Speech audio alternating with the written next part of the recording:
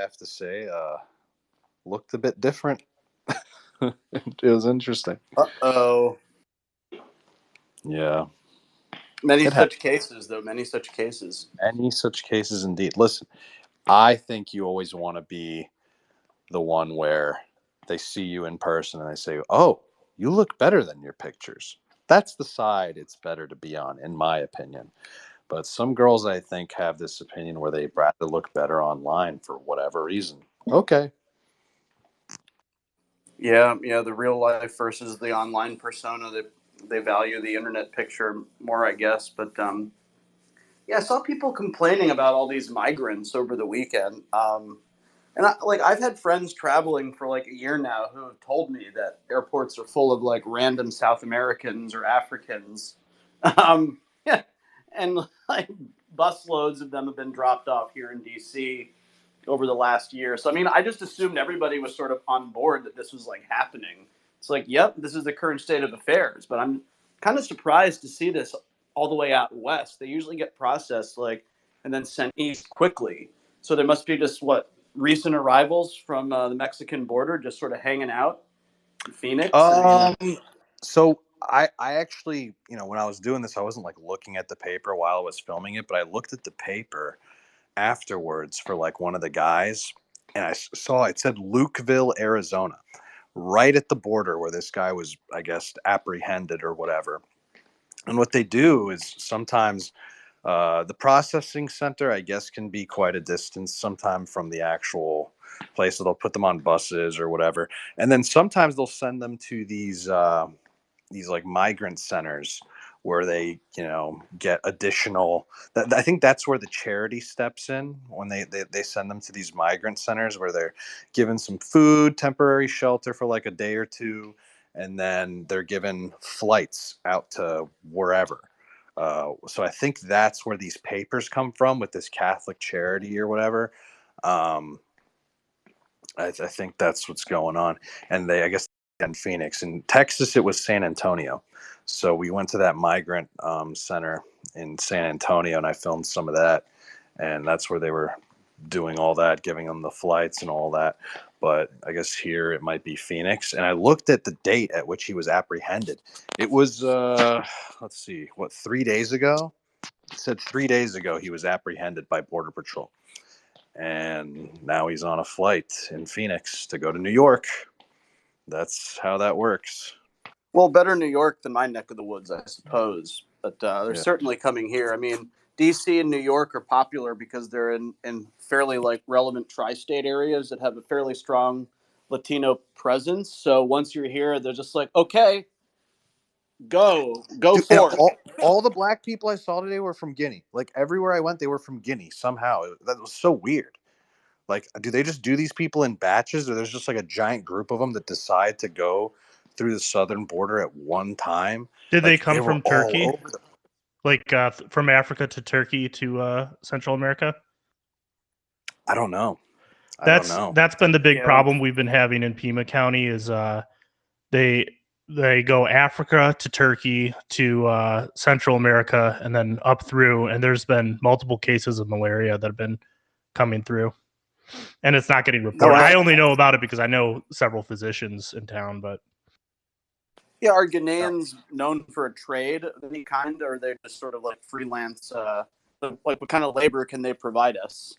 Like, what are they doing here? I don't know. But I saw them all over the place. And the way you could, I had these lib journalists that were like, are these people just going up to randos like based on skin color and harassing them at the airport? It's like, no, I was able to like positively identify them based on this tag that's on their backpack. It's like this white tag that they gave to They got the everybody government attached. tag. I don't know. It's like this white tag on their backpack, and I'm like, oh, these are all like the illegal migrants, and they all had these documents on them. So I just asked them for the documents. You know what I found that was surprising, and it's possible it could have been like a miscommunication or something. But I asked one of the migrants, I'm like, donde país, like which country, and they said Mexico, and I'm like, not Venezuela, and they said, no, no, no, not Venezuela, Mexico. Which They didn't usually say illegal. Mexico. They said Mexico. Yeah, but like usually these migrants aren't from Mexico ever. It's always like some other like The country. Not always. Not always. the last 6 months Well, a that lot I of was them come from Oaxaca too, in southern Mexico. But Yeah, make the last 6 months I was working on the ambulance, they were I don't think I picked up a single immigrant from Mexico. They were all like native speaking Hondurans and people from South America. Like they didn't speak Spanish or Portuguese or anything. They were speaking their native dialects. Oh shit. Yeah. I mean, yeah, so the Mexico stuff is pretty rare these days for illegal. Like that used to be a problem like, 20 years ago or whatever.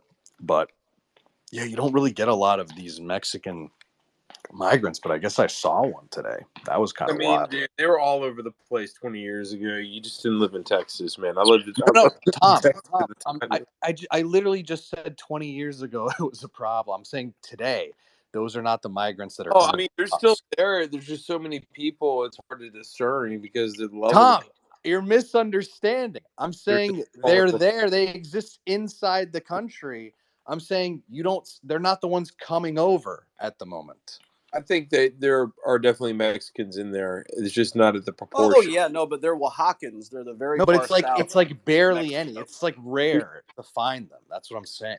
Yeah, because they're all here. They're all in California Central Valley. Yeah, most of them have already come that want to come, and they can come if they want to, type of deal. Like, I don't think it's as hard for Mexicans to get out of the country as people think it is. I think it's relatively easy, really, for any of them to. You know, I've had a long-standing plan on how to solve this. Landmines, and I'm not kidding you. Even just putting out the sign that says landmine field is enough to deter anybody from crossing a train. I like the idea of the world's largest alligator farm just so happens to be located on the Rio Grande. Well, I mean, I'm serious here. Most borders around the world that are heavily trafficked have minefields, and it stops it 100% of the time. It's free. We have enough of them in stock. We have enough signs in stock and the personnel to put them up. We Listen, also have a constitutional mandate to do it.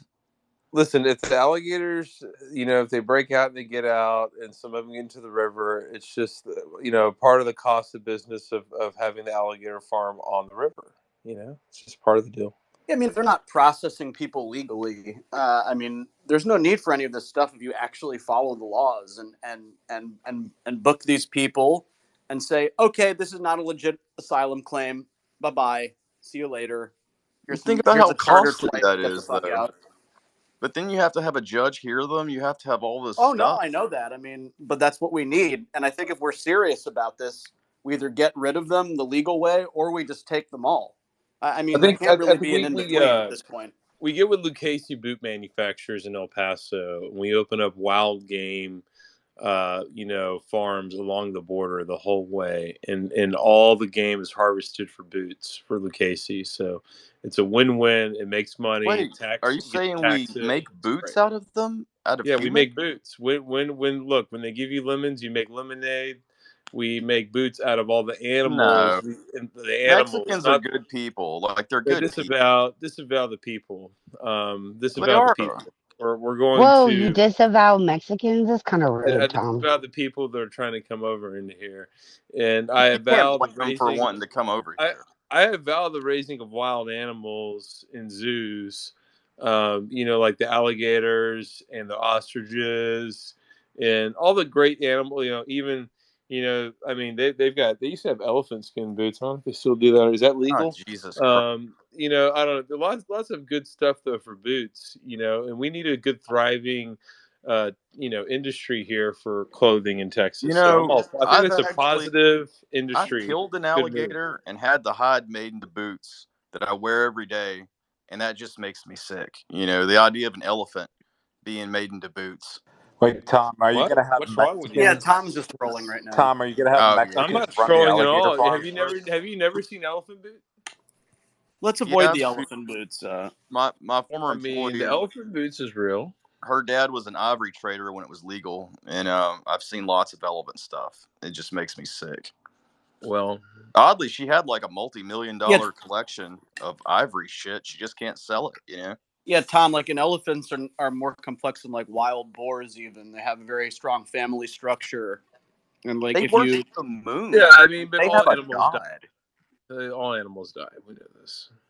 Well, yeah, I mean, humans are animals too. We all die, obviously, but we shouldn't be turned into boots That's just for. what Tom told the judge in his last murder fucking case. Everybody dies, you know. Hey, The what only time happened to I've that ever been in a guy? courtroom is when I was on a jury and we got to put this guy away.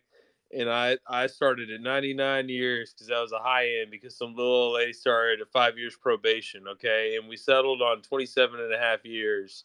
And that was Hector Machete, excuse me, Hector Machete Machete. And his name, Hector Machete Machete, was written on the box in the courtroom when they were doing jury panel selection. I'm like, this is fucked up. These people are all amateurs. Yeah, But it was Tom, great. is that Hey. right, Tom? You suggested that we make boots out of the Gazans. Is that what I'm hearing? Disavow.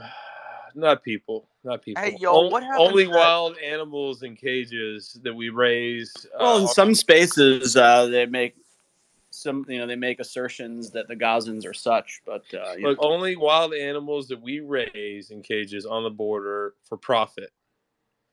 What happened to that dude in Dallas who was like a libertarian and used to say shit like, we got to start attacking the government?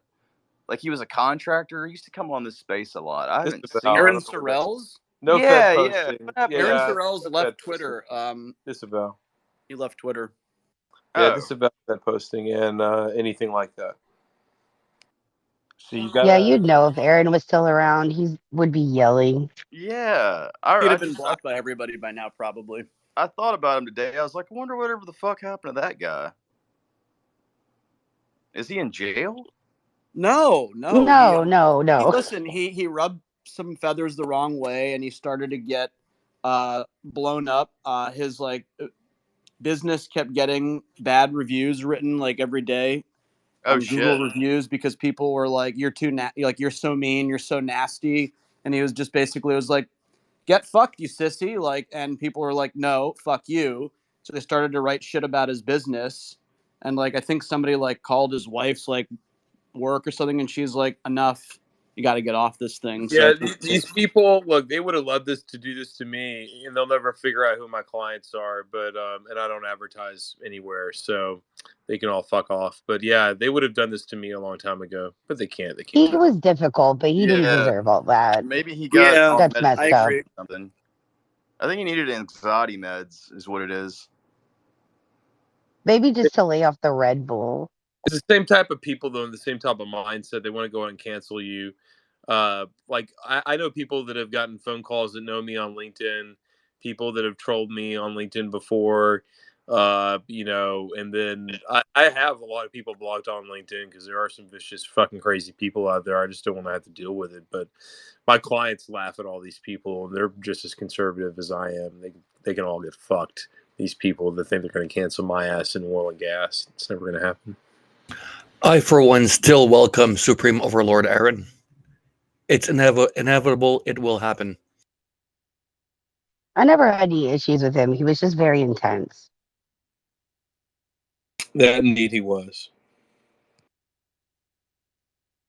Good news. So my cousin's going to be, I think, dropping, I don't know, somewhere between 200 and 300,000 in his race. I imagine here pretty soon. Getting name ID, Slocum plastered all over that district, which buttons up pretty close. I don't know how, if it overlaps. I got to look at the maps to old Dan Crenshaw's district. Is this the man that you denied being related to at one point? John Harvey Slocum? What are you talking about? I thought people were like, I'm serious. I'm not making a brother. joke. I thought people were kind of like teasing you about it. And you were like, no relation. No, we are related. We're distant cousins. Oh, okay. Okay. People were suggesting it's Tom's brother, and Tom said, "Oh, okay." So I just wasn't in the know. Brother? No, we're not brothers. We're distant cousins. You shouldn't disavow your brother, Tom. Come on. Disavow what you're talking about. I don't have a brother. What about a brother from another mother? No, neither. What about a pet twin that you occasionally masquerade as so nobody knows it's really just you twice? No, no. All right, Lindsay, go ahead. Well, I just was gonna say something about the elephant boots because I just think that you should know that elephants are actually very human. You should look up this group called the Non-Human Rights Project, but they've actually Oh, gone. Lindsay, you should know that elephants are definitely not human. Well, what's really interesting is elephants actually meet the protocol scientifically for having I am a member of the Pachyderm Club. Okay, so I'll say that. But I'm just saying, like, they can hold their own breath. They can recognize themselves in a mirror. They have 3,000 words that are actually that can actually be exchanged in. They have a very good memory too. I mean, I'm just saying, like, you should really look into it because they have actually domesticated themselves. They communicate by math. It's just really interesting. They're a matriarchal society as well. They have a strong emphasis on like youth development.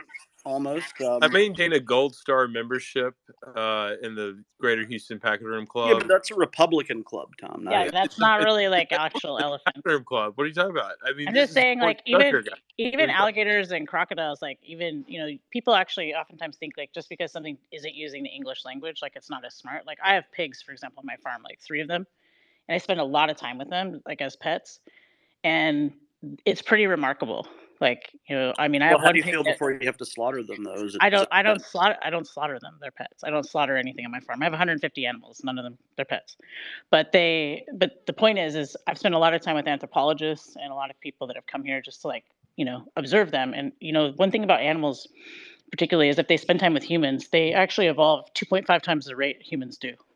So, like, this one pig I have, believe it or not, she has an iPad that we put plastic, like, she's got like a plastic sleeve, but she watches things on YouTube. I mean, she's literally like a pet, you know, but she's very human. She has choices. She has complex emotions like betrayal, hate.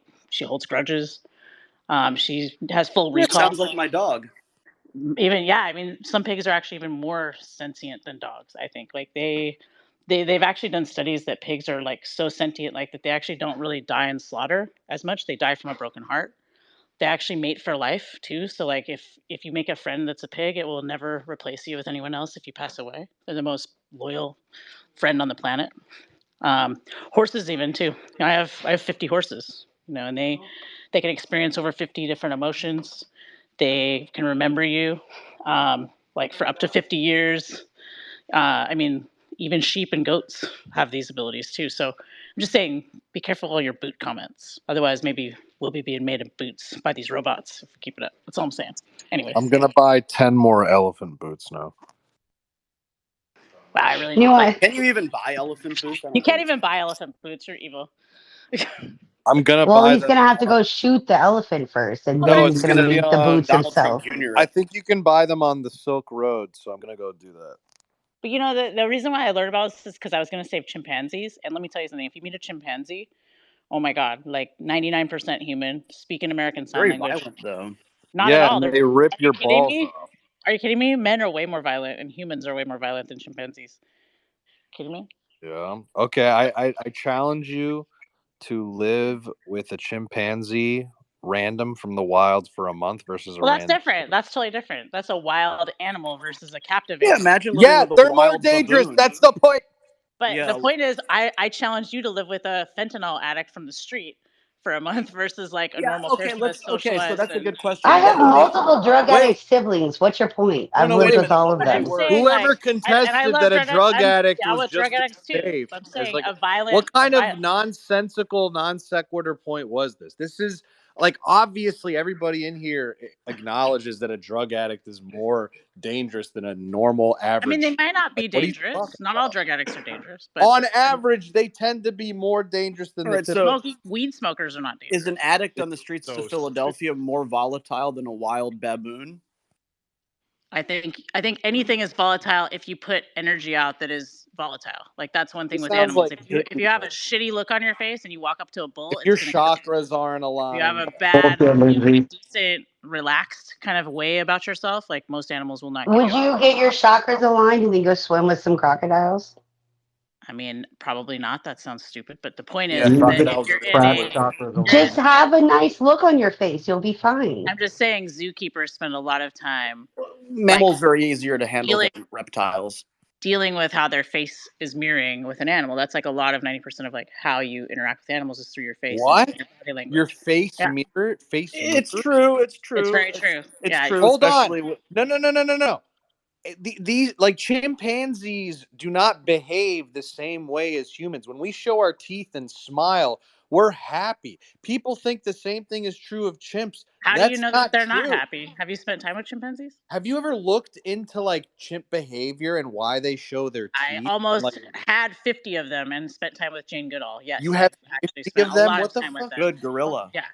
I purchased a property called the Wildlife Way Station in Los Angeles with a venture Yeah, well, capital. you need to probably And we spent a lot of consult your time learning experts about them. I'm before, not going to 'cause sit I in my don't think you living know room with anything. them, but meanwhile, they were research chimps, and research chimps are actually raised with humans. So they're Did Kanye super West spend different. some time with them? No, they were actually, sadly, the owner actually had died in 2019, so they were actually Do wards you of the state. do you And eat bacon or They no? show their I they don't. show I'm their Jewish teeth. anyway, so no. They show their teeth when they're like they experience fear. By the way, it's different than Well, humans. that's what you're saying. That's not true. Have you talked It's to called a chimpanzee fear and grimace. asked them? Look it up. That's an anthropologist of one type or one scientist saying that. That doesn't mean that every primatologist that you This is talk like to very believes commonly that. understood. If you go to a Commonly zoo, they'll understood even by tell who? you. Are you a chimpologist? Are you a primatologist? No. You're not So anything. You're a what liar. was Jane Goodall saying? What was Jane Goodall saying? Jane Goodall would say you're wrong. What do you think, Peter? Would Jane Goodall say you're wrong? Peter, my spouse, spent time with her and even discussed this. I did. We had a lot of Zoom calls with Jane Goodall, and she was funny. She was like, because we knew there was so much shady stuff going on with this, with all these people who were trying to move the chimps out of the state of California. The head primatologist in the U.S. was Steve Ross, was his name. Wait, is this what's his name? What's his name? Yeah, what's his name? Wait, Zach, isn't this? Oh, what's his name? I heard of this guy before. What's Who's this? his name? Lord Interesting. You know what I'm He's been talking around about? Who before. joins the spaces? Who's got the like billionaire oligarch dad or whatever? Piotr? Yeah, isn't it? This is Piotr, right? That's a different Piotr. No, that's Not all that's British Piotr. people No, sound no, alike. that's He Peter. sounds exactly the same. Is this not guy Piotr. him? Not all British people sound alike. All Wait, British people are actually why is Piotr. Piotr at your house? I got a copy of you at my house. Dude, that's the same guy, guys. Not. Come on. They don't all sound the same. That's you're ridiculous. No, this guy sounds the same as Piotr. Can you turn him back for a second? Because That's so Britishist. They all sound the same. It's British accent. That's why. That's why. Is this a chimpanzee that you trained to sound like Piotr? Look, this guy doesn't sound like Milo Yiannopoulos. He doesn't sound like Sargon of Akkad. He sounds like Piotr. It's an elitist. It's I like mean, a very Sargon and Milo are just Piotr's alter egos. All British men are Piotr. My uncle has a monkey, and it's like the cutest thing. Not super friendly. You can't Very dangerous, and I'm Yeah, sure the no. monkey steals from people. Tell them about when you met the chimp. You can't cuddle it. Like I wanted to cuddle it, but it's like no cuddling. I don't know you. No, Lindsay, do you think that? I have to tell Monkeys you this are about the even chimpanzee. more I tried to volatile cuddle than it chimps. anyway, so we were friends. It was super fucking. And monkeys carry bacteria and more importantly, parasites. So I would stay away from them. True. And Anatomy likes dangerous animals. Have you seen her dogs? Yeah, she likes Ukrainians. No, I'm just kidding. What? No, they're not animals. Of course, I like them. Lindsay, do you think chimpanzees have the same inherent value as humans? Do you think they have a soul? Do you think they are equally valuable? Oh, without a doubt. And I'm talking on behalf of Lindsay on this one, because when I first met this chimpanzee, I felt like such an idiot. I went up to him and I was like, "Hey, little buddy, you hungry?" And he just looked at me with such disdain. He proceeded to like tap out his American Sign Language, his ASL, showed me a middle finger and just walked off in a huff. And I said to the guy what was looking after them, I said, "What the hell was that?" He said, "Well, you just offended him. You talked to him like a baby. He's 35 years old." He said, "Do you speak ASL?" I was like, "No, not yet." He said, "Well, you're dumber than a chimp." And this chimp really got offended because I talked to him like a baby. But they when you look in their eyes, they really are like a person. It's crazy. We both cried. They were like, It's true. It's true. Animals do have souls. There's no doubt about it. I mean, well, hold on, patriarchy. What about are they not one of God's creatures? And if that's yes, anything, of course they are one of God's creatures, but they don't have sentient, souls. Well, that's not true. Anything that's sentient has emotions like pain, fear, That's not what sadness, means that you have. happiness. That doesn't mean you have a That's soul. qualities of a You know, soul. pigs are very sentient as well. That's my son. Yep. I'm with Hannah on this one. It's crazy I to think can't animals believe you have a guys. soul. No, I They mean, have emotion, sure. Animals have personalities If you for guys They have sure. That doesn't personality, mean but they they don't have have a soul. souls. If you guys ever look up a They study, have there's a a cool soul. How study do you we should know look we at. have a soul? There's a cool study you Because the should look Bible at says on we do. pigs. Well, but that's not proof. That's just written hearsay. Well, it's proof if you believe it's God's word. Well, yeah, but Look, in like, terms of if soul, animals weren't soul creatures, then Noah's Ark wouldn't have saved them. What? here, look. So What? if you guys want a cool That doesn't interesting even thing, make any sense. cool interesting thing. So Why? you're Why saying do they we don't need have animals if they're not one of God's creatures that To have a eat, soul and are sentient? obviously. What are you talking about? What are we supposed to eat? And to make boots for Tom. To Yeah. eat, to How are make we boots supposed to for make Tom, boots? to have a sexual partner. Come on, the list is endless. Whoa, Oh, just a vow. All right, just a one vow. thing I want to say real quick. So I'm Lindsay's son. We have pigs as well, and I've actually looked at an interesting study. So I know how you're saying they don't have souls, right? Most pigs, when they are killed, they don't actually die. Like they die before they die, essentially, where they die from a broken heart. And there's a study on this that you can look up, broken heart in pigs, before they die. But most farmers and slaughterhouses that kill pigs right before they die literally essentially die before they die and have like this process, and it's a whole thing. You can look it up, but That's very basically sweet and heartbreaking, but it doesn't prove that they have a soul. Well, dolphins have intervened on behalf of man many times to save them. About them intervening on behalf of man that makes them human. Now- Why do they have to care about it? What makes something human Goodness is gracious. first. It sounds like Nuance Bros This- getting That's tired. actually I hate what this makes us discussion. human. This discussion sucks. Because So, makes you feel bad. Let's That's go. Well, why. yeah, I mean, Because you don't feel like you can I go love eat animals. You're right. eat a It does fucking make me animal. feel But bad. let me and ask this I just question. removed you, and now I feel so much. Oh no! Come on. No. I'm gonna eat a burger on her Let's behalf. bring her back, but let's go to No, a it's different the derails the conversation. It's not fun. Yeah, let's Ryan, go to a I different had so many subject, so- people coming up to me, and they're like, "Where's Ryan? No one said Where's that to you. Ryan?" Yeah, where is Ryan? You're right, Ryan. Nobody said Well, that to how me. was They didn't. how was the event? It was actually pretty fun. You know, just some drama here and there, What but was the for the most drama? part, Yeah, well, we don't- never hear the drama, which is I all we don't. care about. I don't want to say. Well, can you be Who did cryptic involve? about Who it? did Like, who did the drama involve? People. But who? Was it sexually related? Was it like, oh, you hooked up with her, or that was mine, or stuff Nah, like that? Or- not exactly, but you know. Did the sexual tension E-girl between drama? Monolith and Lisa just become too much? There's a picture, believe it or not, of Monolith and Lisa sitting together side by side. So Lisa doesn't have a problem with him then. It's all an act. It's all an What? act. And he saw them at the airport. Did you see the picture he posted of them? Yeah. He's like, I look who saw I found at that. the airport. So what was what did so but who had the drama though? I don't understand. Well, you did get your money back from Luca, though. I did see that. Oh, yes, I did. Yes, I did. He strong armed him for that shit. Yeah, I had to mug him, but it was great. I got my money His back. face got really red in the process, Lucas. Yeah, Luca's a funny guy. What so what He remains blocked, I assume, though. Oh yeah, he's gonna stay blocked for another 6 to 7 months. Yeah. what you call so what happened? I can't say. You can't say. But So Why can't you just tell us, but not So say you who's wanted to talk involved? about it, but you can't say. No, you asked me how it was, and I said other than just a little bit of drama, it was fine. It was How was Hot Conservative Bitches Part 7 or whatever? Yeah, good question. They got Monolith some Prime content.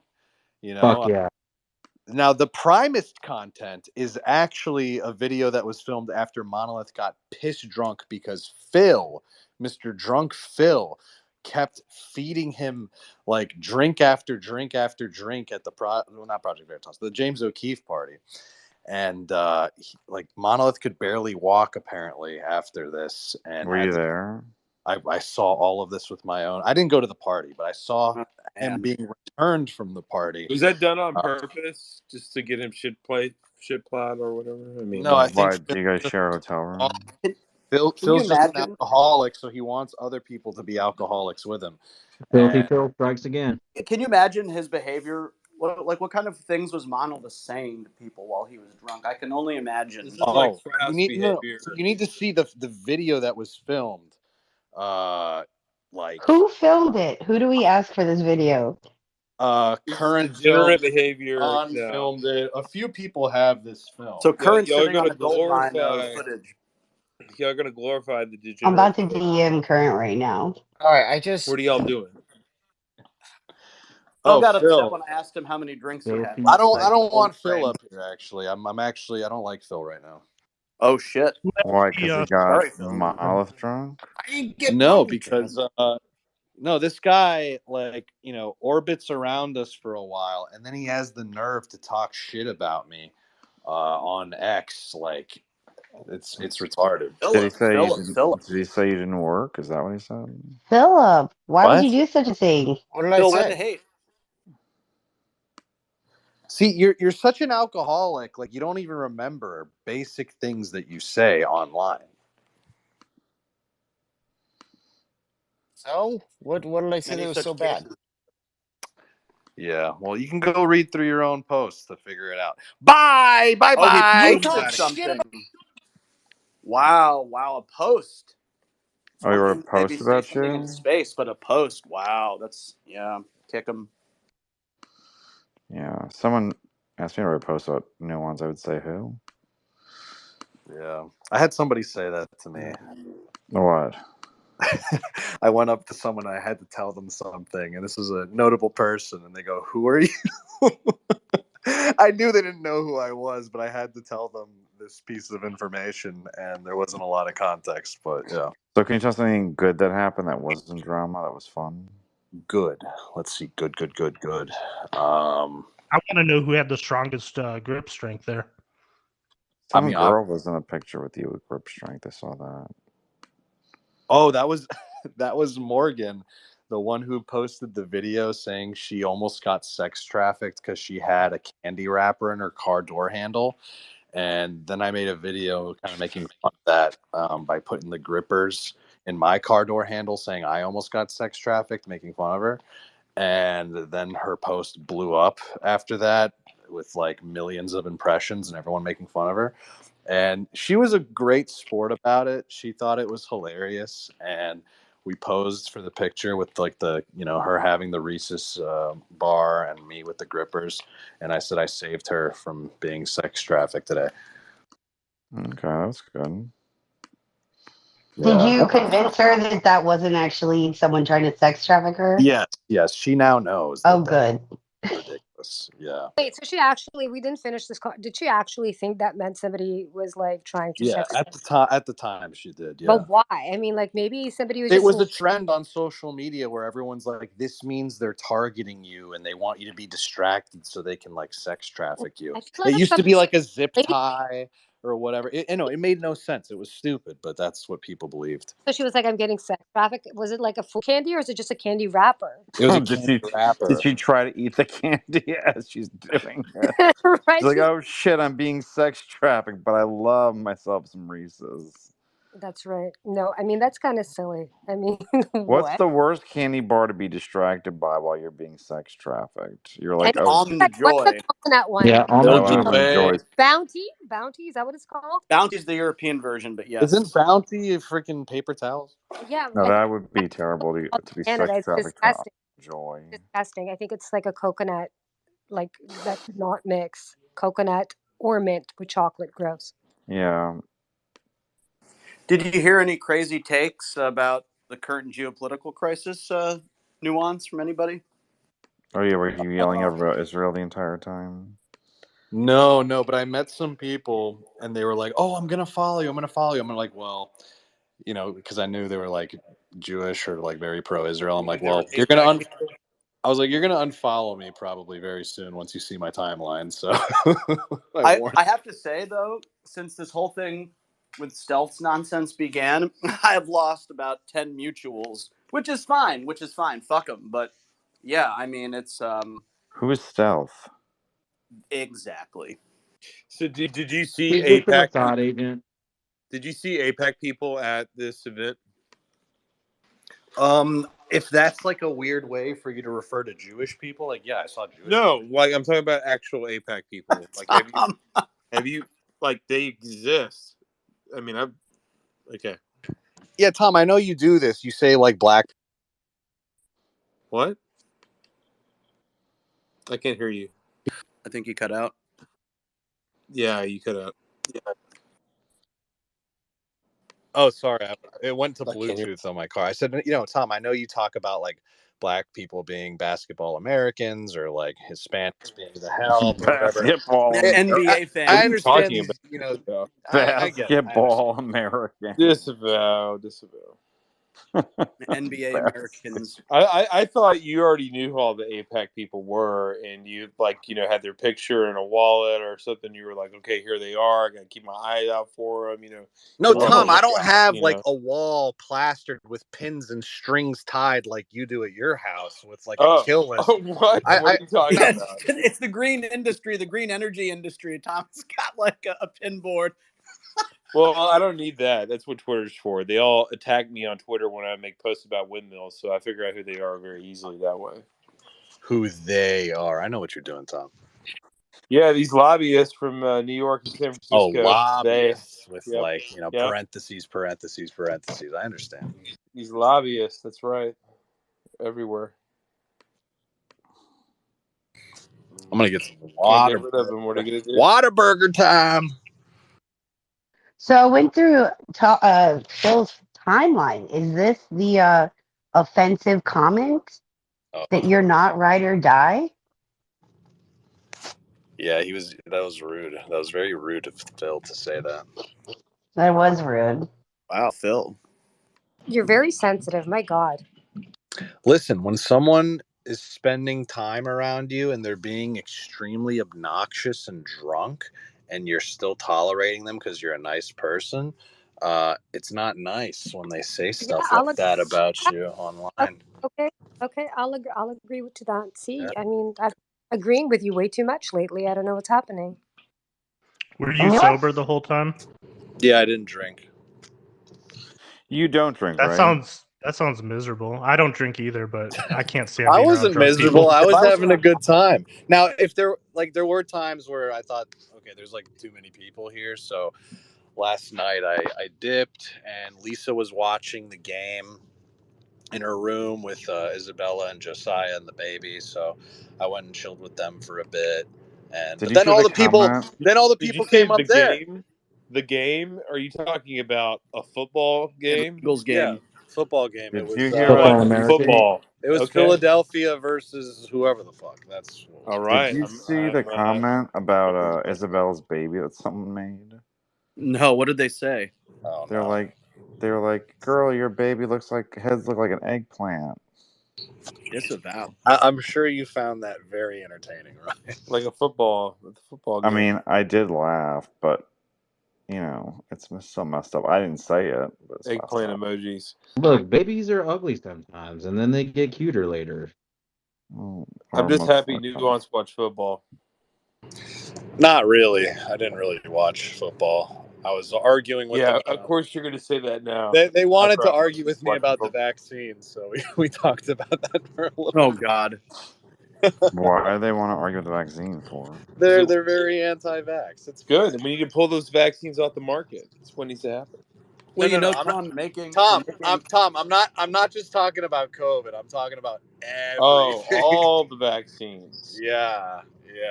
Well, are they not going to give their kid like booster shots for they like need 15 tetanus? years of studies. Okay, you got 15 years to study. Okay, maybe. Okay, but like no polio, no HPV, no hepatitis, no none of those. What about tetanus? No HPV. Some of these vaccines have radical side effects, and they need to not have them. Well, they have some. It's radical for some small groups in the population, but usually they're You know what fine. the side effects are even more radical for? The things they protect. Polio. It's kind of a cost benefit analysis.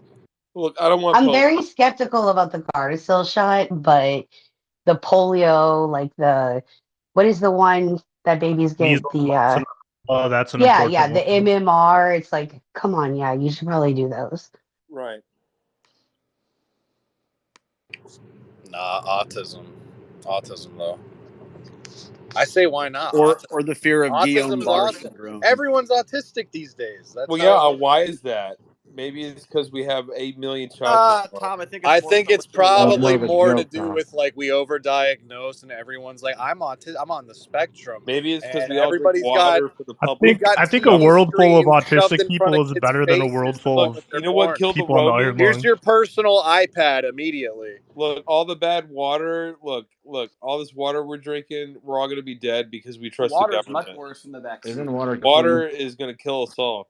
Yeah, and That's that the way water it is used to, polluted with Texas oil and gas. Tom. Negative Ghost Rider. We need to have actual good municipal water systems that are not garbage. More oil and gas in the water. I think people are just dying because they're fat. It's an unhealthy country unless you're well-to-do and generally in urban. No, I know poor people who are not fat. Like You know what else the problem is? The fat Well, they're people that addicts. don't know can't they're eat. fat. The fat people that don't know I'll they're have you fat. know that We Texas have a oil and gas is crisis. perfectly potable. We have a crisis of fat people that don't know they're fat. That's also annoying. that is very true. true. We That is the true. the problem is Wait, that how do you not know you're fat?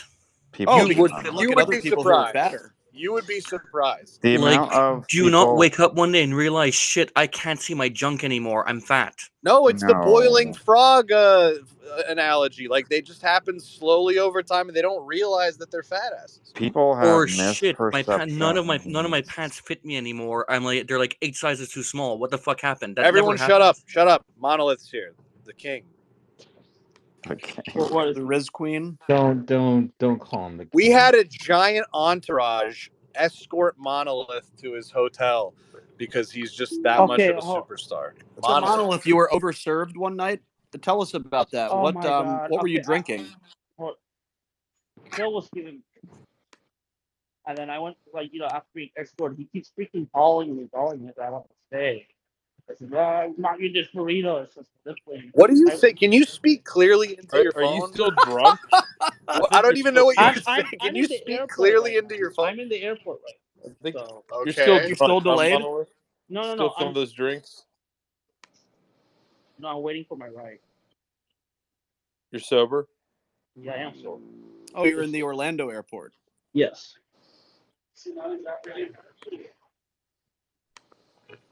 So Monolith, how was the video? Did you get some good footage? It was good footage. I wish I could have gotten an interview with Laura, for example. And I know I did interview one lady at the after party, but I had Phil my phone. He messed that up, which was a big mistake for my part. I couldn't have. I should have been more clear about what to cut. Make multiple I can't understand anything. Wait, can you hear me? Yeah, it sounds like he has marbles in his mouth. Are you on I your, can hear you, but Yeah, it's Monolith. like The AirPods problem muffled. is you're probably on your AirPods and you're mumbling a bit. You have to You can't be enunciate doing your that shit, dude. words. And you have to speak a bit louder. Don't Can't be mumble. doing Enunciate AirPods. your words. Well, we'll be waiting all day for that. All right. Well, he can't pull his luggage and hold the phone. Monolith, when you get home, join us and talk a bit more, okay? We want to hear about more of this Mufungos picture. Yeah, I want to hear. I want to hear how conservative bitches 14 went. Oh, he four. he almost cried because he interviewed, Eva Vlar, the Dutch girl. Yeah. And he didn't listen to the advice of when it came to his microphone, and there's no audio apparently. Oh my for the God. interview. That's so horrible. So I think What, what did they're he gonna not do, swap I think what he's batteries? gonna do is he's gonna dub over it or something. We'll see. We'll see what he comes up with. Did his but- batteries die? I don't know. He just like messed up and did something wrong with the microphone and didn't listen to Sean, who gave him advice on something microphone related. Well, So would you go to another one of these things next year, or is it sort of? Oh, I went last year. I would go again. It's just I probably wouldn't. What I would do is I wouldn't publicize it as much like I did this time, and got a bunch of people to agree to go because a lot of shitheads decided they wanted to go too after they found out everybody else was going. So I'd probably keep it more low profile and tell other people to keep it more low profile. So just would a I lot have of hated lame it? people participate. I'm not entirely sure, Ryan. It's hard to say. It's what you make of it, and I think you could have had a good time for sure. Did anyone see Trash Discourse? No, apparently it didn't happen. We saw Oh Lou. man, Lou geez. came Trash by. Discourse and the Groypers are going at Yeah, it. what was that like? If I lived there, Oh, that was I fun. probably That was would've- hilarious. I don't live there, Yeah, we saw Lou. She came by, and yeah, that was about the extent of. Well, I mean, we had other people from the spaces. We had Mr. Mike Milo, who's Mellow Milo. He's in here. He came up. We had Zuki. Zuki showed up. Oh, Artie. What? Artie. May Artie. was Who's Artie? Whatever, from Chuck's doxing of Zuki. So people just refer to him as Artie now. Yeah, I just call him Zuki. So Zuki showed up. Yeah. So, hold on. Give me a second.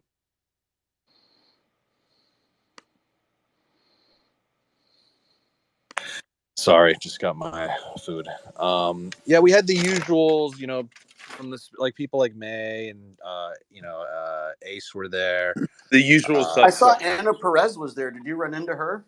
Anna was there. Yeah. There Did you guys bury the hatchet or? No, but there may or may not be a picture with me with my hands around her neck. So that might exist.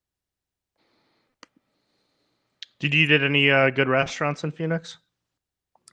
Went with AZ Politico to a sushi place. That was probably unbearable. Was AZ Politico good for it this time, or did he need? Well, no, Ryan. You know what's funny? He told me if I bring a girl, the food is free. So I brought a girl with me just so he'd cover the food, and he did. So now I didn't tell him the girl was married, so he might not be so happy about that. But what a weirdo.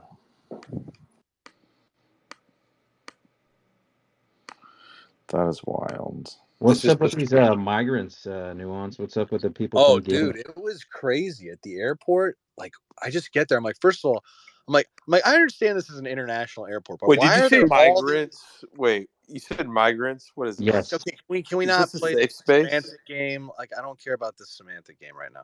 Listen, there was a bunch, like, I just saw all these like really dark Africans all over the airport. I'm like, I don't know. I've seen people like, flying to Africa, like, Africans who are flying, and there's going to be, some extra black people, but it looked a bit different. They looked like homeless on the side of like the airport, and with they were wearing COVID masks. And this is kind of what you see with migrants. I'm like, I don't know what's going on. And they all had these white tags on their bags.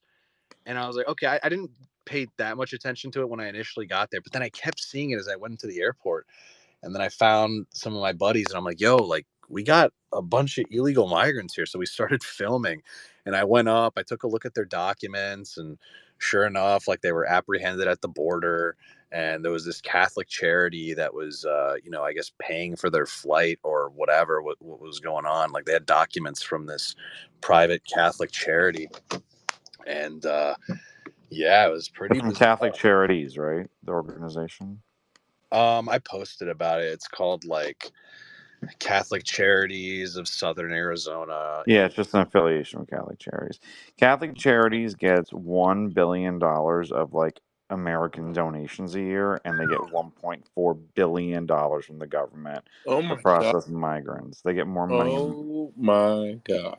That has They, to stop. Yeah, that they, should be illegal. yeah, but it's like it's not. I mean, the Hebrew Association of Immigrant Station, Lutheran. I mean, they all the church for the government gives them money per migrant they process.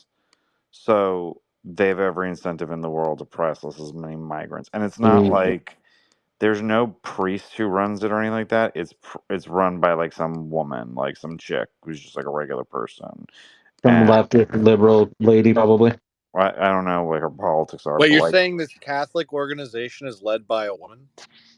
yeah, it's not affiliated to the church at all. Like it's not a part of like the church organization. Interesting. You guys, Sounds Hannah and kind I of are going to illegal, start a right? Calvinist organization. You can donate to us. There probably is one already. I'm not Yeah. joking. Every religion has a immigration and like thing now because the government hands out so much money to them to process migrants.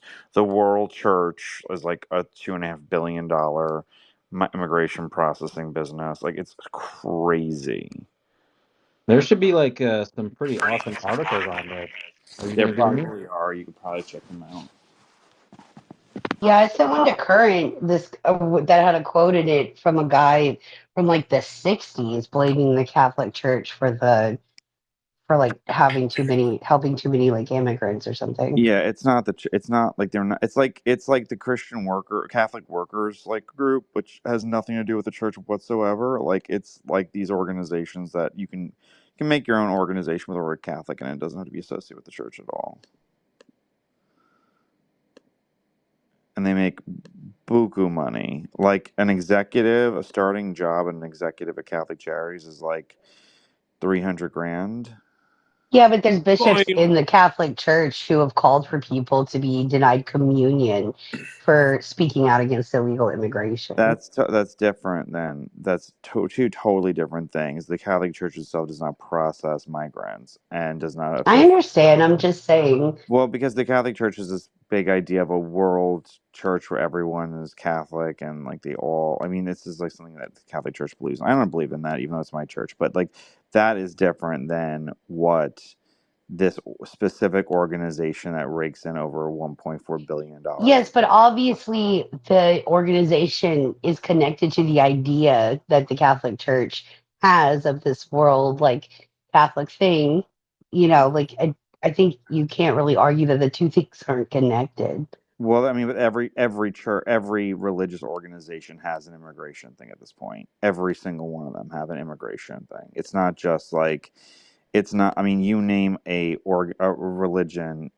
I'm sure there's a Muslim one. I don't know for sure. There's definitely a Jewish one. There's a Lutheran one. There's a So they just sound evangelical. like fronts just so they can gather billions of dollars in grants, right? That's Yeah, basically what they're there's an going on, and they have there's no affiliation with any of the actual religions that they're dealing with, or yeah that they said is on the yeah masthead. I there's guess. an Do there's they submit in any way to the polity of the Roman Catholic Church? no, Like, do not they at all. No, whatsoever for the no, polity? not at all. Nothing. They're not These even run people by need to be religious looked at. people. Like this They're is run interesting. they're In my run by opinion, this is super interesting, Ryan, and nuance. I feel like the where have these organizations come from? Who's behind them? And like why is it a multi-billion-dollar kind of deal? they're run by lay people. They're not run by priests. They're And run by I like know this is what I'm civilians. trying to get at. It just sounds it's obviously sketchy even on its fucking surface, Yeah, right? Because they're not even associated with a fucking church. So the like one that's the worst one is the one in Lancaster. It's like the World Church Services. Like it's like some such bullshit, like nuanced name, whatever. That doesn't mean anything. And they're the ones that are like they do even more processing than like the Catholic Church. The it's Catholic called World Charities Church does. Services. Yeah, World Church Services. They do more. They're the biggest one of all of them. And nuance, what's the one you saw today, or the You other day? saw the Catholic Charities chapter, because Catholic Charities has like different chapters. There's a New York Catholic Charities, but they're all the same umbrella organization. Yeah, speaking of churches, I don't know, Nuance Bro may have missed this because he was out of town over the weekend, but it appears that the IDF may have fired inside a Catholic Church and killed 2 people with snipers. No. Oh, I That, saw that. that turned out to not be true though. Really? You Who sure said it about wasn't that? true? Because I was posting about it, and then like someone I know who's like, It was another Hamas rocket. no, they said like it wasn't true, like that didn't happen. Ryan, you're Roman False Catholic. flag. Yep. Yeah, I'm Catholic. So what? So when someone says the church parish, do they mean the actual building that they hold mass in, or all of the buildings on the property? No, it's more than The that. the parish is like the community. It's like the I mean like yeah, I mean the parish would be the whole community. It Like the wouldn't be like, county or the city area or whatever it's like I'm designated. part Well, of like that's because Tom's from Louisiana, where they call counties parish. Yeah, So but I asked because I was listening into one of the I mean pro-Israeli like spaces. I'm like you're from like so there's a diocesan which is like a big. So I live in Queens, but I'm part of the diocesan of Brooklyn, which is 2 counties, but it's like obviously 2 of the biggest Catholic counties in the see, country. And then there's the diocesan, but some states or regions of states have whole diocesans. It depends on the population of Catholics. So let me ask you this. So the argument that I had heard for, I don't know if it was the same situation Zag was talking about or if it was a rocket attack on a Catholic church over there, but the argument was that it wasn't actually attacking the Catholic Church because it wasn't the building they held mass in. It was one of the ancillary buildings.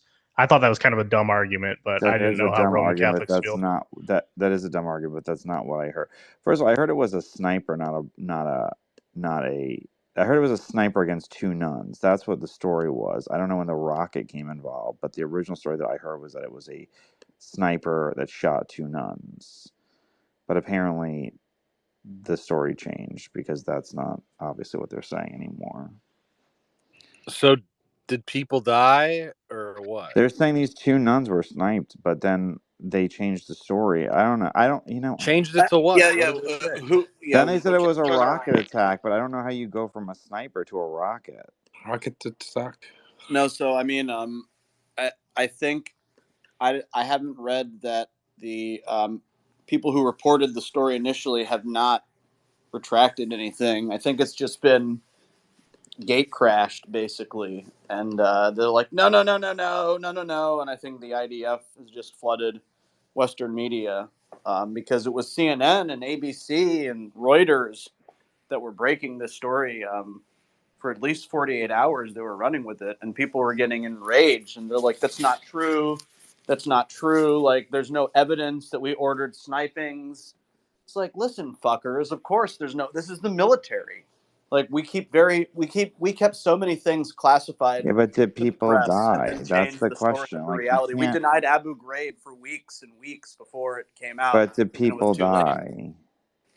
I mean, Did these we 2 haven't seen nuns their allegedly bodies die? Like, paraded, but well, I don't know. It's just very hard when like when they're saying it's one type of like a rocket and a sniper are not like the same thing at all. So I don't understand how you confuse one for how the story changes from one to the other. right. I think people died, but they're now just suggesting that, oh, they died via rocket, not sniper.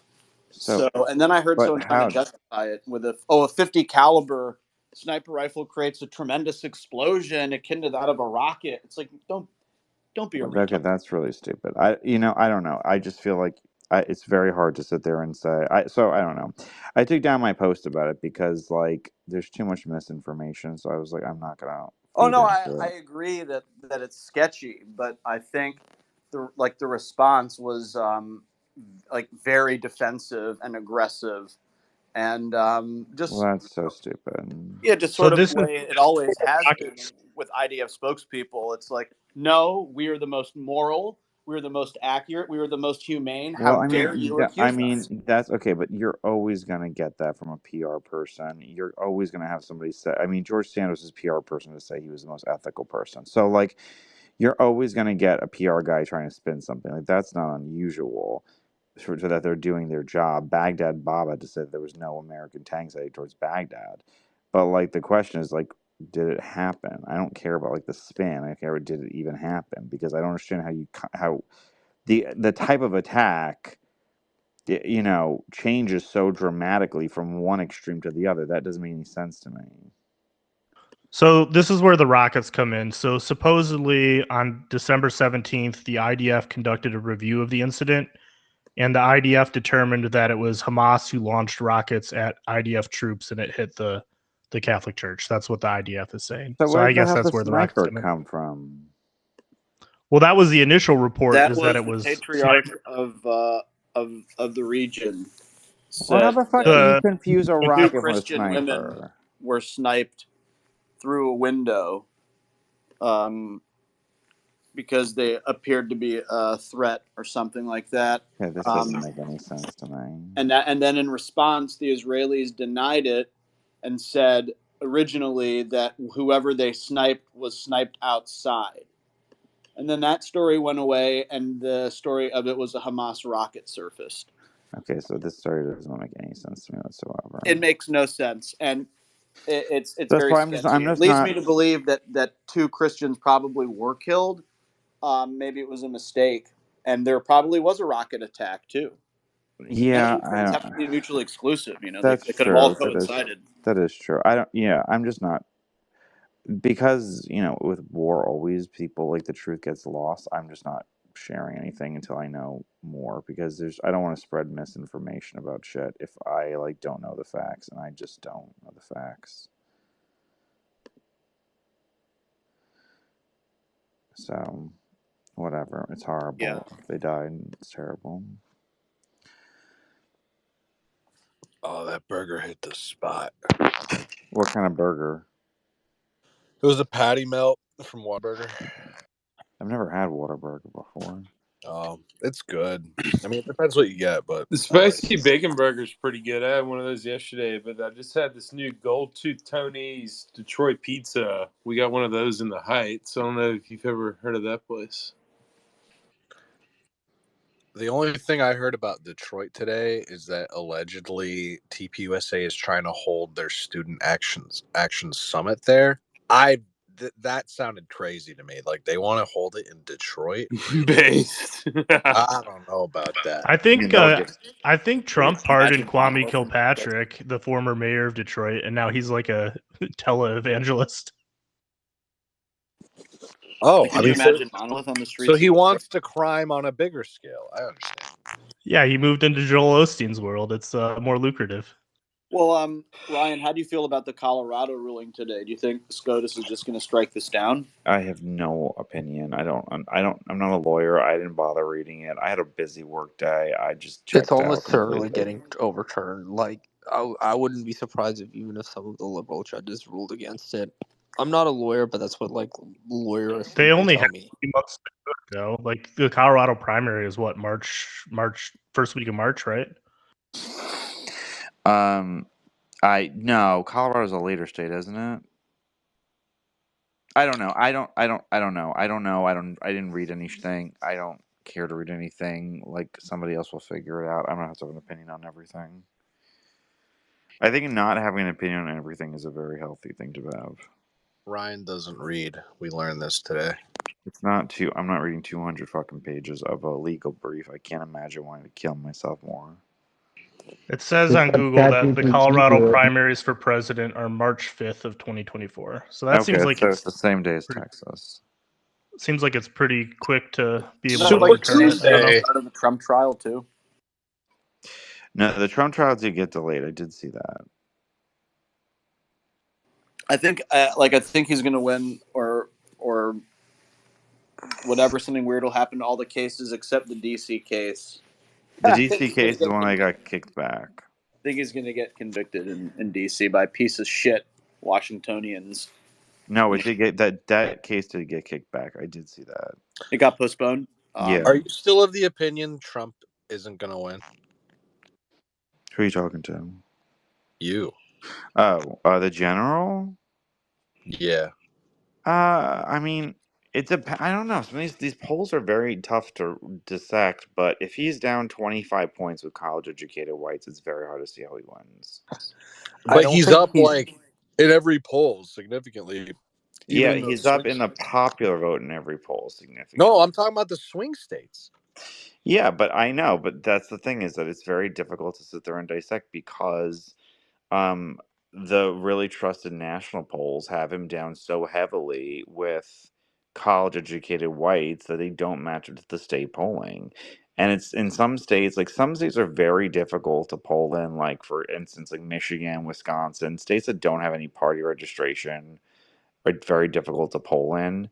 And what they keep saying, even the Harvard youth poll found that, like, among likely voters, Trump is getting clobbered, but among unlikely voters, Trump is like gaining massive ground. So, like, if he turns out like low propensity voters, and also like the big question we don't know the answer yet: does RFK get on the ballot anywhere?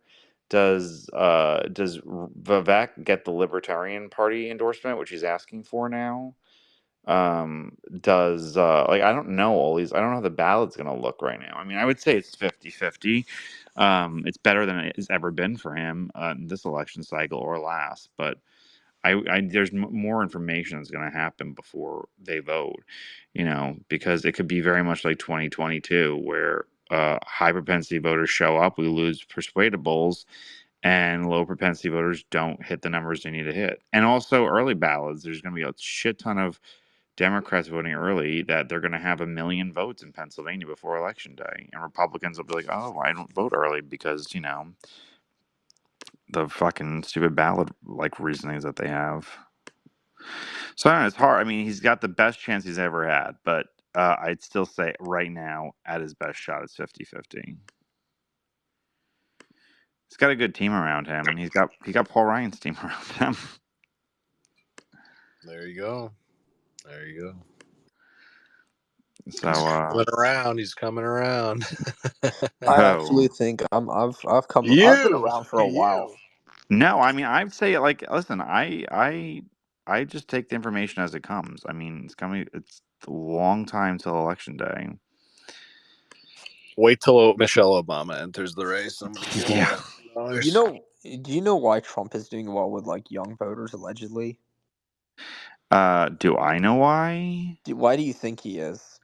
I mean, I think so the Harvard youth poll that came out, which is the most like prestigious youth poll there is, he among likely young voters, he's going to get the same exact numbers he got in 2020, like literally the same exact numbers. It's among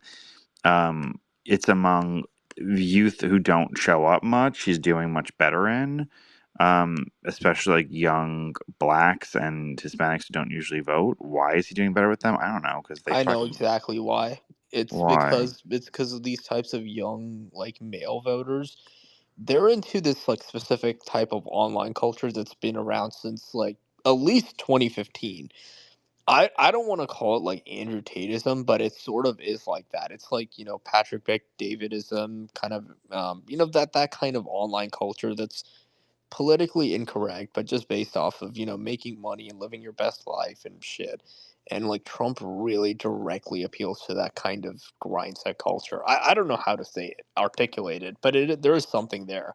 But you're right, those Uh, people don't show up to vote, yeah, unfortunately. I'm not gonna set my bank. I mean, the only person who ever got young people to vote in my lifetime was Barack Obama, and Trump is not Barack Obama. Like, I don't get those vibes at all for young people. So, um, I don't know. I don't know. He's gonna have to sit there and score a lot of inside straights for him to win. But it could It's like the happen. UFC fans, like the UFC, like that is how do you say that word? Encapsulate. Encapsulate like the Encompasses. encompasses like the under 40 like Encapsulate. Yeah, but they don't vote, and there's not enough of them, so it doesn't matter. You know who votes? Middle is older, college-educated white people, and they fucking hate Donald Trump with a passion. I don't think they hate him, but they just don't They like him. they hate him. They want him like executed. The suburban voter, They like, really, you think they hate him? absolutely fucking hate him, despise him, wish he dropped dead. They actually no, they want him to go to prison. They don't want him to drop dead. They absolutely, their mind broke. They're crazy. They fucking hate him. I went to my friend's engagement party. His mother's a big Republican, but she hates Donald Trump. fucking despises him, and the only thing she wanted to talk about is why isn't he in prison yet. But who's she going to vote for on election day, or is she just going to abstain? She's voting for in the primary. She's voting for Christie, and then in the general, she'll probably vote for Biden. Yay. Mm-hmm. I won't vote for any of the candidates. These I'll write people someone. are like, I know that like Twitter's like, these people aren't real. They are very fucking much real, and they're not like, they just absolutely fucking hate him beyond They'd belief. rather just watch the country burn because they're so No, rich. they Have so much just money.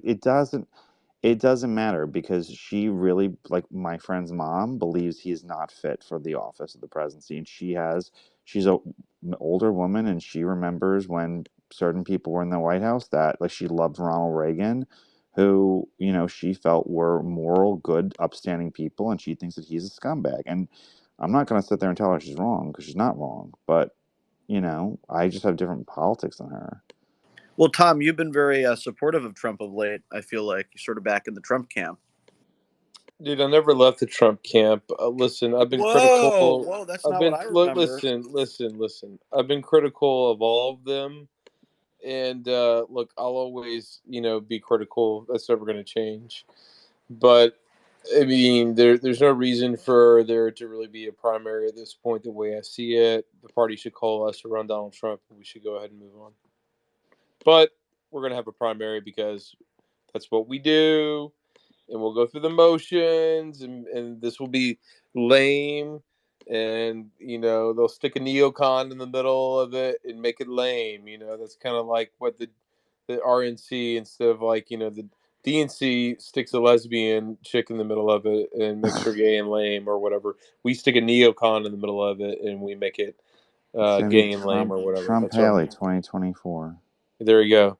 That's that, probably, unfortunately, that's might be what we're looking at. It's not good though. Oh, Better not. if it's Trump Haley, I will never stop laughing. I will literally I don't Right. think that's gonna happen. Trump. I does will not like literally never stop He doesn't laughing. like I don't ugly think it'll bitches, happen. Ryan. He would Everybody is never do that. Tucker Carlson completely came out and disavowed it. I don't think he would go against Tucker. Yes, he 100% If he would. did that though, there's no way. I mean, he just pissed it all away. Why would you do that? Guys, do you remember when Tucker went on his television show in prime time while Trump was watching and said, "You need to fire your son-in-law," and he did nothing? Like, I think that the opinion of influence is greatly exaggerated. The only time I remember him listening to Tucker was when Tucker told him to shut the country down, and he listened. He drove down there and told him to shut it down. Yes, he did. That was a huge mistake in hindsight. Well, that's, I think, the only time he ever listened to him. So I don't think that the influence is as real as people think it is. And there's a lot of people in everyone. I mean, he's also promised the vice presidency to a fucking 1,000 people. So, or told 1,000 people that he's interested in them possibly being vice president. Carrie Lake is not one of those people. Would Who do you you think work? it will be, Ryan? Who do Would I you work think it there? will be? I mean, I would. I mean, I don't know. I'm just gonna guess. I don't have an inside track. I know people he's told he's interested in, but I mean, I would guess he probably pick like Tim Scott or something because he likes Tim Scott a lot. Vivek Ramaswamy, guys, that's the guy. No, Ryan. Would you work in a Trump administration if he did win? Absolutely not. I wouldn't work in any administration though. I'm not that. I don't wear a suit and go to an office. It's not my gig. Got it. Yeah. You like the American sweater? I like working from my house and being the boss. I don't want to have a boss. Who would be the worst possible, and we're talking like any person alive, worst possible Republican candidate, but also the funniest one if they ran for office? Vivek Ramaswamy. Hulk Hogan.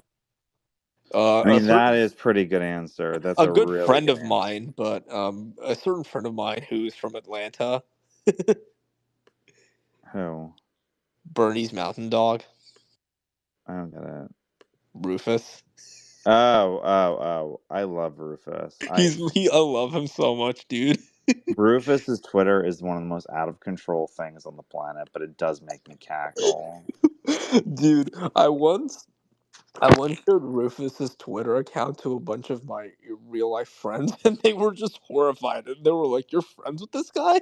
Oh yeah, I love. I mean, It goes off Rufus. on black people. Is that what you're talking about? Yeah, but he'll also be like, "Why can't I get a girlfriend?" It's so funny. It's Dude, so fucking funny. I once I made the mistake, so I once FaceTime Rufus, and basically I was with a bunch of my classmates from universities, and a lot of them were girls, and so they were like, "Who are you FaceTiming?" Oh, it's my friend from my crazy friend, and he asked me for their I shouldn't say this, but he straight up was like, "Oh, you have a lot of hot friends," and I'm like, "Dude, you're 40." Is he that old? He actually no, he is. No, that's funny. Yeah, no, when he writes about how he can't get a girlfriend and he's like, "I'm good at eating pussy." I'm like, that is not a convincing way of saying it, Rufus. Dude, one time somebody wrote "What's your favorite type of Christmas decoration?" and Rufus replied, and I quote, "White pussy." He's so What's going insane. on in here? I just came back to my This phone. is total Just walked back degeneracy. into this No, he is. This conversation. What guy did is I miss? mentally unstable, but makes me cackle. I love him. He's like Rufus. You want to hear a hot take? Okay, Rufus and this is the Richard. last hot take about him because no one else is interested besides you and I. So go ahead. Rufus is like the exact same person as Richard Hanania, but even more mentally unstable. Well, that's very difficult, but good Dude, for of him. Rufus, I fucking love Hanania. Well, at least somebody enjoys him. Did you buy his book? Yes, I did. It was great. Oh well, you were the one. I was Yeah, wondering. one guy. Yeah, you were the one guy who bought the book. Is the story about okay? I don't want to talk, but is the story about the Mormon girls true? Because if that is, Yeah, that's why I tweeted it because he came after me, and I know all the shit on him. I know all of his friends. I know all the dirt on him, and he never fucking said anything about me ever again after I said that. did you know okay, now obviously everybody knows about this, but did you know that he was Richard? What was his pseudonym? I don't remember, but whatever. Did you know about that? Him? Yes. Oh, I trust me. If I want to find dirt about somebody, I will know everything. I know when they peed themselves in the second grade. I will find out literally every piece of dirt there is to know. And I don't do it very often, but he fucking would come after me constantly about bullshit, and he never did again. And I don't mind him, whatever. Sometimes he's got good stories, but and he posts interesting things every once in a while, but don't fucking come after me. So Ryan, are you working for candidates this go around, or what are you doing? Are you sticking with the pack? Yeah, you know what candidate I work for. Yeah. Okay, you got that one in Dallas. Is there anybody else? I have a few prospects, but I don't have no one has signed with me yet. We'll find out in March if they end up signing with me or if they drop out or what the fuck the deal is. So I won't know till the spring. So you're not doing any primaries, but you're going to do some generals. Well, no, I'll do primaries, but they'll be late primaries. Mm-hmm. Okay.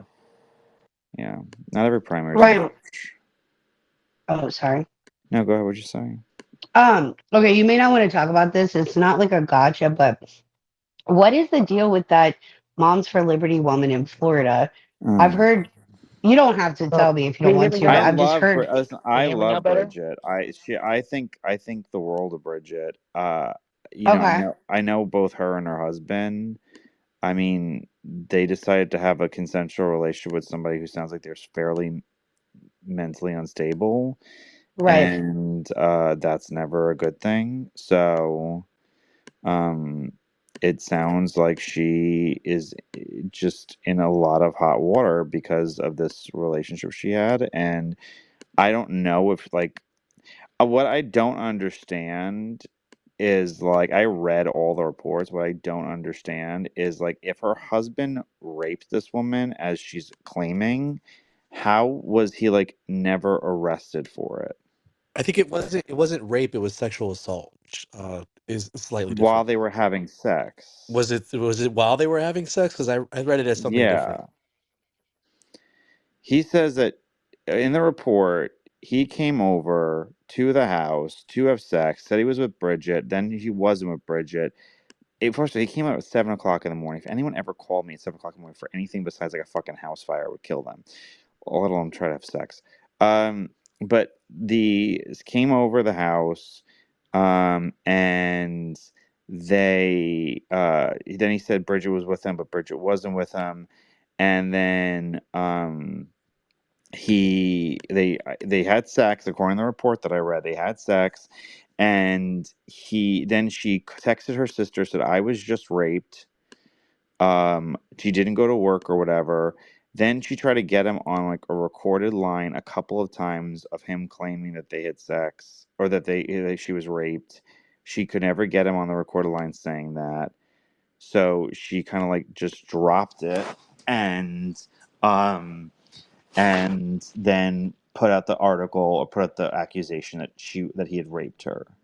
But like even if it's sexual assault, if they're claiming that it was, I don't know, there would be evidence Did of she file a police report? I mean, Or yeah, she did. So I don't understand how he wasn't arrested. Like it doesn't make any sense to me. And it's been months now.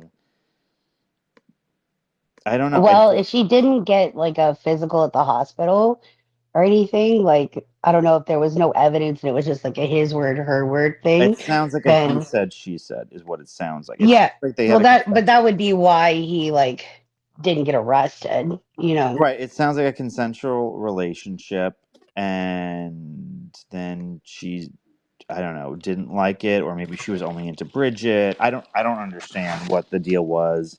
But Bridget hasn't been part of Moms for Liberty in some time. So like she was a co-founder, but she's left that organization like 2 years ago.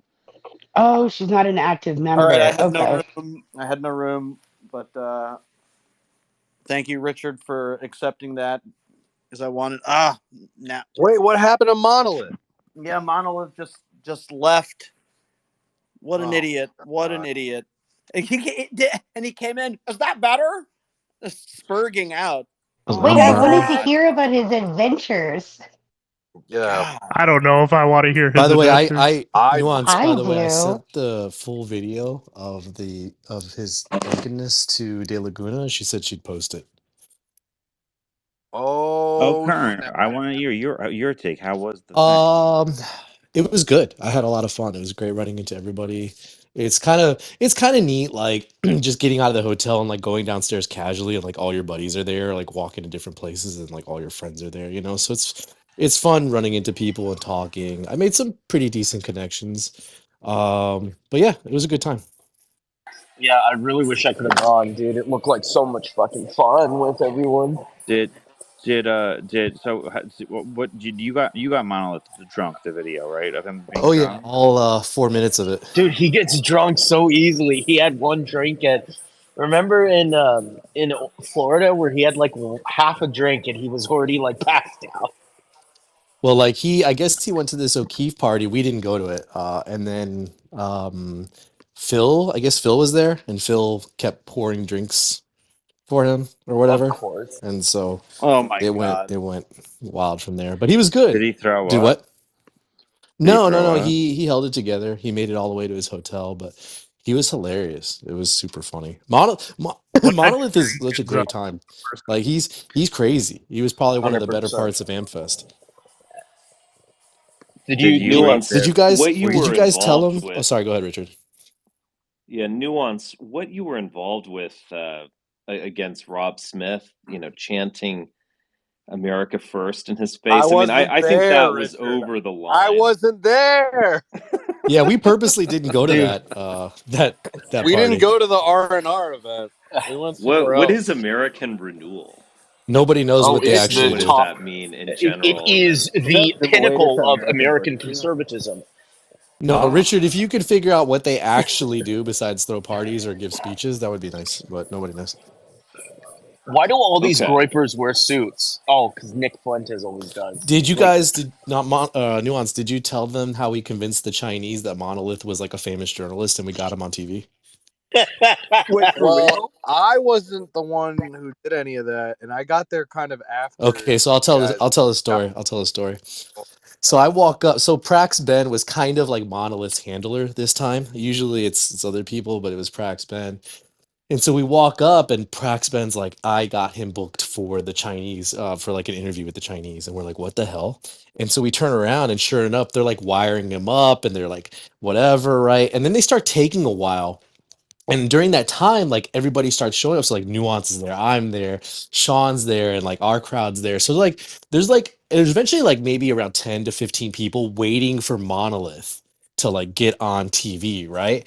And Prax Ben goes up to the lady that's like setting everything up, the Chinese lady, and he's like, can you like hurry things up? This is like his crowd and he's got things to do. So they're like, oh, okay. And they're like, it's like fucking Monolith, right?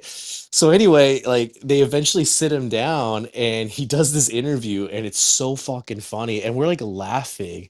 And I guess one of the ladies, I didn't see this part, but like one of the ladies points to like everybody taking photos of him and like recording it and it's like us, right? All of us. And they're like, "Is this your crew?" And he's like, "Yeah, that's my people. Like this is my team." You know. And so anyway, they put him on TV. They did this whole interview and then Mike Lindell followed him like it was like afterward as far as being interviewed it was just super funny. I was laughing so hard. Should I post? I'll post the photo. Hold on. So is this peak Monolith or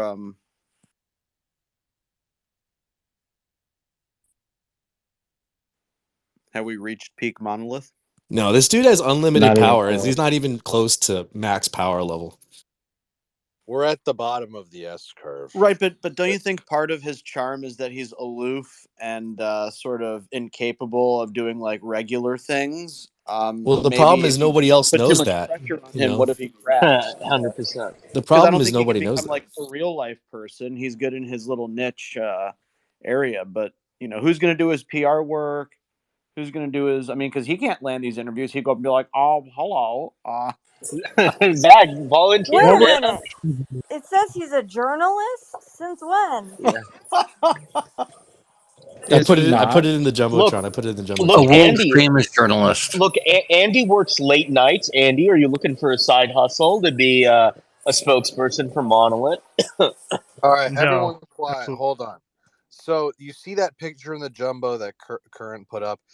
If anyone can go to the new federal state of China's whatever the heck they do, go to their stream and rip that video, like download that video, send it to Current or I or Monolith. Like we need that video. So someone Why needs, can't you do it? well, because we're lazy and we haven't done it and we just got back Oh, home. okay. We need people who are smarter than us. Dude, I got home and passed the hell out. I just woke up. They're deploying the autists. Autist army, let's go. Oh, Current, What were the on my what were the plane? questions there? Wait, what did you say, Nuance? You know who was on my plane? I Oh, had May and Brandy were on my plane. oh boy, how'd that go? May No, it was was? great. I introduced them to each other. We Oh, all nice. talked, and yeah, it was fun. It was good. And then, much like typical fashion, I actually walked them both to their gates. Now, granted, my luggage was like sitting on the carousel forever. Wait, May was on your Listen, flight? I did not expect their gates to be as far as they were, but they were pretty far. And yeah. Well, that was nice. That was nice of you. So, what was the debauchery I also level? like walking, and I'm like, listen, I never get enough chances to get steps in, and I need to walk more. So, any opportunity I can. Yeah, So, same here. what was the debauchery level of this weekend overall? Does it sort of live up to the conservative debauchery? There's a Pareto distribution where a very small percentage are involved in a very disproportionate amount of the debauchery. So it's a lot of the same usual suspects engaged in a lot of that stuff. But if you were staying at the Sheraton, like, that place was just a wreck. All the students stay there. You do not want to stay there during. Oh yeah, we walked in there to drop Monolith off at his room, and man, that was just a shithole. Yeah, we stayed There's no at smell the to it. Hyatt, like civilized human beings, and the Renaissance is where they put some of the other people up as well. So those two locations were acceptable, but the Sheraton was just like bedlam. The Renaissance is a nice place. Yeah, That's the main bar. Can't believe you Remember, the that's where I Phoenician. met That's you the guys last year. Oh, Remember? listen, Richard, Yeah. what do you make of all of this whole AmFest Turning Point USA business? What do we meant to Well, understand they from just this? they took the dynamic of CPAC and they just put it on steroids and kind of revealed what it really is. I mean, all of these accusations of evangelical Christians having sex after raiding the mini bar at the hotel. I mean, all of these accusations existed like 15 years ago. I'm just old enough to remember them. Like this is really nothing new. I would say. And and to be fair as well, I think Nuance is probably correct. There's a 80-20 rule going on. But yeah, it's all just kind of a weird thing. I mean, I guess it's fun. You guys were telling me I should go or something. I don't know if you were being ironic. Was that Zag who told you that? It was probably Zag. It was me. Well, I think it would have been interesting. Man, It this I could have think it would been. have been fun. Yeah. We were dude, supposed to go, but we didn't get to All go. expense So paid somehow, then it dude, would be hard places to like turn that down. Amfest sound like they would be a certain friend of mine's dream, if you know who I mean. No, I don't know. Rufus. Oh, Rufus? Oh, yeah, I guess. But I mean, they did take it to the next level where, like, these guys, it's like Ted Cruz comes out and they're like smoke machines and, these like walls of lights and, dance music, bum, bum, bum, bum, Ted Cruz in the house. Like, it is just absurd. Oh, I mean, I yeah, don't know it's what. so loud. It's so loud with the dubstep music, Richard. Exactly. Right. Well, but like if you like for instance, I just went to go see Depeche Mode in Vegas, as I think I told you guys. And I was just like, I'm going. I can't miss the tour. I was supposed to see them on the first leg and blah blah blah. So I mean, I get it. Treat yourself to something fun. But it's like, what? Like I want to go see Ted Cruz. I mean, I don't know. It's a weird rock band that you guys are into. But I guess it's basically about. Well, what do you mean, you guys? Like, I didn't watch. Yeah, Well, I you were didn't see a there, single. Nuance. Don't try. You're Yeah, but we complicit in all. we didn't see a single person speak. Like I never once actually walked into the So you're So you're in just the there for the concourse the whole chicks? time? No, No, we're there I'm because like I'm all married, of our friends are Richard. there. So it's kind of Okay. Yeah, like Well, all of exactly. that's fair. Dude, you I guys get. could have I'm asked some saying really I good get it. It's questions. just Like, I get it. I bet I would have fun. I mean, yeah, and not Nuance. to I was mention. hoping you. Now hold on, not to mention that the event pays for a lot of people to like fly in and they pay for the hotel and all that stuff. So it's kind of like a free little vacation. oh, you got it comped, Nuance, No, because you're I an didn't. internet I celebrity. didn't. I Oh, didn't, okay. but a lot of my friends did. Nuance, I was Okay. hoping you would ask some good questions. I was really looking forward to that because these people are never Oh, but really confronted. I did a video. I'll see if it gets made. But all I did, I didn't do anything fancy. Shryman, you have got to mute yourself. My goodness. No, I did a basic bitch type thing where I was like, okay, name 3 Supreme Court justices, and like most people couldn't do that at a political. Really? Even there? Yeah. Alito and Thomas. Now I did 10 countries, and basically everybody got 10 countries. Although one girl was like Amsterdam, the Netherlands, and I'm like, well, What is the one? Name a country that begins with the letter U. Uzbekistan. That's like no United dumbest States. one I've got is You Iran. guys, obviously United States, but you gotta say Uruguay. United States, you moron. You have to say other than Somebody once asked me if Mexico was a country in Africa, and I wish I was joking.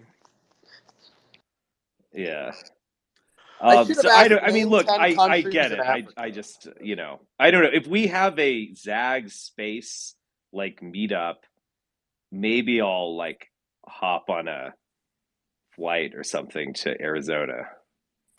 You could convince me of that. Yeah, Zag, you need to make ZagCon. Yeah, and everybody I that takes a don't know picture about with any you of loses this. their job. That's how that works. You Yeah, guys are nobody take already any on a pictures with space Richard, me. otherwise we're so fucked. Oh my god, you guys!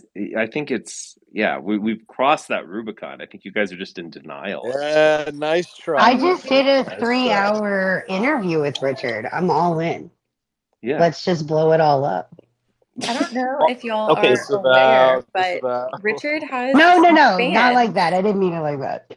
Richard has some fans who come in and pull recordings of our spaces. I discovered them on YouTube. So there's like, I think one night I got voluntold to do a space. And so, like, my space is on some YouTube channel where it's like Richard Spencer in Twitter Spaces. And it like shows the screenshot of my space. And then I think Zag has a few in there. So Richard has some fans who are paying attention, I guess. Yeah. All I'm gonna say is, if you told me in like 2016 that in 7 years you're gonna be in a midnight Twitter space with Richard Spencer, I'd have called you crazy. Yeah, if you would tell me like a year ago that I would, enjoy talking to Richard and hearing what he said, I would be Kremen, like, you're "You're just fucking repeating the crazy." same thing. Same, dude. Well, yeah. I mean, it's the pigeonholing thing gets a bit annoying. What is going? Is there a soundtrack to this space? Let's try. Mute your mic. I Oh, don't. Let's okay. try, man. He doesn't know how to use Try, my man. mute. I've Do that removed one him. more He doesn't know time how and to you're use out. his. I Okay. removed him. Let's let him get to a place where it's not so loud. Maybe he Yeah. should get out of the casino. Well, I Richard mean, does have spaces though, fans, because when you read the comments, a lot of times there'll be people who are like, I can't believe these people are trying to like spar with Richard Spencer. It's honestly like, it's very endearing, I think. It's cute. Yeah. Yeah, I mean, the thing is, like, I talked a little bit about this afternoon with my group, but it's like there's this John Oliver thing where they did like a brief. It was an episode on Musk, and they did a brief clip of my interview with Nick Fuentes, and they took like a few seconds of it and blah blah blah. And I guess I'm just kind of disappointed from this, because the 10 seconds or so that was shown was like, well, via Twitter, you see it's been a good move, and you see this like spread of white identity. We were actually mostly talking about criticism of the Gaza war, but in some ways it's a similar phenomenon. And there's this whole conversation. Like, I do all of this stuff where I have all these clips available for the public. I'm just a content mill. And the only thing they want to do is go back 5 years or whatever and just do the same thing, where it's like, oh God, they're racist. Oh, oh my gosh, they like Trump. Oh my gosh, Trump's racist. Oh my gosh, we need to announce that. It's just so tedious. And I don't know. It's like, is this is all I am to you guys? I mean, I don't know. It's just kind of gets frustrating and discouraging after a while. But Richard, don't you know what they say, Richard? You could be a plumber your whole life, but you suck one dick. Actually, not. I have to What? say, no. Forget it. Forget it. Good morning, everyone. Good morning. Good morning. Morning, Kaiser. Good morning. I know, Richard. Honestly, I actually value your input right now. I don't care what happened in the past, because I think you have a lot of intelligent things to say, and I like also the cultural discussions about movies, about literature. So, Yeah. I mean, honestly, you will have fanboys or fangirls who will treat you like a mascot of the past. I mean, you cannot. It will happen. But you're your own person right now. I think you're a better person right now. Honestly, way more nuanced. Oh God, nuanced, structured. Yeah, I mean, let's be real. Some of the things you did in the past, they were a little bit like trolling, like the "Hail Trump." I mean, come on, as if Trump would be worthy of, let's say, such a cult, like he would never. Yeah, honestly, I'm not I joking, man. know. Yeah, he was never like a Caesar or Otto Trump or was never worthy of Frederick Adolf. or Catherine Yeah, I the know. Great. I mean, It Catherine was the an Great was a woman. insult to the Nazis. Yeah. That's No, basically what he started doing. No. Richard, it was an insult to great leaders. An insult to great leaders. Yeah. Great leaders. Imagine comparing Octavian with Trump. Come on, man. Yeah. That's a little bit, Yeah. yeah. No, look, it was a troll. It was a moment of excess and so on. I'm definitely older and wiser and much more cynical about anything that's going on with Trump, and I don't think I will vote for Trump, for what that's worth. And I'm not going to like go out in the streets or whatever. But it just is what it is. I mean, in my defense, though, I mean, I was more. I mean, I hopefully I have become better in all ways, but I mean, I was pretty nuanced back then. It's just it's the way that they pigeonhole you and use you, and you can kind of write it, and it might even be a net benefit, arguably, but you are selling your soul to the extent that you're like becoming a mascot or a meme at their behest, and it does empty out, you know, your it empty out your whole like philosophy and view on life and so on. Well, And that's what I was trying to say with that joke that I had earlier to you, Richard. It's uh-huh. basically no matter what your work is, as long as somebody pulls onto something that they see as a bad thing, you will always be that bad thing. And that's just the fucking way it works with human beings, unfortunately. Yeah, it is. It is. And I don't think the liberals will ever trust me in my, you know, liberalism, because I have a weird liberalism. Let's just put it that way. I mean, to be fair, I mean, I you know, I kind of understand. I don't care what anyone says. That moment, like "Hail Trump, hail our people, hail victory," is so funny. It was wild. Yes, raising the old glass, and then this like 500-pound man walks in front of the camera. I mean, it was, yeah, a shit show, I would say. But yeah, it was a moment of excess, and just like, we can do anything, we'll continue to win, no one can stop us. I mean, it was high adrenaline type thing as well. But anyway, that is honestly, Richard. I'm not joking when I say that, man. That is water under the bridge. I honestly like your takes right now. I don't agree with everything, but look, there are so many.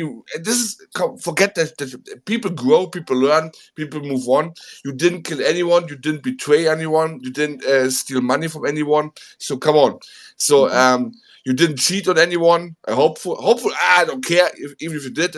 I take it with the French, you know. I don't. It's your business. Let's move on. I mean, this pandering on the fucking past. It's like you have to have this pristine past in your life. Where does it even work? The only thing what it leads to is that you are starting to lie. That you're starting to lie and pretend your life, you know, and not live your life. So that must go away. The French really were the smartest about that. What you do in your private life, as long as you don't cross certain bridges. No, it's no one's business. Not the media's, not and they stick to that for a long time actually. Until Macron basically, or Sarkozy, I think. Sarkozy was he brought his private life into public, and that was really stupid. Yeah, I'd rather have a cup of coffee with Richard than most Republicans or evangelical Christians. So you got that going for you. Yeah, likewise. Yeah. I mean, honestly, I learned so much about evangelical Christians, which I didn't know. And thank you, Andy. Thank you, Hannah. And some of these people must be considered crazies, like extremists, like fanatics. Yeah, like really. I mean, Mamma Mia. Yes. That's fair. It's kind of funny you're just learning that. I mean, I agree that we have learned a lot. I've learned a lot through Hannah and Andy about this matter, very much so. And because I respect them, I don't go into like Spencer, you know, Nietzschean crazed rant mode about, you know, killing God. I kind of keep that. I dial it back a couple of notches. But you know, yeah, but I've heard some of it because I've listened to your podcast, so you know. Oh, okay. Hannah, you're a big girl. you will survive. Hannah, you're a big girl. You will survive it. But you know, Richard, the thing is that these people, like I'm talking about the dispensationalists, you know, oh God, hard word to be for pronounce, that they exist. Yeah. I was aware of that, but I always considered, yeah, it's like a joke, or not a joke, like not a serious thing. But then when you realize, okay, these people really have a lot of power, they're reading a lot of power due to the sheer mass of it, you know, like the leverage they have. That's dangerous. I mean, this is really dangerous. Yeah. I'm not surprised that you don't know a lot about it, though, because it's not really a popular view outside of America. It doesn't, in the, you know, the Christian church as a whole, it's not a popular view. Go ahead, Andy. I'm sorry. Well, I was just going to say, if he went to the event with Nuance and all them this weekend, he would have met all the Dispies. Oh, yeah.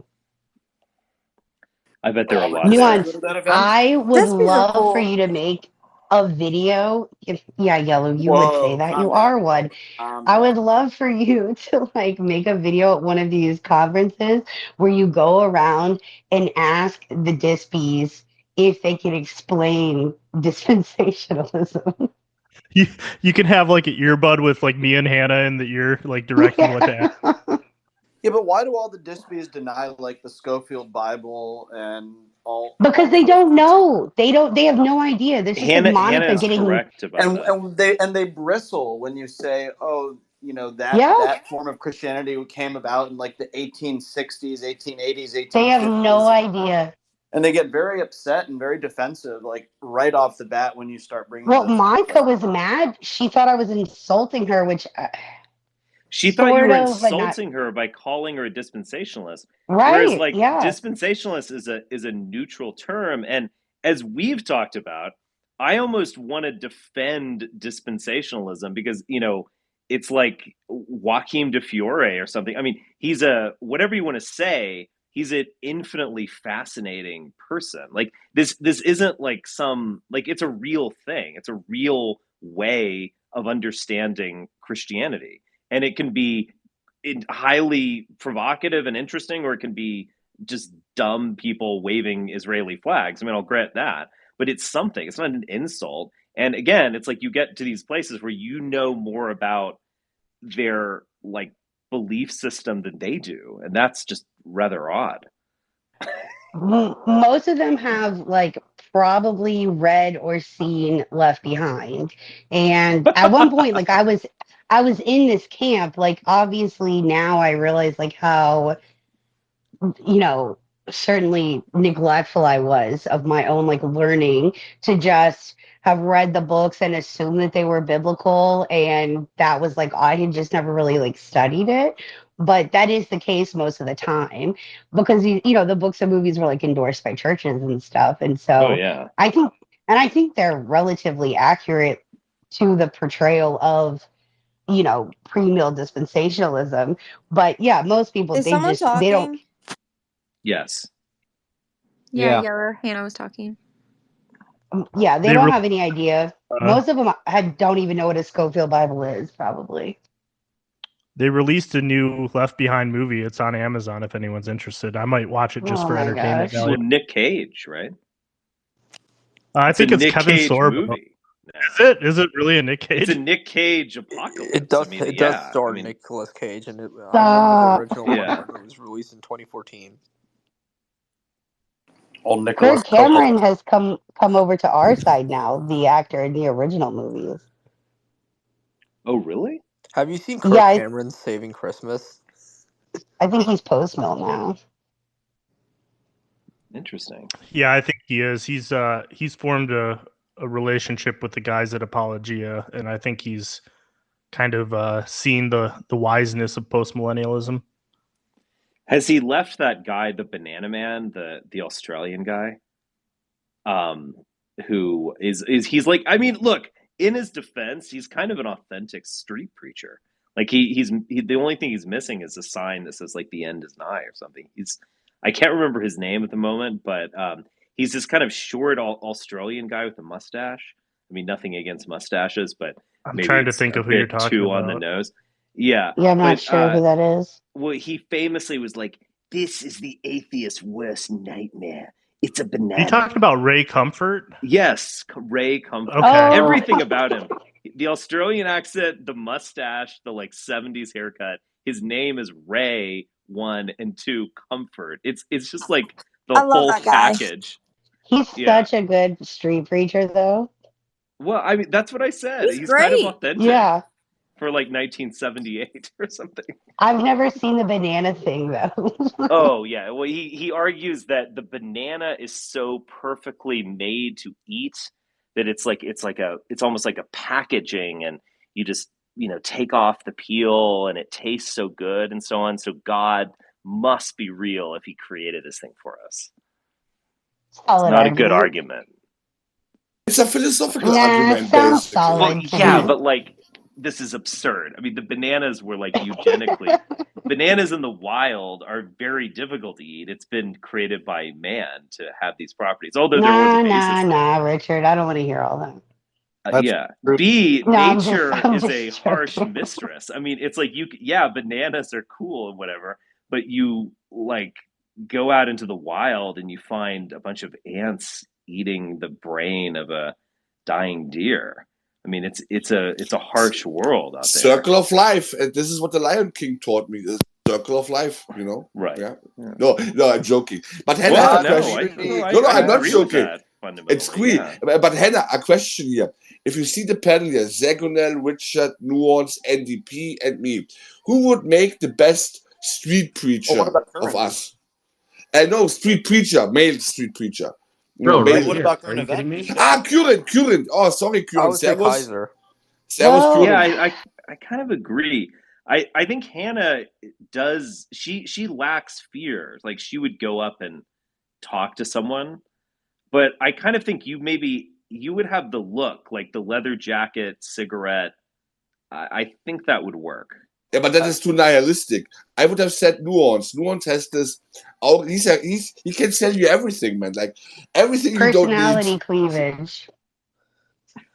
I just think that your accent would make you an amazing street preacher, Kaiser. I actually do. Or I don't maybe know. Richard already has I don't know. the Is there precedent some here, other though. movement that Kaiser would fit into, like the black leather jackets, German language, like going out into the streets? Yeah, it's on the tip of my tongue. Okay, yeah. The Amish wear black. They speak a German dialect. Unironically, biker gang. That's it, right. Yeah, no. I would prefer than the Stasi, honestly, man. Like not the biker gang. No. I'm not. I prefer order. Law is important, and I cannot go totally. I cannot go totally anarcho. You know, that would be like. That would be intellectually dishonest, you know. Like the anarchists are always very dishonest, you know, about the worldview. But anyway, that's a different topic. Yeah. You wouldn't be like a Hell's Angel, Kaiser? Hell no.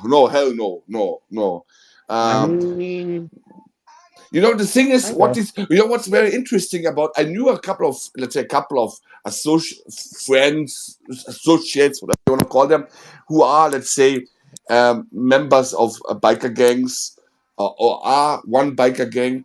And it's very interesting, the psychology of these people. They consider themselves as non-conformist, like fuck the state, no one tells you what to do. But then, within the group itself, it's the most strict rules. It's not like, I find that always funny, like the contradiction here.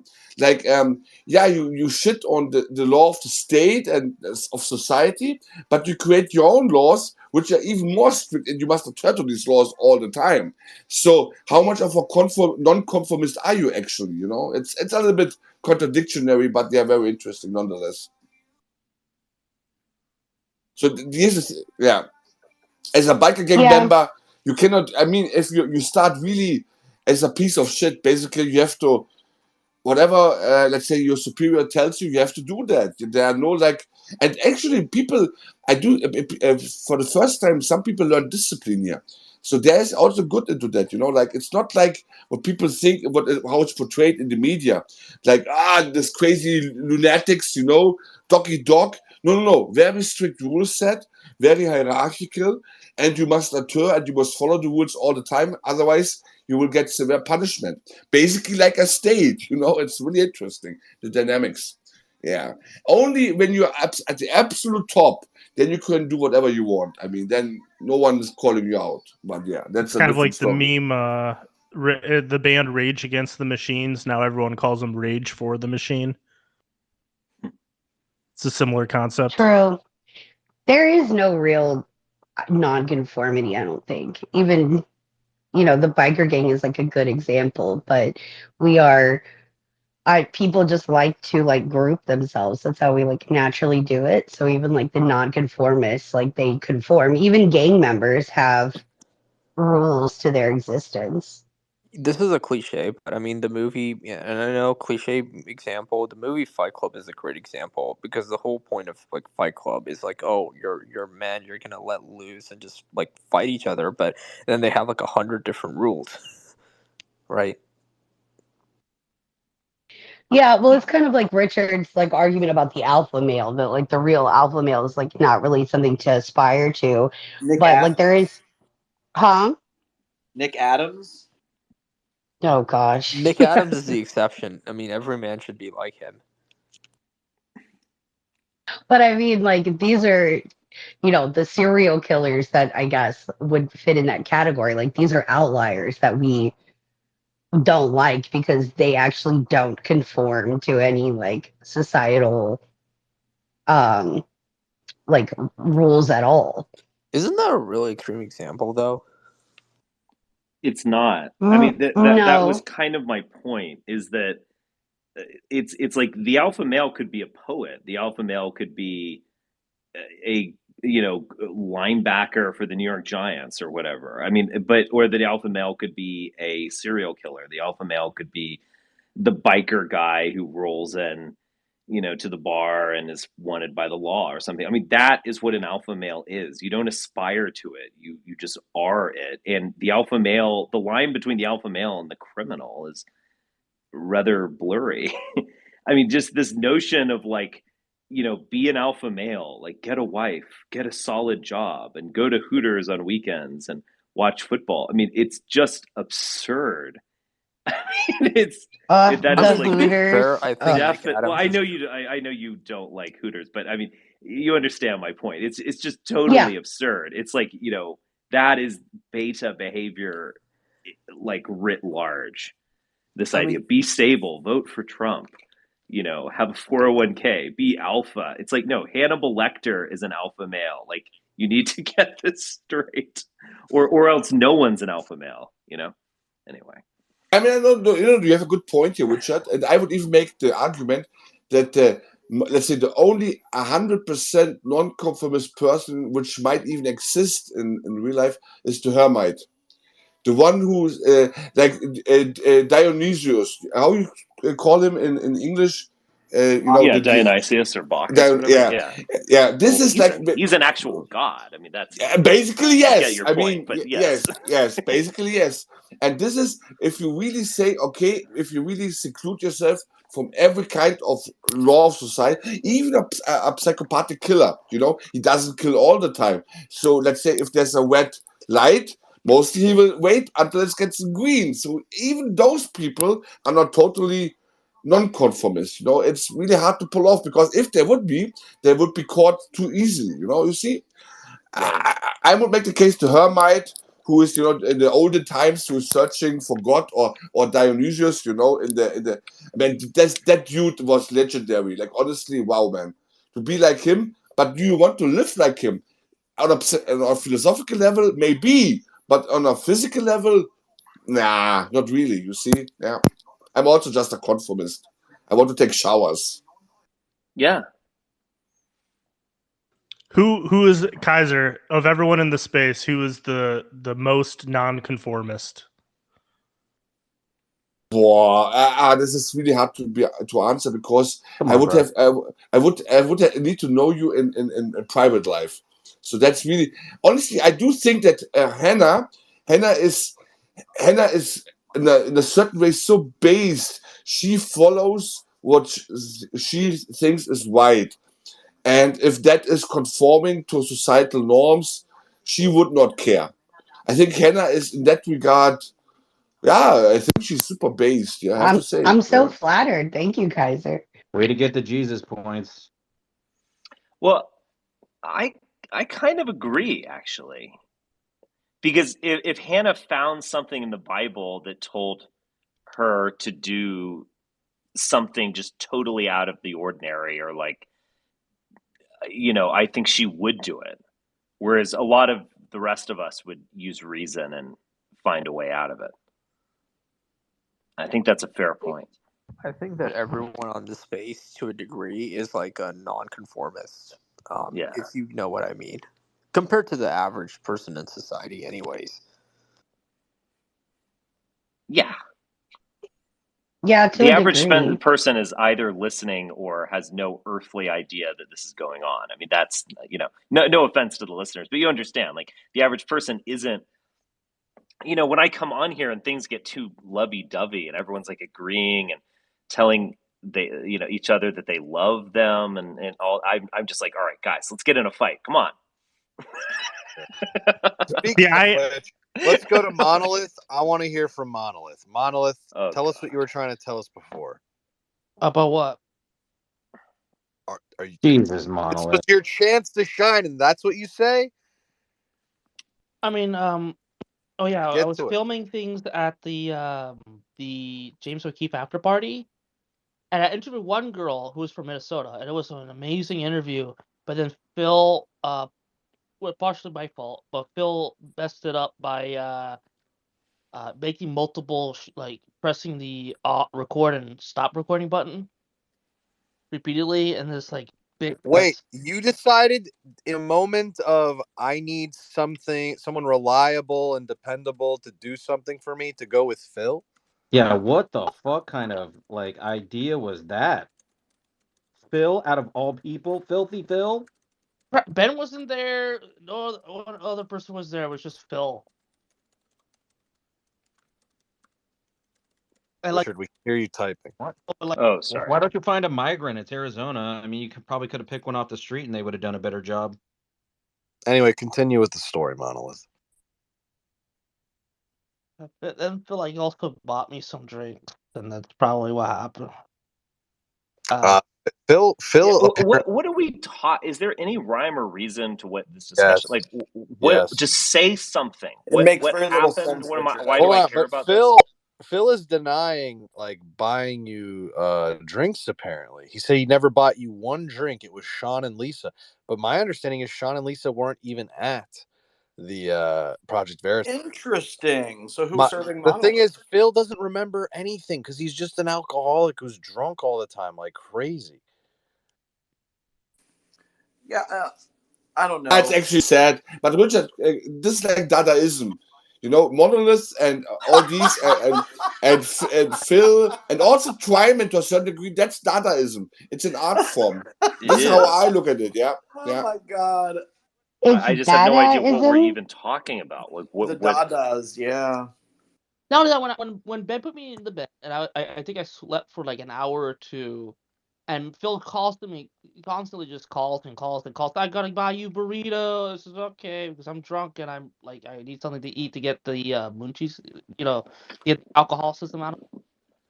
And he keeps saying, "No, you gotta go to my apartment." Says I have to stay, and he continues to call, and then guilt trip me. Say, "Oh, your friends are just manipulating you. I bought this burrito for you." And I went because I'm drunk at the time. I'm sorry, Monolith. Did Phil? Yeah, is this ever going to have a point of any sort, Richard, or is this you don't just some you don't understand, weird like, the Groundhog Day entertainment. That is discussion when- about waking up and eating a burrito? That is when you text him and you say, "Be safe, don't die. I'm going to bed," and you turn. off your Nuance. phone. Did you hear that? Manipulating. Did you hear that? Exactly. Listen, was it Phil who ended up walking you back to your hotel, Monolith, when you were drunk? No, he's the one who got you in that state and then abandoned you. It was the rest of us who walked you to your hotel safe and sound. And that's on gaslighting. Well, what happened? Monolith got really turned up at the James O'Keefe party. He drank a lot. He just got drunk? Did you get sick? Richard, have you seen his dancing video? And there is there's Terrifying. dancing video of him, but also there is a Send me the dancing currently video. unreleased video of Monolith going absolutely crazy. Oh, I bet there's plenty of unreleased Did he get video. sick? Mono? I felt. Wait, Mono, did you get sick? That's it. Did you just say? Wait, are you making a mono joke? No, I said monolith. Yeah, but then Richard, you said mono. No, did you get said sick? mono. I thought you were. That was making the mono slip of joke. my tongue. At what point is this? I was so close to kicking you. At what point is this in good fun, or is this at Monolith's expense? What do you think about it? Monolith almost made out with a girl. Yes. What was that stammering, Monolith? Then get me to a freaking apartment. Which girl? told me he has a burrito. So no, I'm gonna pick it up. And A DM girl me, that DM me, DM me. The Barbie song on the YouTube, and he's like farting. Like, what the fuck am I? And I was like, What? I literally thought I was gonna get butt raped. He didn't do What that. are you talking about? What? wait, what happened? Wait, what? No. This is getting I spicy. cannot stop laughing at this story. To get a burrito. He didn't have the burrito. He's like waiting, like, even though he told me he had a burrito. And then he starts going because he has the big TV in his hotel room, and it has like YouTube play in it. And he's playing the Barbie movie song with was it Nicki Minaj? Is this Phil? Yes, Phil. Why do I care about this? What are we talking about here? And The fact that you got drunk in a hotel room and sang the Barbie song is of no importance to the world. This is totally normal behavior yeah, for but that's called idiots your age. So, like, why are we discussing this? Like, it's not even funny. It's not unusual. It's not interesting. The idea that this is some story that you can tell, reveals that you have no concept of like what a narrative is, that there is a point to it or a moral. You're simply like regurgitating half remembered like images of eating potato chips and drinking seltzer or whatever. I mean, this is just so idiotic. I cannot put it into words. Like, you have the mentality of a like 12-year-old, and you don't grasp that because you can't, because you have no self-consciousness. I know you are, and so but you're what just am I? like, I know you are, but what am I? Wait, but Oh to be fair, I think the moral is don't get in the white van whenever they're waving a burrito in your face. Like, what? that's the moral. When has that ever happened? Well, it just happened to Monolith. He thought he was going to get A butt white raped. van, and there's a burrito, so he went into it. What is Who's the gonna white raise van? Was these he kids, kidnapped? Richard? What is I mean, going on? And this These is are just Yes. insane. these are kids in their early to mid 20s with very little direction. Who's going to Now raise hold them? on. I want to know, Monolith, how much do you remember of like when you left the party and came to us I at remember the only Renaissance? thing I remember was like me falling out laughing, and You don't remember your attempts to kiss that girl? Oh, Jesus No. Christ. This is what I'm listening to? Guys, You don't please remember this. stop this. Groping as Like, well? this is just totally irrational. Richard, what would Nietzsche say about Monolith?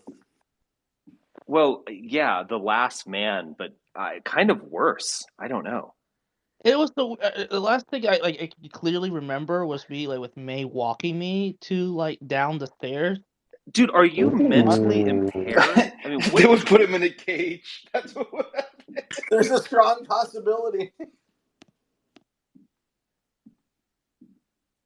Richard has just lost all hope in humanity. Monolith broke you, Richard. Spencer's black-pilled again. He did that to Ben, but with instead of like alcohol, he did with like weed, like edibles. See, this is why we aim to not have nights that go like this, because I can actually give a full, entertaining account of my evenings that are coherent. Who's more embarrassing? Yes, because Caroline could like find some little anecdote that like reveals a broader lesson or is maybe just simply funny or something. But Monolith is like at ape levels of consciousness, and that's just like recounts images. He's like burrito, weed, potato chip. I mean, this is like really making me just depressed. Yeah, because like the fact that He's like you the Picasso of exist is conversation. like Don't really interrupt, depressing. Monolith. Like, humans can be like this. I mean, and there's Okay, but Richard, have you seen That his is the sweet most dance brutal thing moves? I put them in the Jumbotron. They're Please terrifying. stop. You're just encouraging them. Wait, Nuance was. I think it's funny. I'm Who's sorry. more It's embarrassing? like think the you're first just 20 more minutes of 2001, except there's no actual like epiphany. I mean, it's, oh my God. This is the most brutal thing I've ever heard in my entire life. No, this Possible. isn't bad. You This haven't is been a around good enough if criticism this for is Monolith. brutal. Monolith, It's so passive aggressive. I've heard more brutal things actually. I mean, but it's so passive How aggressive, is and I it love it. passive aggressive? It's just Direct. It's active. It's pretty aggressive. aggressive, We get It's just real aggressive. aggressive around actively here. aggressive. Wait, Nuance. Who's more embarrassing to themselves, Monolith or Phil? What would you say? That's a good question, boxing. The what you have to ask yourself is, does the baseline of how they behave and embarrassing, like, is it relative? Like, does that matter, or is it just overall, like, as a person? Overall, an alien dropped on to Earth. I think it's Phil because he's like twice the age of Monolith. No, I think because of what Monolith pulled and what we captured in this video, it's got to be Monolith. I think it has to be him. Like, Phil is more consistently embarrassing, whereas Monolith is, kind of just he has his moments. It's basically longevity versus higher peaks in sports terms. You're saying?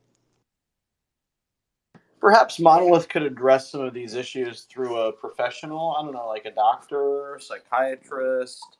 I don't know, man. Wait, Maybe you hold should up. talk to Is somebody. that Billy in the video? Is Billy and What? her boyfriend? I was visiting Billy? All right. Yeah. I mean, the No, dancing. I can't Anyway. believe you missed the opportunity, though, to ask all of those migrants to test their grip strength.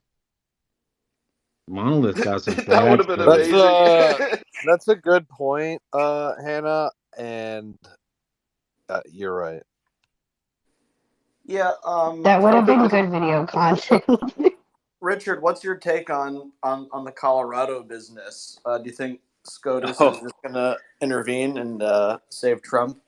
I think that's likely that SCOTUS will overrule this, and I believe that their decision or judgment or whatever it's called was stayed until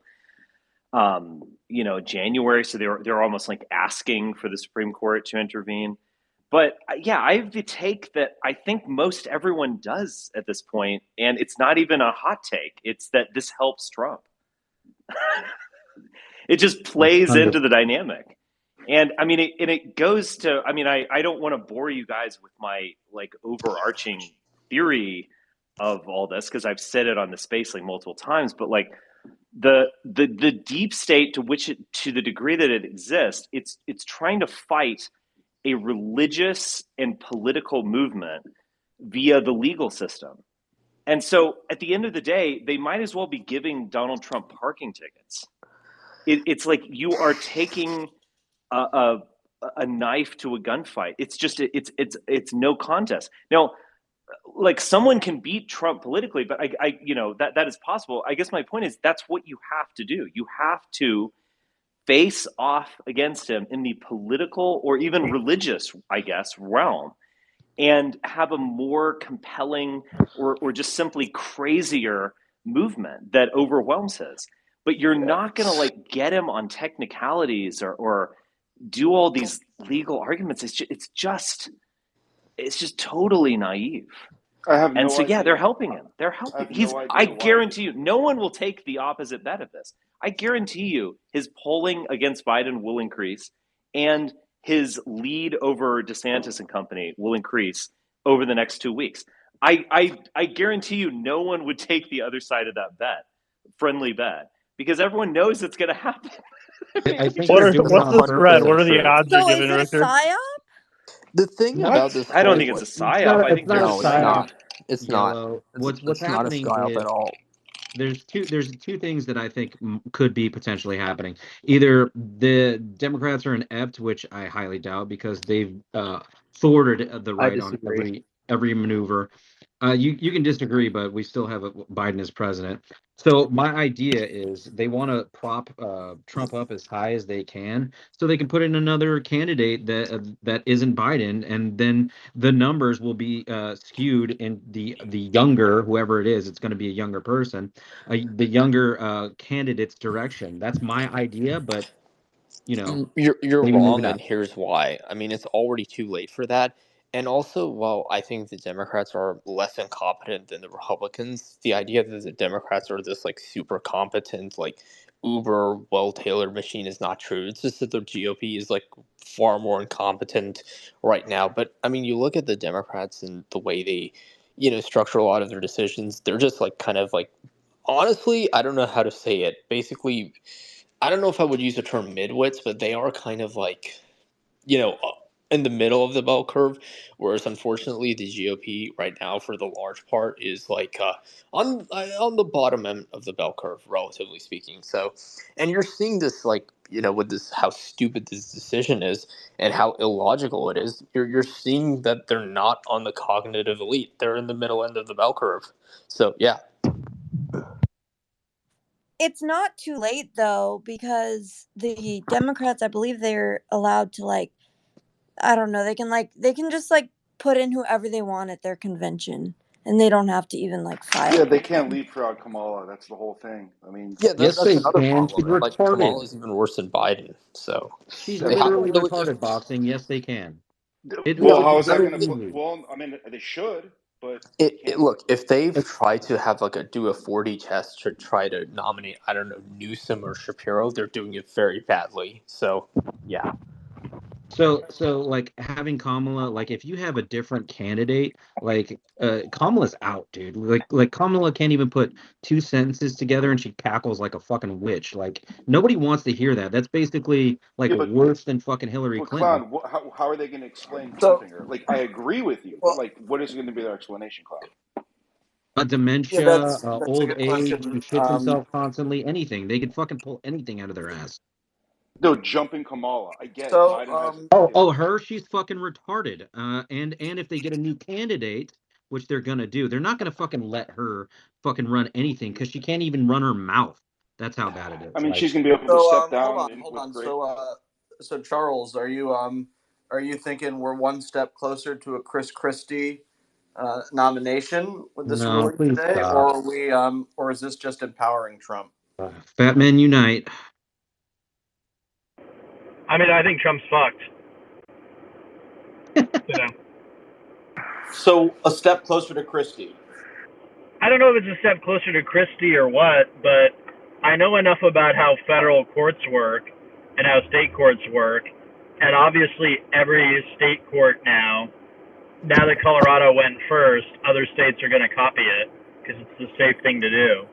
So you're going to get a log rolling going on here across the country, and that's going to have an effect. And what happens when SCOTUS like nukes Just all ripped those into it cases? immediately. SCOTUS is not going to nuke it.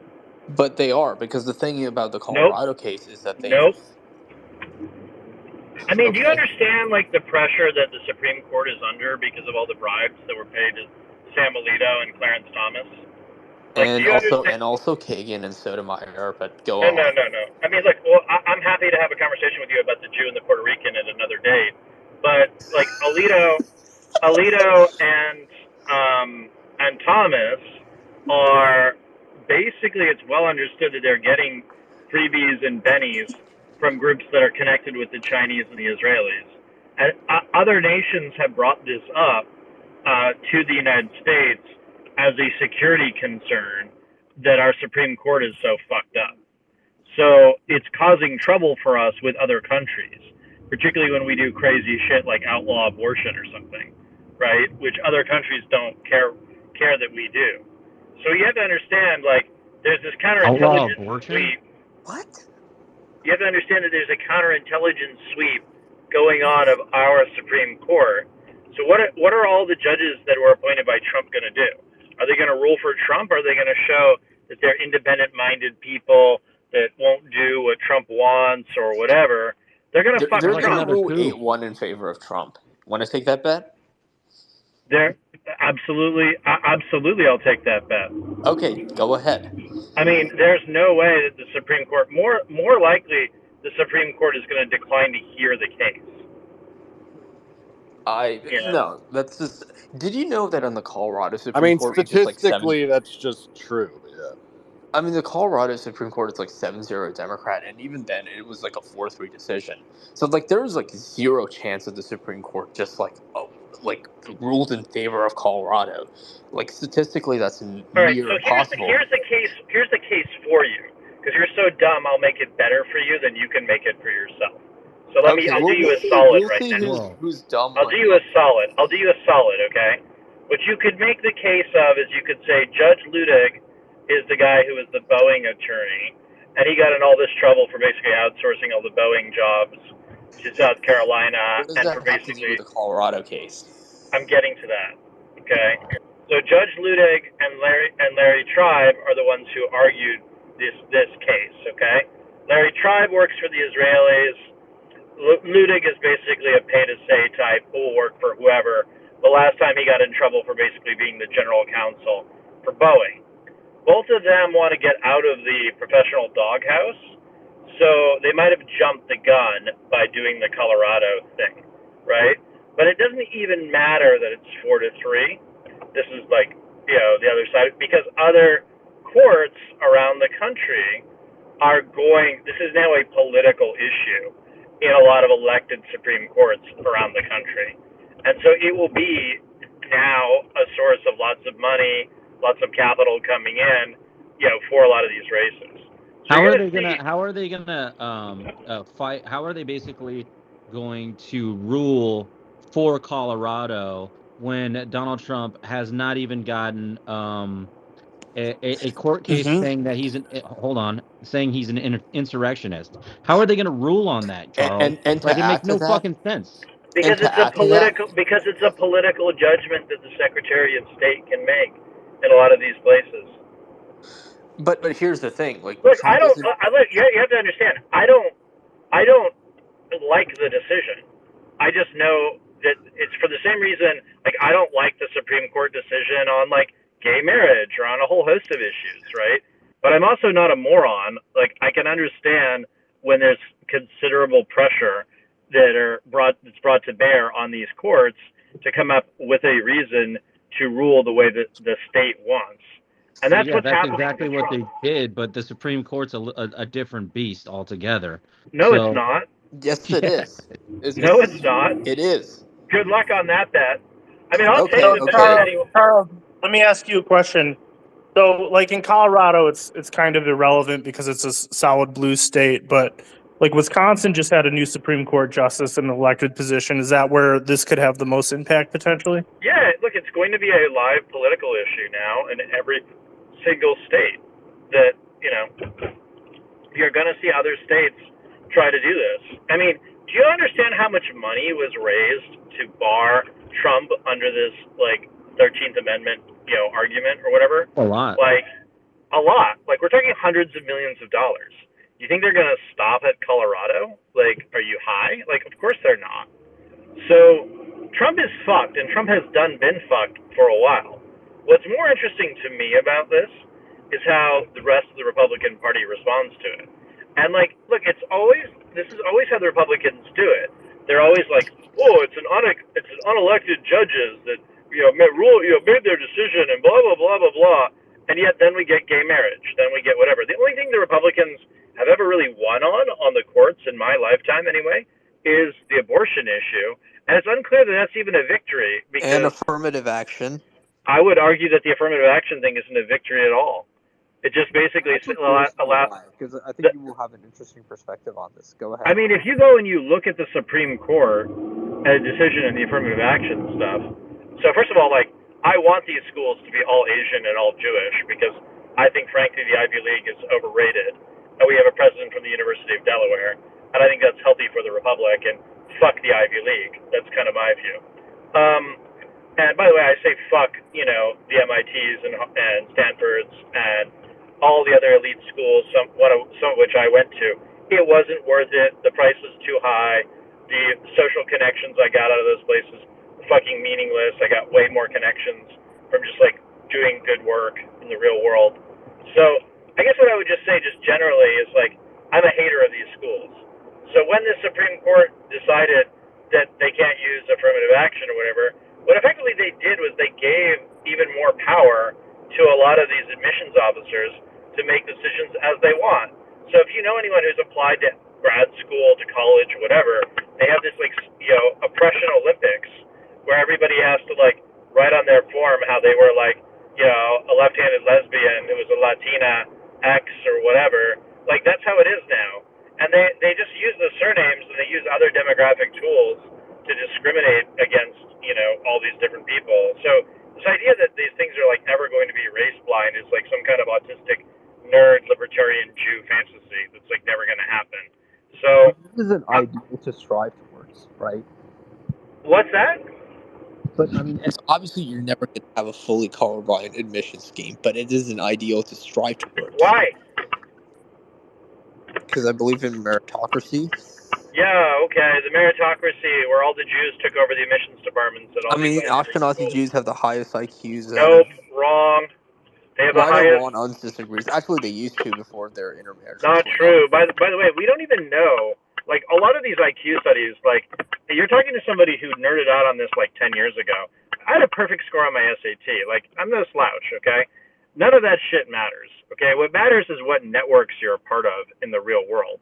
And the fact of the matter is, like, there are lots of networks out there that are way more powerful than the Jewish network or whatever. I mean, we could talk about various Indian networks that are very powerful. We could talk about, I mean, the Persian mafia. Holy shit, those people are powerful. They scared the fuck out of me. So, I mean, like, I'll just be real with you. Damn, This, call that nuance. this idea that like you're just How like Chuck fears me. yeah, 100%. I we had that meal at a Greek What about restaurant, the and I Han never. Chinese mafia? Does that? I mean, this dude. That's it. Tubbs, you're gone. You Every interrupted Chuck when he every was time I probably about hear, to make an awesome joke, and I'm not going to have it. Go ahead, Chuck. every time I hear this fucking bullshit about meritocracy, it always comes from the people who celebrate and practice ethnic nepotism like it's going out of style. I mean, it's just like another scam that's said to white people to get them to give up their cultural institutions. Hey, Chuck, what was the joke I'm you were all going to about. make about the lunch? Oh, I was gonna say I had one lunch with you and I never hung out with you again in real life because I fucking fear the food.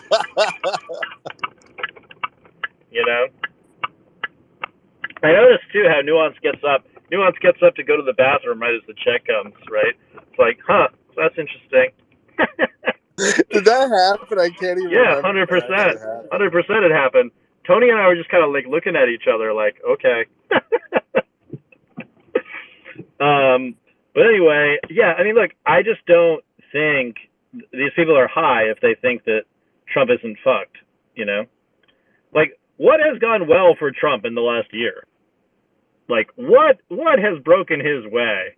Like in any conceivable way. Numbers are looking pretty fucking good. Well, What's yeah, that? I don't think that anyone doesn't think that Trump is effed because he has like 5 kids. So What? Can we have a higher Nice. IQ conversation? Every time Yellow speaks up, she just says some dumb shit, I and have it's a very question for annoying. Chuck. Chuck, so why don't you think that the Supreme Court's going to take up this case? Because Minnesota already blew this case out of the water, saying like, no, this isn't valid point, and then Colorado said that they are. So obviously, there's 2 states that say that hey, like they have differing arguments. So obviously, the Supreme Court, in my opinion, is going to take up the case. All right, so I think so here's just the basic bitch math of it, okay? So they usually take these types of cases when there's a split among the circuits. So you could, in theory, have a split among the circuits. If you're the court, more likely, and by the way, I've just litigated 2 things to the Supreme Court, and I lost in both cases, for what it's worth, 2 free speech related cases. So it is something I kind of know a thing or two about. Basically, if you have a split among the circuits, you increase your chance, and obviously, but what's more likely is that the judges will say this is a political decision, one that's made through secretaries of state or state legislatures or through, referred elected, basically like election integrity, whatever commissions that are ultimately responsible to the public. And so they will say, they will duck the federal responsibility of the courts to get involved here. That's the most logical thing that the courts could do. If they do take it up, however, right, the most obvious thing that they'll do is they will effectively defend they will defend Colorado's right to make this decision. Chuck, let me ask you. So I agree. By the way, I don't think this is good. Like, I agree with Chris Christie's position on this.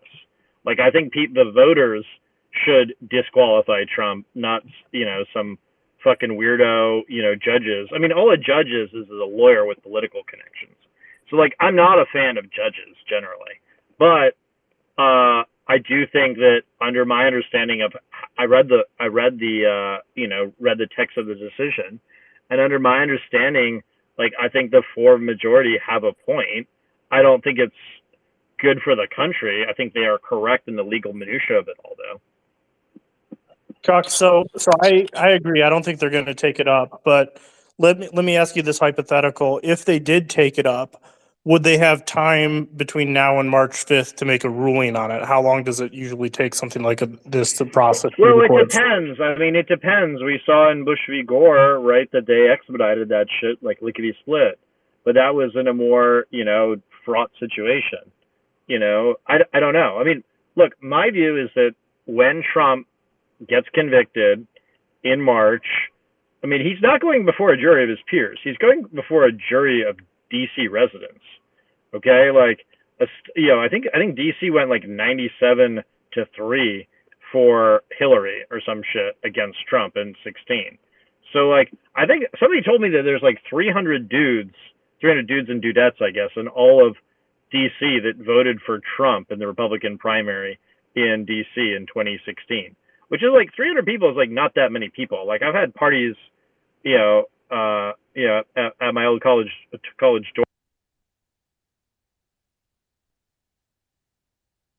Did he cut out for you guys? Yeah, he. Yeah, he did Charles, are you cut there? out. Yeah, but this I'd like notion to that you're use gonna this have opportunity. a bunch of friendly jurors on Trump's, side going into this whole situation, like, it's not going to happen, people. Like, it's just not going to work. And at each step here, as he gets fucked in Colorado, as he gets convicted in March, at every step along the way, as he gets fucked, every time he gets fucked, more of his enemies are emboldened to fuck him further. So, like, I just don't see the out for Trump, Do you think that Jack Smith is going to drop an indictment for rebellion and treason in the DC court in the next 6 months? Of course. I think you cut out again, Chuck. Yeah, I think of course. Said of course. I think of course. Look, Jack Smith deals with organized crime prosecutions. And if you've ever had any dealings with prosecutors and federal prosecutors, which sadly I've been on both sides of that trade, where I've had a federal prosecutor decline to indict me for something I didn't do, which was nice of him, even though it cost me $100,000 to prove my innocence, which is a whole subject for another time. So if you've ever had a situation where you've dealt with a federal prosecutor, you know that federal prosecutors, like how they operate, there's a lot of things up to their discretion. And the very fact that they're indicting people means that they think they have a case. So that's thing one to understand. Thing two to understand. Or to smear. Well, no, because federal prosecutors usually win their cases, and they usually care about their win-loss ratio because it affects their ability to make a partner or not at major law firms. So the major law firms are not interested in like crazy liberal zealots. I mean, a handful of them are, but like there's like a handful of zealotry type lawyers, I guess, out there, but they're not many. There are not many firms that are like that. So Trump is basically fucked. What's interesting to me about Trump is Trump can dodge. What they're trying to do is they're trying to turn him into a kingpin of an organized crime syndicate, and that there was a conspiracy effectively to steal the 2020 election. That's what the feds and the state prosecutors are trying to do in Georgia and in Florida. Now, if I were Trump, right, I would argue I'm not the kingpin. I'm just along for the ride. It's actually Jared or whoever who's the actual kingpin of this whole setup, right? Like, I would go and I would so fast throw somebody else under the bus. And the fact that Trump hasn't even bothered to do that is very telling to me that he doesn't think he can get out from underneath it. So Chuck, let me ask you this. So my prediction, I'm not as knowledgeable on politics as you, but my prediction has been that Trump is going to win the GOP nomination, and then in this future indictment for treason, he's going to get convicted, rendering him ineligible for office. and then the RNC will have to choose a candidate.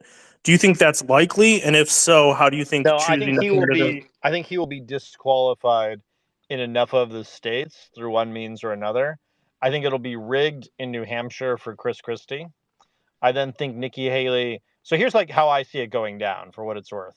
I think Ron DeSantis drops out after a poor showing in Iowa. So then there's 4 people left, right? There's the call center guy, there's the Indian slut, there's the fat man, and there's the orange man, right? Orange man has legal troubles that continue. So he's going to be like tied down with that. He's going to be like dealing with all that shit. And in March, he's going to get convicted.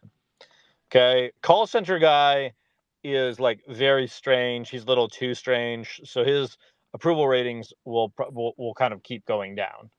The slut can't withstand scrutiny. And then when she goes to her so-called home state of South Carolina, even though we all know that she's not really, South Carolinian, whatever, fine. When she loses her home state and she's in the in the bottom of the pack, she will drop out. So I think what we'll be left with in New Hampshire, it will be clearly stolen for Chris Christie. That's kind of my prediction of how this goes down. Richard, do you agree that he's going to be removed from more states' ballots and that the court will rule against him like this? I mean, I just simply don't agree with anything Chuck has said over the past 20 minutes. All right, go ahead, man. I'm curious to hear some. Well, I already said my piece. I mean, I've said my piece over and over. I think I don't have the respect for these people that Chuck seems to have. That these are just like amazing, brilliant, like canny operators and so on. I think they're flying blind. I don't think they fully grasp what they are up against. They're up against a religious movement. And this is not just something you can fight with the legal system. And they're going to flail around like this. I would say that the Supreme Court will take up this case and will overrule it because it is going to be done post haste. I think, but I'm not 100% on that, but that's my sense of how these will go. Just looking at, the Bush v. Gore, which I think was brought up perhaps by Chuck or someone else. There might be some more flailing around by other states in this direction. I don't think it's going to be successful. I don't think Christie has any chance in hell of winning any of these things. I think Donald Trump is going to clearly win, and it's going to set our country towards the edge of dissolution, to be honest, because it is fucking crazy, for lack of a better term. And whoever wins, 11 months from now is going to face like a delegitimization crisis and crazed fanatics from the other side. But Richard, to your point, a question. What is more dangerous? Basically, literally banning Donald Trump. I mean, that is what we're talking basically about. It's like banning Donald Trump, and he has this huge following. I mean, isn't that actually basically already a recipe for disaster if that would happen? Yeah, it is. Look, there's no good option here. It's a catch-22 situation. I mean, look, I've also stated this just so that everyone knows, that I'm a fair dealer. I'm not a Trump partisan. I mean, I do think that January 6th was an insurrection. It was an attempt. I mean, maybe insurrection is not the right word. It was a buffoonish attempt to keep Donald Trump in office for another 4 years that had a legal theory behind it and was utilizing populist, drunken violence. That is my position. Now, if you think that that's the equivalent of the Civil War, or if you think that's a huge threat to democracy, or if you think it's just stupid and we should kind of move on, that's up to you. But it was something. It was not nothing. And so the document shit. Yeah, I don't even quite know what to make of that, but he's probably fucking guilty. I mean, I've seen those images. I'm just going to be honest here. So I don't think that what they're doing is illegitimate from a legal standpoint.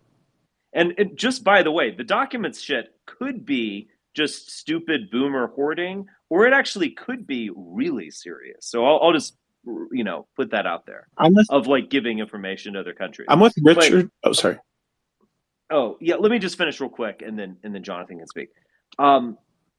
But so it's legally sound.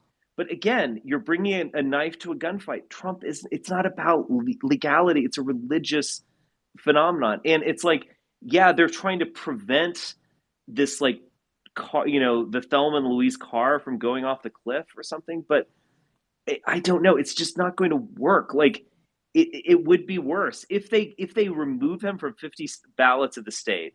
They're just bringing the crisis closer, and they're maybe making it like more intense, because then there's not even the argument that like, oh, we lost the election, guys, or whatever. It's like you're preventing him from being on the ballot, and the MAGA people are going to start.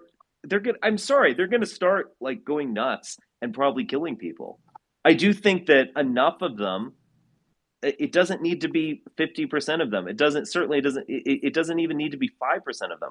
Enough of them are that like hyped up, and the just the thought of like the elite taking him off the ballot so that Joe and Sally, who live in a camper and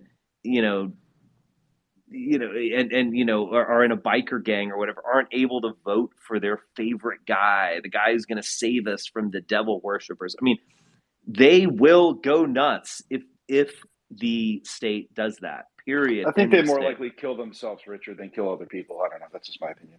Yeah, but no, Boxy, honestly, man, this is serious here. I don't know if that's a joke or not, but no is my answer. Yeah, Boxy, that's nonsense. Honestly, Richard, I mean, I'm not a Trump fan. Don't get me wrong, man. I'm not American even, But the thing is, if you want to construct or imagine, not construct, imagine a legitimate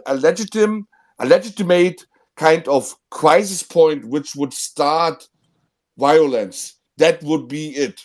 I would say the same in Germany, but honestly, because banning your position, this is a casus belli, basically, guys. AfD. Yeah, but the difference is obviously Trump is way more popular. If the AfD is rising, let's say they're getting to 30-40%, and then they decide to ban them, obviously, absolutely, that's a casus belli. This is with the AfD, Kaiser. This is how civil wars have been started in the past all around the world. For the record, I'm actually not opposed to banning someone from being on the ballot. Like, I think actually states should do that more often. Like, if someone doesn't meet basic criteria for if they're not making a good leader, would have them banned. Afuera. I interrupted Jonathan, so no, it's all good. I'm with you that I think these people do not have a plan at all, because if they had a plan, they wouldn't literally be trying to arrest the man that has the backing of millions of gun owners behind him. Like, I don't understand this at all. It seems like the stupidest move. Trump going into office, yeah, maybe illegal immigration would be cut down a little bit. Maybe we wouldn't give funding to Ukraine. Maybe. Like, what would it actually do for the average liberal compared to like arresting, taking this guy off the ballot? It seems crazy. Like, this seems like I don't understand it at all. I can't. Maybe that's the whole point, Jonathan. They want to start. Yeah, but it just. I don't think the liberals want to start shit. I look, they want to win, of course, and they probably want to do things that most people on this space disagree with, but they don't want instability. Like, again, it's all this like weird theorizing where people like they go from step A to like step G, and like just this like, oh, it's this liberal plot to make us do this or whatever. Right? Yeah, It's but just does not the motive right way to matter think. if they're just that stupid? Like, to me, all that matters is the action and the consequences. I don't care what the motive is. I mean, Well, but you're still blaming them, prodigal. You're no, like, saying they don't look want at what you made destabilization. me You do. can't say that when 8 million illegals have flooded the country and all the other issues we've seen were our policies. Like, I don't care what their motive is. If they're trying to, But this is just like conservative talking points. well, I mean, there are the 7 million United illegals. States Adams is on TV. the illegals are they're mowing your lawn, prodigal. No, they're I actually am in not they're pro actually in illegal hotels in New immigration. York They City are not at $300 a destabilizing the night. country. Give What me are a you talking break. about? You have no idea what. There's Yes, they are literally 150,000 not in New York.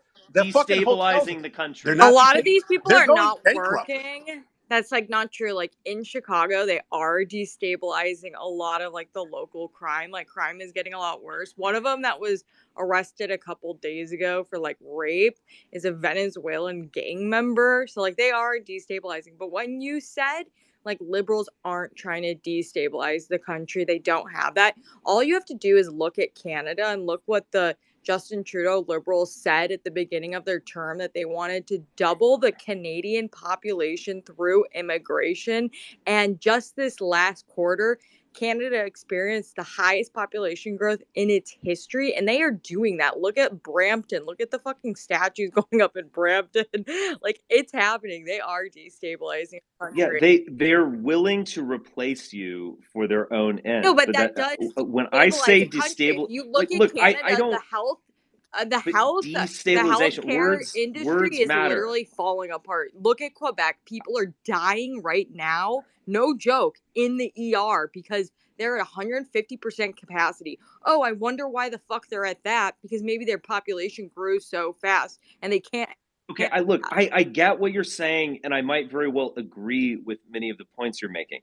What I am saying is that they are not maliciously attempting to cause like a social breakdown or political breakdown. That is against their interest. As you keep telling me, they're the elite. No, it's just So the like consequences of their actions. Repeat it. That's exactly what I was well, saying. I Their know, but motive I doesn't don't matter. even necessarily. O.J. Simpson loved Anna Nicole. You guys think you guys are so hopped up on all this conservative. You guys think you're like proving my point. All right, let me just break it to you. The liberals, they're just kind of like midwits. I mean, they're not so interesting as Yeah, and that's they how want to like your kill country you. dies. That's how your country dies. Nuance. I think you're Death just by being. 1,000 midwits. Well, I Maybe do. we I maybe Maybe we kind it's of deserve literally agree, but death you're by maybe we obviously. deserve 45 to die. midwits. But you guys agree, actually, Speak Richard for and yourself. Nuance agree. What Richard is Yeah. saying is, I agree with him. The liberals are not Machiavellian masterminds. Not. They just don't think that's the stuff through what they're deciding. That's the But problem that's here. not true. Like in the case of Canada, like there were experts saying, like, if you do this to the population, X, Y, and Z, the healthcare system will fall apart. And they're like, we'll still do it. Like they knew. It's not like they're being completely stupid and blindless. It's like there's a reason. And the agriculture minister a few years ago said it pretty plainly. They just want to sell more food and make more money in their own country. They just Exactly. there's certain things they care about more than the general population's, like everyday life. They care more about themselves making more money. Yeah, but Yeah, but again, that is pretty malicious and pretty Machiavelli if you're thinking about putting your entire population through this Marx was shithole. right. Like the capitalist will sell you the rope that you hang him with. Like it's just it's the expression of short-sightedness.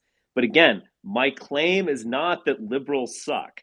My claim is that they are not like crazed, malign actors evilly attempting to kill you. That is my claim. Look, I think that Richard's correct here, and that you guys are assuming that they don't just have mistaken worldview about diversity, ethnicity, and so on, compatibility of culture. No, it's And We let just me said just motive and that you doesn't think matter. it's some No, The conspiracy. whole Hold on, point's been understand it's this. motive because doesn't they know matter. Going they over can their head. always It's pretty sad. afford How much their degrees you guys got? neighborhood.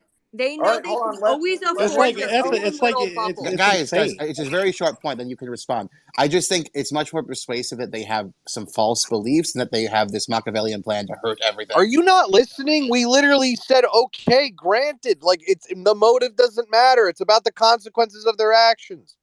Well, No, but I would say their motive does matter in a certain degree, because the thing is, they know, like the ones who, like at least like in places like Canada, like a lot of politics is run by the really, really wealthy. They know that they will always be able to afford their little bubble that will remain Canadian, and that those people who they import in will never be able to actually live in the I area don't they think they live in. even think that way, to be honest. Oh, they do. I Just don't go think into they the Lauren. that way. It I is. agree with Marie here, but it's like this is kind of proving my point. They're just kind of like shitty upper bourgeois, not interesting or educated fucktards. Exactly. That's like 99%. But they kind of have better taste than Republicans. Like they like have better weddings and throw better parties. Like they have some redeeming virtues. Republicans would never like patronize the They opera. decorate their houses But better, these, probably. but these horrible horse-faced Yeah. bastards would. In general, we're not a very cultured or intellectual country, and sadly, even though the liberals are extremely flawed, they're better on average than the. Even though I agree with the Republicans more in the politics, but culturally, they're at a higher level than like the average MAGA voter. I mean, frankly. Well, you should I mean, ask, the average like, MAGA vote out you there. should ask, like, regular workers who gives you the most tips, and they always will tell me it's not the rich liberals, it's always, like, the poorer people. Okay, but who that eat small doesn't tell you tips. anything Not the black about people. like how culturally, Well, culturally, they're, like, kinder. Oh, no one's disputing like kindness. It doesn't mean you're like. What the fuck is Marie even talking about? I'm talking about, like, when you have, like, a tree guy or a landscaper, Yeah, nobody who's cares giving about any them a of this. better... Yeah, I don't know. I don't know Okay. about this cultural stuff because I don't think drill rap and all this stuff. Like, I That's what think I'm I think everybody's painting Drill with rap. strokes here, right? I think they're painting. It's the highest form of brilliance. It's like, do you read novels? Do you know foreign languages? Do you know about the world? This kind of stuff. You think the average liberal, right? Yes, Well, maybe education, white suburban 100%, women. no I don't. question There's about the it. large demos in the left that I don't think that applies. Yeah, you're just talking about blacks or whatever. Yeah, we get it. You can just say it. About Yes, this. your okay. average NBA white fan. liberal clearly knows more about the world, knows who Dostoevsky is, for example, goes to the symphony, does whatever. Yes, You think that's correct. the average? Episcopalians are like infinitely better than, He says on average compared to Republicans is what he means. Yeah. Yeah, I mean, like, give me a break. And don't give me like, oh, MS-13 votes for the Democrats or whatever. And no, like the Republican Party of my youth, probably it might have been different. It was like blue blazer, khaki, douchey golf dads or whatever. I miss but them. like, I miss them so wish. much. yeah, but we're not dealing. We're not And the dealing with country these club guys Republicans, anymore. Richard. Exactly. Out They're of their probably. grassroots, Wouldn't they you no agree, longer Zach? care. Like 50-50, Wait, maybe Richard, even like did you see how MAGA 70-30 reacted to Democrats Kevin now, or McCarthy? Republican. Yeah, probably. I mean, I think it's like 80-20. a lot of I the was very going to say wealthy that The suburban only Wait. ones left are like the Ziegler family, who are engaging in drug-addled three-ways, Florida three-ways at that. And God, that seems like so much fun, though. So are you a Wait, big Are you a big Buckley fan? William F. Buckley? Yes. No, I look, guys, we're talking to me here. Like I actually I published a book that was read by literally dozens of people on like why the conservative movement was bad from the beginning and it's terrible. Now, William F. Buckley, did he have like cultural sensibilities that I agree with? Sure, of course. But like William F. Buckley as a writer or thinker, no. But Or a Richard, movement maker, I mean, definitely no. I agree with you wholeheartedly, but there's a solution, and I'm only half joking here. Just import the British upper class, and then you have basically your cultured conservatives. That would solve the problem, basically. Kaiser, isn't it a stereotype in Germany and kind of Europe generally that like Americans don't know anything about the world? Or like we're smart, we do a lot of great scientific innovation. We're not dumb, but that we're not very cultured. We don't know about the world. Or is that Richard, mute. exaggerated? Yeah, but there's some Guys, bullshit you with are that. going to have to listen to me, Nuance, you personally. Okay, I'm going to Zach, open this we refrigerator. co-host him. I'll mute him myself. No. I'm gonna create a space just for you, in which I open the refrigerator and respond to a text message for hours, and you are gonna listen and like it. Richard is just never Yeah. going to understand. You should do The that. mic will always be on. Little gay. You should do that right after this space, and I definitely won't be asleep. On the serious point, I actually think that like It'll be my conservatives or both ASMR. parties Actually, it'll be my ASMR. should have like cultural leaders, whether that's like the RNC chair, the vice president, or something. We should elect someone that's specifically like the cultural leader, because Britain, for example, has it built in. Look, but we don't really have the same thing. The problem is the Republican Party has a problem with intelligent people.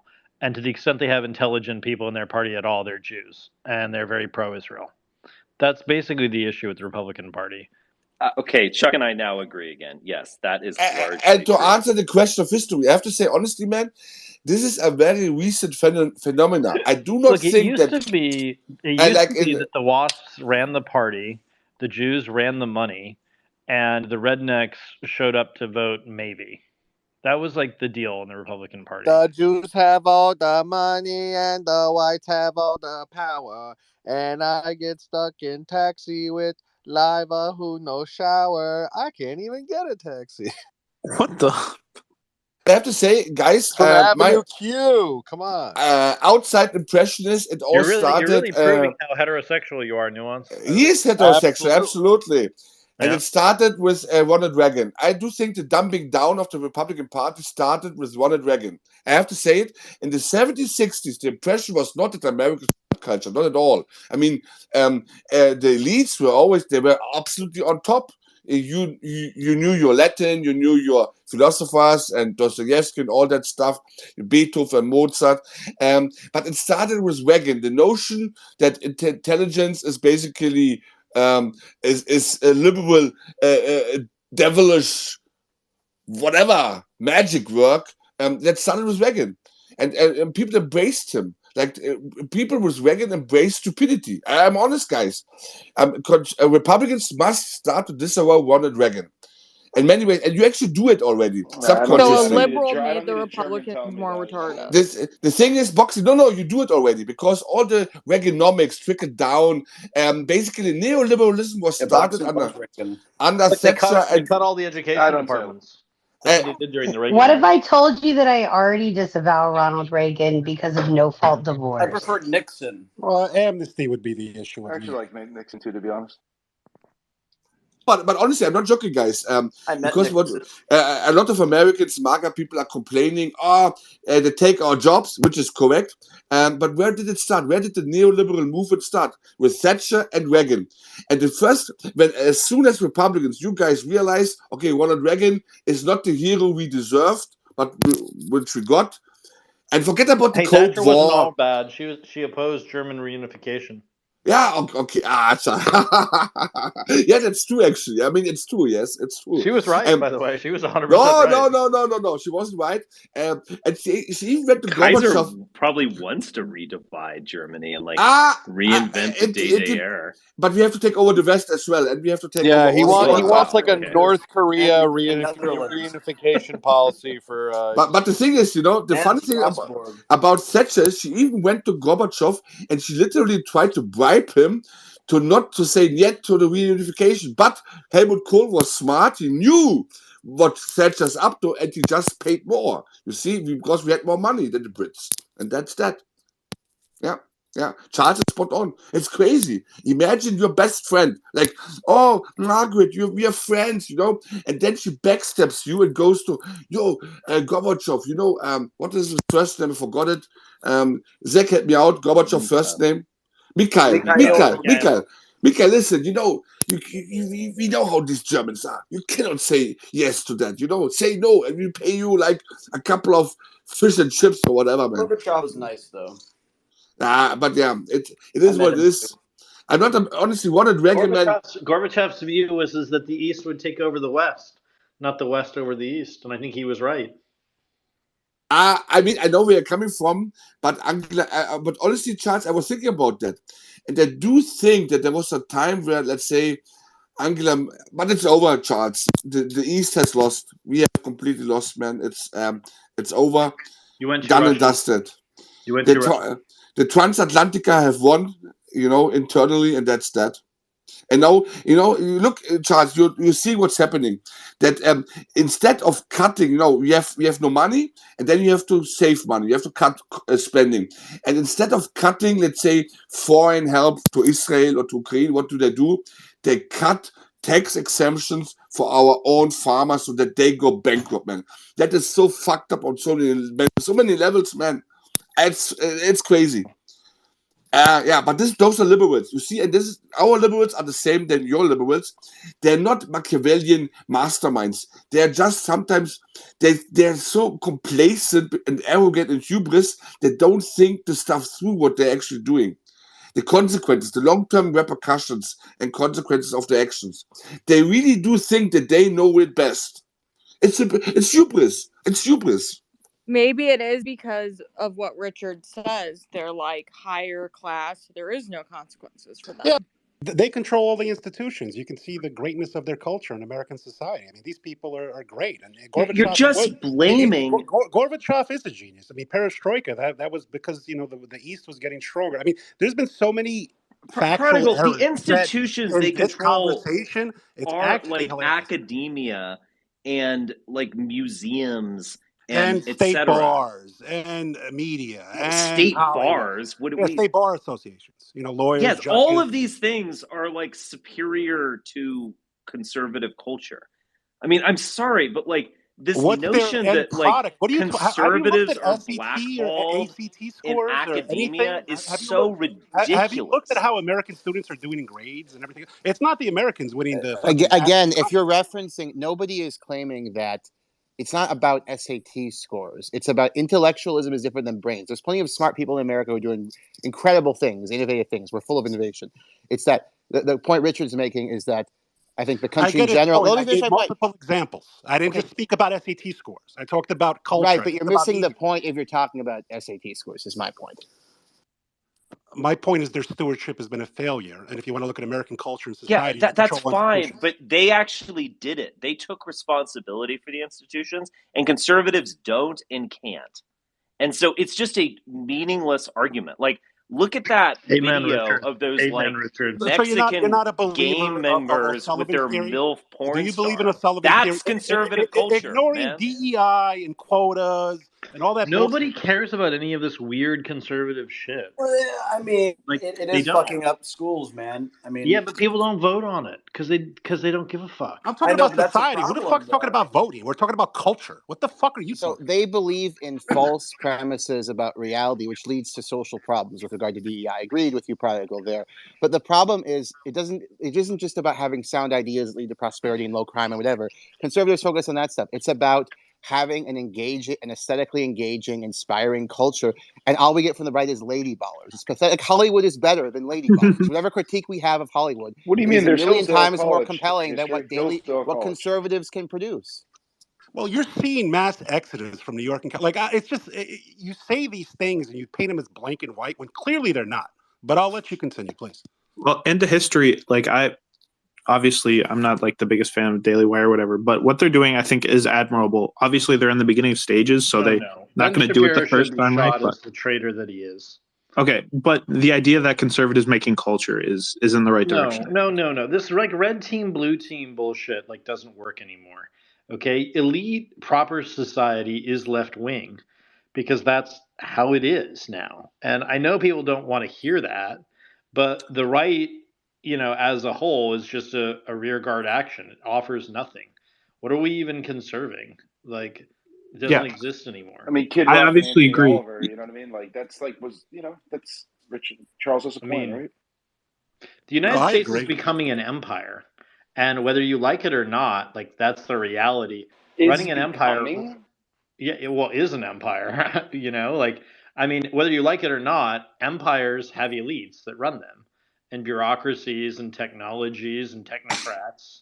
That's just the reality of life, and those people tend to not want to listen to Sean Hannity, and don't admire Donald Trump, who they regard rightly as a buffoon.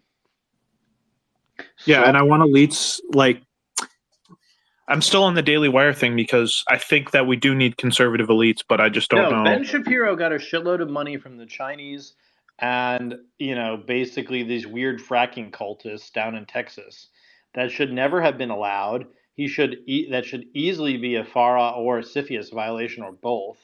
And he should be taken out behind the woodshed and executed for treason against the United States with all the deals that he was doing with Jared Kushner. Disavow. Well, I don't disavow. Like, give me the occasion and I'll do it myself. Okay, no. Let's not. You scared Nuance do Bro that. off. Nope. I look forward for when the United States is basically like that South South Park episode where all the elites turn out to be like the handymen. I mean, Charles, I know where you're coming from with the elites being more like on the left wing, but I do think it's possible to have, let's say, conservative elites. But here's the thing: not American conservatives, not Reaganites. Reagan is fucking stupid. What you have to Of do is look course, at all. but Reagan. Look I at mean, Reagan was created by the yeah, mobsters in Hollywood, absolutely. and I he was was gonna say, look, balanced. I He don't was even think that this balanced has to do by with the conservative or Navy, not and the conservative. It's CIA power with George versus Herbert not Walker power. Bush. Look, when they were responsible Republicans like George Herbert Walker Bush, the country was very different. There are not responsible Republicans. Maybe that will change as interest rates go up and the money coalition behind the Republicans shifts.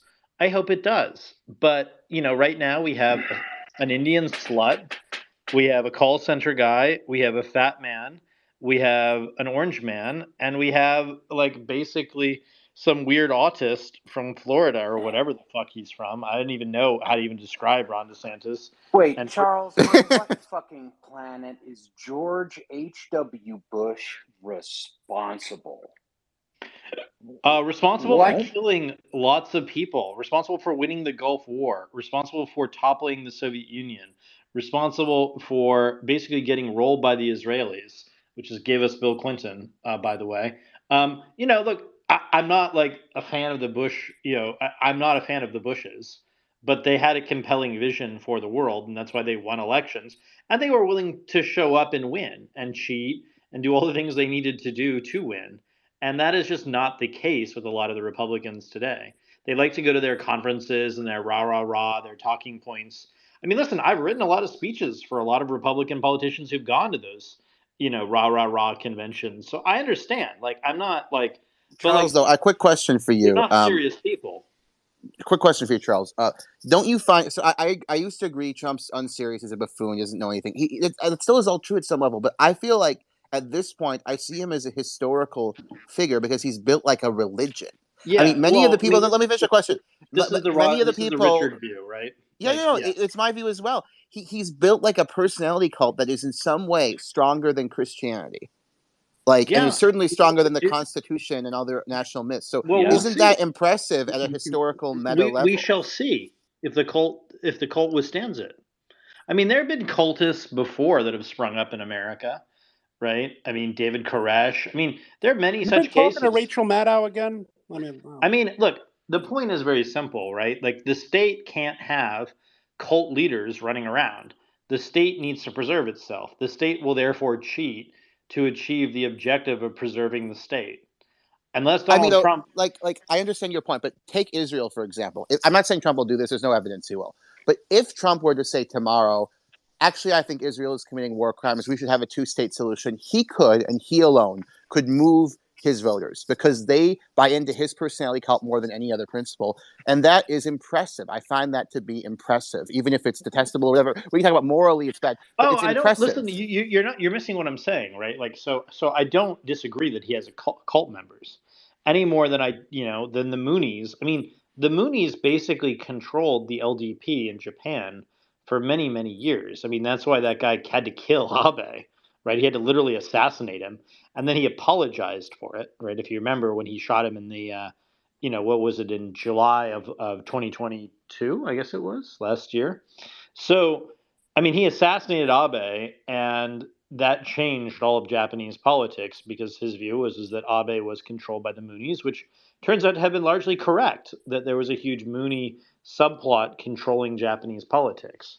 And that led to the collapse of the LDP as a political party. It's led to all these sweeps of basically people taking bribes from the Moonies in different forms in the LDP.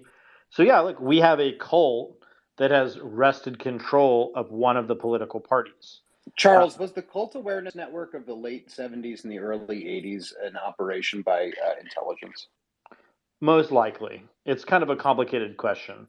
I don't know what I really think about deprogramming and grabbing people and trying to deprogram them. I don't know. I have a lot of notes. Because it is quite interesting. I mean, I've been doing if you want to have a large cults across time thing, I'll bring in my friend who has hundreds of videos about various cults, and we've watched many of them, and we could go each cult. Every cult is tied into an intelligence agency in the final analysis. And Trump's cult is Bibi and to a lesser extent the Chinese. That's sort of the background that he has. Now, he has kind of created an American cult that's kind of sui generis. So whereas it might have, what Trump did for many, many years as a money launderer on behalf of organized crime in and around New York City and Florida and elsewhere is unparalleled. Like, he is very impressive for having done that. But it can only go on as long as it can go on. Like, eventually it will meet its end. And the question that we have before us is, are we at peak Trump, or are we post Trump? I mean, or is Trump going to rise again? And I just don't see it. I don't see enough people in the streets like they were on January 6th. Yeah. I just don't see. Yeah, no, there is. You're right about the People money are too laundering. fat. Like, and- have you seen Trump's voters? Like, this is not. That's This what is they- not. And by the way, this notion that liberals don't own guns. Like, I lived in L.A. Every single white liberal I knew owned like 6 or 7 or 10 guns. It was like uncomfortable to like not like this. People just don't get this. Like, there's not this. Oh, we got our guns or whatever. Like, yeah, whatever. Like, I've got my guns too. Like, we'll see you in the square. You know what I mean? Like, it's like that's just not going to happen. Yeah, but Charles, So, this is why, this is why I Fantasy predicted Island that these people live on. I mean, they're all watching Jerry Springer and getting fat, eating trans fats, and like, watching terrible porn before they get diabetes and die. Like, that is the American way for the Republican Charles, Party. really quick though, really quick, gentlemen. Don't you support your point? They didn't actually do what they. There was all this bragging before January 6th. This is why I don't agree with Richard that the country is going to go into civil war or whatever he thinks. Last time we heard all this rhetoric, militant rhetoric, and ended up not so much transpired really on January 6th or after. And yeah, I don't think at the end of the day these people are going to take up their guns and fight. They don't want to do that. mass suicide. I said mass suicide. Yeah, That's not more for likely. Trump. they're gonna Like, mass Trump's suicide. cool and all, and he's fun, and like he's funny, but like I don't know anyone who really wants to go to jail. I mean, No, go not talk. suicide. I mean, Boxer, it's the stupidest. The people are going to leave. You've seen it already. People are leaving to counties, to towns, to I'm states. saying there's where they more want. likely a mass suicide What, than they're a leaving? civil war. Yeah. What the fuck are you on, Prodigal? Yeah, California's been gaining. New York's been gaining. New Jersey's been No, gaining. they're losing because of water and because of other environmental issues. In the That's case why? of California, each Well, that's state has why. its own problems. That's why Tesla and all those companies left. What are you talking about? Are you being serious? right now? Well, one of the reasons they left Tesla left is because it's a mob place that started getting regulations by the state of California. Is that And, why Salesforce bounced too, basically, or what's going on with that? I mean, what part of Salesforce? Guys, Salesforce- we're just mixing and matching here. I mean, It's like there's this. this is a Gishgalach, national issue. Weird If Zionism. people were leaving the country, that would be one thing. They're not even leaving the country. Many of these places where people are leaving, they're not actually leaving. They're just lying and saying that they're in Florida when they're in New York because they don't want to pay New York taxes. Like, get real. No, if you've been audited, they track the cell phone and everything. They know for We- any fucking look, thing No, they how long you don't. like. What are you talking about? I know. I know this myself.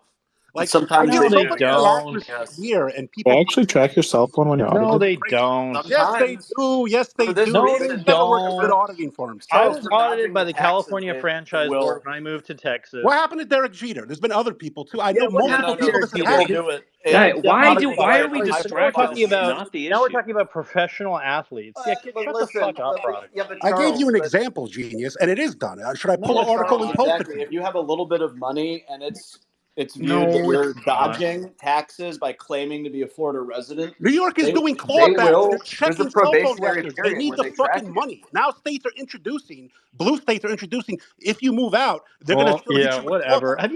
Have you ever even dealt with the tax people in these states? Like, they don't give a fuck. They Depends are on the information. they are overworked and underpaid, and they're fucking morons. Not anymore. Anytime you- 87,000 strong. No, look, 87,000 IRS agents. Have you dealt with any IRS agents? They're fucking stupid. Yes, they're very annoying. Okay, they're stupid. Well, Okay, they're some of they the most are. dangerous Like, I'm That's part of the sorry, problem. but they are. And like, I don't even want to be mean about it because I kind of like some of them. I actually feel bad for them. Like, I had a situation where I was being audited a few years ago where I was like, well, actually, I think if you were trying to audit me properly, like, I was helping them in my audit, okay? Because that's how dumb some of these people are. Like, come on, like, be serious. Americans, by and large, overpay their taxes because they're fucking dumb, for one, and we're not European. So this is like what we do. And then there's a whole bunch of us rich people that like fuck around on our taxes and like don't even really know how to do them properly. Like if I'm honest, like I don't even know. Like I do my best. I have accountants. I've taken accounting projects from some of my businesses, and I've gone to 4 different accountants and gotten 7 different answers about how to do it. Like nobody knows how to pay their taxes properly in America. The whole point of the tax system is to then use it as the fake because to go after all the mobsters who are doing other shit like That's money a laundering. bunch of fucking horseshit, Charles, and you know it. 100% They have major true. budget deficits. It's in the news. Should I post the articles? Do I have to waste my timeline? Because I can post. If that's why that they're doing this shit, then how come is it that fucking William Sessions waits for Lansky to die before he goes after the New York mob? Bunch of fucking horseshit. Why did he wait for him to die? William Sessions worked for the Russians the whole time. Like, what are you talking No about? shit, he worked for the Russians the whole time. The whole thing was a fucking limited hangout. It's a protection racket. The FBI has been going after the fucking competition of the mob for 100 fucking years. Well, it depends on it. First of all, it depends on did. it depends on the each district is different, as I can tell you, having been a confidential informant for one, while the others were investigating me. So like it is what it is. And there's a hierarchy. The Washington field office is different than the LA one, which is different than the Utah one, which is different than the Georgia one. So, it is what it is. I'm just saying, I'm working on some shit, and I'm going to come out with it sometime soon if I don't get fucking killed before it. But basically, I can prove that Idaho's been under the control of the mafia since yeah, of course, it's gold Idaho mining in the late 1800s. Yeah, no shit. It's Idaho. It's yeah. I mean, I guess you could just sum it up as saying it's Idaho, but I mean, like, ask Man, one it's fucking Idaho. person what Like my Emprise great grandfather Corporation left will know. Idaho because he felt it was run by the religious nuts and the Mormons. It He couldn't was. make a buck there. It was, but I mean, Donald Yeah. Trump did pretty good. He was running a brothel about an hour away from where I Yeah, live in Wallace. right around the same time that my great grandfather left Idaho, Donald Trump's grandfather was coming in and running a brothel. What does that? Yeah, tell that's you? right. That's right. Smart move. You always need that kind of job. But anyway, David, David, I would say, isn't it better for America to have their own organized crime, like domestic? Yeah, it's we're always gonna make better. the mob American again. Yeah, it's always No. better. Like, yes, No. you don't want the Russians in there. You don't want the Chinese in there. You want your own. I don't want any mafias in here because that's based on what I am learning. No. You're always going to have a mafia wherever you are because there's a whole bunch of things that men want that they shouldn't be allowed to have, and that's how it works. Exactly. And Charles, no. you were asking me one day about Schröder and the whole Hells Angels angle. And exactly the same in Germany. Look, Germany doesn't have a domestic mafia, but we have all kinds of everyone here. So what they did, the police... I guess I would have been better off with the Italian mafia, right? But the problem is that the mafia was used by the CIA as a way to supply cash for their covert wars. We saw this with the whole Iran-Contra thing, Operation Gladio. And what I'm finding, and Chuck, I'd love to hear if you know anything about it, I am finding extensive indications that there was a type of Operation Gladio happening in America, whether or not CIA was running it, or maybe KGB or some other country's intelligence service. It definitely is looking like there was a kind of Operation Gladio in America, and frankly, that taints almost all of our political discourse for the past 70 fucking years. Because what I'm seeing is that basically the CIA and FBI funded the entire fucking white supremacist movement, whatever you want to call that, from the beginning, starting with the Minutemen organization in California, which became the Special Army organization, and then characters such as KKK leader Robert Miles was a fucking CIA asset, and no one has known this until last week, for crying out loud. David, can I ask you a question, David? Obviously, sorry, I've been alone for like 2 months in the archive. No, it's cool. David, you're awesome, man. I love you. But David, ask yourself the question from a Machiavellian point of view. If you're a state leader, and let's say the perfect world, no organized crime, everything is fine, men don't cheat. We get that, but this perfect world will never exist. Okay? But here's the thing. Wait, David, let me just ask the question. Let me just ask the question. That is the perfect. And you, as a smart world leader of your country, knows that. Isn't it more beneficial to have your own domestic organized crime organization, which you can always leverage, and basically, when they are going too far, you can hit on them, than to have, let's say, foreign organized crime? I would always prefer domestic organized crime, honestly, because it's always better to have them, because Yeah, but the problem you can make deals. what we saw in America though is that the international organized crime was using the FBI to knock off the domestic organized crime. So it has a way of globalizing and centralizing power one way or the other. Number one. Number two, the black market for opium did not exist until massive prohibition regimes came into play. And then it spawned a giant black market for this shit that intelligence services or the East India Company or whoever the fuck could use to finance covert shit. And then once that had run its course, you've got bootlegging and then heroin again after Vietnam, and then with the Nicaragua thing and cocaine. I mean, look, all of this shit is fucking artificial, and it was the result of intelligence. This is not just like, oh, like this guy has a particular weakness and he wants booze and it's illegal, so I'm just going to get it for him because it shouldn't be illegal in the first place. Bullshit. This thing was fucking marketed. It was predatory. It was designed as it was by design. So You're talking about heroin, opinion, or what are you talking about now? Just every. I'm talking about the entire fucking phenomenon of, like, let's say crack cocaine, which we know about, the heroin thing, the Golden Triangle, then Afghanistan. I mean, if we did not have a CIA, we would not have drug problems in America. Straight up. Yeah, that's not true. Okay. That's kind of crazy. Because the way it works is that every country tries to run the other country's drug trade, right? Like, that's how they do it. Because you always want to control addicts and you want to control true believers if you're running an intelligence service. Those two groups you want to control above all else. What do you mean by true believers? People who are ideologically committed, or who are religious, too religious, or too hobbyist oriented. You're looking for personality types. Those are the people you're trying to run. And so in the case of the US, as the US became a global superpower, there are lots of countries, like, look, life in America is hard. Like, it's lonely. Like, it's not for the faint of heart. Like, it is not. And especially as your job gets outsourced, your wife leaves you. What do you mean by lonely? Money. Just the social conditions here? Yeah, like, life is hard in America. Like, if you go to, like, other countries, they have way more involved family life than we do. We have, like, a whole number of people that live alone, like, I mean, like, our social safety net, like, is basically non-existent relative to a lot of the OECD countries. And, many of us live alone by choice, which is even more fucked up. So, like, life in America is lonely and hard, and if you have any genetic predisposition to addiction, to alcoholism, to drugs, to whatever, there are lots of countries that will basically turn you into a slave. And they'll do it, as a way of destabilizing the United States.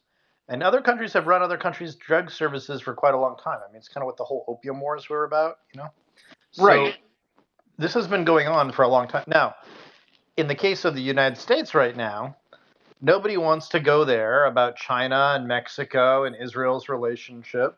Nobody wants to talk about the Israeli activity selling weapons and cyber weapons and destabilizing Mexico and destabilizing other parts of Latin America and trafficking all those people to our border. The 7 million or the 20 million or however grillion, 6 grillion, I don't know, that are coming into the country the prodigal talks about. Like, who's bringing them here? They're just, getting on WhatsApp. They're firing up WhatsApp and just coming here. No, they're being trafficked here by criminal. Soros, Catholic Charities, a number of organizations. Yes, Catholic Charities are one of them, but the big one are the Israelis, and this is well known. And there's a lot of activity about how this all works, right? They destabilize the country, and then they sell the border wall security systems. That's what Elbit's doing on the border. This is how it works, right? This is why John Fetterman, hyper pro-Israel, guy that he is, Democrat or whatever, turns around and is for border security. But right? which Israelis are forcing the border guards to weld open the gates? Which ones are those? No, you're not paying attention. You're No, doing I that weird am. I'm just Gish Galops asking. The thing. U.S. border No, I'm guard going to got explain it to changed. you so you understand it. The people who are bringing the illegals to the border are largely organized crime syndicates, many of which are connected with I the get that. They're Israelis. cartels. Who is No, letting they're them not in? cartels. They're not cartels Oh, because you the don't think cartels the alone. cartels make a lot of money off of the human trafficking at the border? Is that your position? Well, most of the money that the cartels make money off of is fentanyl because they actually get more money for the return than Well, the a couple of slaves. billion ain't nothing to cry about, right? I mean, Well, according to the U.S. when you have assessment, 2.5 million it's flooding the about $10 border that billion. isn't No, maintained, no, it's I'm a lot explaining easier this to to you. move that Listen, type of you're stuff. doing the Gish Galop It's thing not. again. It's It's annoying. not. It's annoying to do the Gish Galop thing. Year on year, record immigration increases. He's like, well, it's drug dealing. Well, if you have a porous border, you think it's You easier to get done? Are drugs you in? done? Are you done? Are you done? I'm Because I'm trying not. to It's just educate you say people. so many Listen, I inaccuracies. understand that you Yeah. work for the Zionists. Like, I That's get what it. you think. All I right. followed you and I've tracked you for months now. I Okay. get Whoa, that you work for the whoa. Zionists. I get it. I I got it. followed you very closely, Prodigal. All right. Very closely. I like it when you go schizo. It's always funny. I'm not going schizo on you. I'm going to out you any day No, now. the economy is booming. No, what the fuck are you Even this way, talking about? even this way. Look, What the listen to this fuck are logic. you talking The about? number they agree on is What 7 the million. fuck are you talking about? It costs You're going 30,000. and you're Either gish your tax galloping dollars are when paying I'm for it. explaining how the Israelis traffic people into the country, and everybody knows what you guys are doing. We're watching you. We I got think eyes on Prodigal you. is not well liked in the Zio spaces. He gets No, it's attacked not all the true. time. He creates the fake illusion of them disliking him, but he runs both sides of the trade. Listen, I get it. I've seen it. I've seen I it. It's know been he's done. not Yeah, in the I've never Zios flip because he flopped hasn't said once. anything I to me hear the about any of flip this. flops often. No, Sam they, Altman. they I do their mean, training. I mean, Prodigal, The you know, batting average Zeki, is like 5%. Prodigal Market should be proposed to predicted. go to war against Yemen. Zeki, in the other space, remember? Prodigal said, Well, we listen, must stop hold them. on, Kaiser. I propose Uh-huh. Yeah, the controlled post World War strikes II against the order Yemenis if they fucking rests continue on free this. passage. I don't want to bomb them, Well, but if they're and one stopping thing global Patrick trade, what the Henningsen fuck are wasn't. we going to do, Kaiser? Should we Yeah, pray to the sky? Nothing. We're going to yeah. do No, nothing listen. about it. Well, It's wait a not our minute. Wait a minute. responsibility. Charles, hold on. One Well, thing that's your Patrick president. We'll Henningsen see what he wasn't does. understanding in the other space was that if the Yemenis fire a missile, it could miss if it's in Israeli shipping lanes, trafficking. or if it's No. intercepted. Hold on, Chuck. If it's intercepted, we know that hot burning shrapnel with explosives falls, and it could fall on ships in that shipping lane. They've all redirected I already. mean, these are serious They're concerns. spending $1 million Good. more in gas to go around 35 Africa, billion Good. has been and lost now already. the insurance they're required to keep has increased Good. tenfold. Yeah, it's great. Let the fucking common men who are struggling starve to death. Great And the thing. Yemenis aren't Buy less shit. even taking direction from Iran on this. They're acting rogue, and like you said the other Good. night, Good. they're using weapons that they were ordered Fuck to the dispose of. Israelis. Like, I don't know how to be any more clear No, I'm about not it. pro-Israeli at all. You know this, but like, I also don't want global commerce to get fucked. Yeah, but Zach, because of the Israelis. hear me out, Zach. I get where you're coming from. I love free trade. It's awesome. International shipping, I love it, man. Man, engines on it, two-stroke engines. I constructed them. The thing is, Zach, the first notion shouldn't be bombing. The first notion, idea in the head should be negotiating. Why the fuck are we talking about bombing? No boxing, honestly, man. Yeah, because no, I saw you. No, Zagunel. Zagunel. The point is, it's easy to call for war. And boxing, I saw your tweet. Oh, we have to go to war. Dude, you are living 6,000. Yes. Samira said no war in Iran, no war in Yemen. Dude, boxing, you are not living here, man. The thing You're is, shooting missiles into ships on a boxing, then negotiate. That's the act of war. They always have the same Kaiser, position you're of whatever ignoring that. BB's I don't is at understand any how you given ignore time. that. But boxing, negotiate, man. I'm not saying it's okay, but negotiate. Why should we negotiate at all? Why should we even care about the trade going through the Suez? Let the higher prices be borne by people who want to do business with the Israelis. That's not the trade Or they're just the blocking. Israelis. I don't know, Charles. That's not What's the that? trade they're blocking. They're blocking all the trade is moving, and now these multinational Whose trade corporations are they are moving? Whose trade are they blocking? Maersk, BP. They're all moving, Okay, and now it's not they're our problem. blackmailing the U.S. for security. But you know this. You're Yeah, but intelligent. Charles, since the Russian sanctions, so Again, much I more want to be oil very clear about has this. We were talking about the transits that Israelis strait. trafficking people to the U.S. border And then Gish Galop came in here and tried to change the conversation again. I find that very telling and very interesting. Wait, Okay, all am right. I correct? Israeli Wait, am I interesting, correct isn't that it? Yeah. while I was gone, Chuck said he was watching Prodigals, Israel Shilling very closely? Because I find that amazing. Yes, I was. Monitoring him closely. He said he was going to out him. He was going to out him. He's been following it. him very Do closely. it already. Oh my God, what a fucking bomb, dude. There won't be any of that. He's no just patience kidding. for He's you just pushing kidding. all of your weird shit on Timcast. So you're on the list. Don't you worry.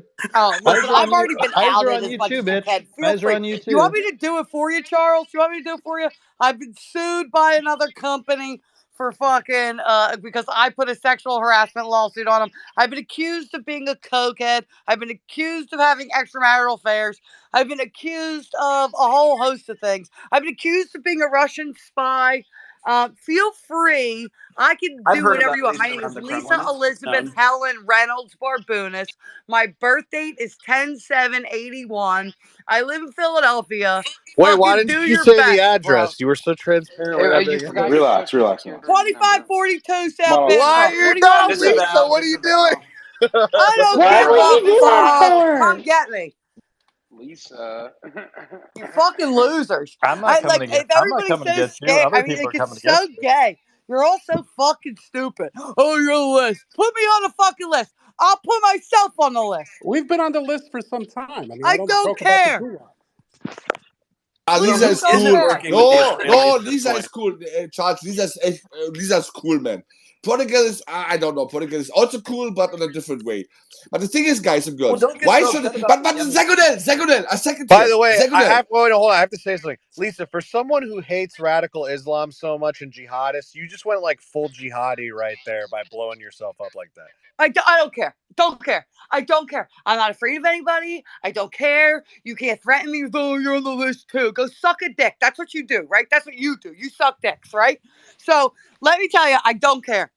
And I really don't. I don't understand. I will never, ever be intimidated or fucking done by anybody. Seeming Ever. nervous these Ever. days, huh? Lisa Ever. You're a lives in little Philly. nervous these She's got days, huh? daily turmoils that she has to deal with. My life has been made hell by people stronger than Charles Johnson. I Trust didn't say me. I was going to do shit to you. I said it's going to happen to you. Put me on the list. The fucking Well, feds have me on the bitch, list. I already I said to don't you, you're care. already I on the don't list. care. You're already done. I'm And I was probably already on the talking list about too, somebody then. I else. mean, we're all on lists then. I don't know but about that. Zagodel, my dear friend Zagodel, and now let's have a tough, serious talk. Okay. Why should I? Okay, no insulting, obviously, but why should I care about the blockade in the Red Sea? Why? I will give you the answer, Zagodel. I have to accept. I have to eat shit. Okay, your pipelines are being blown up.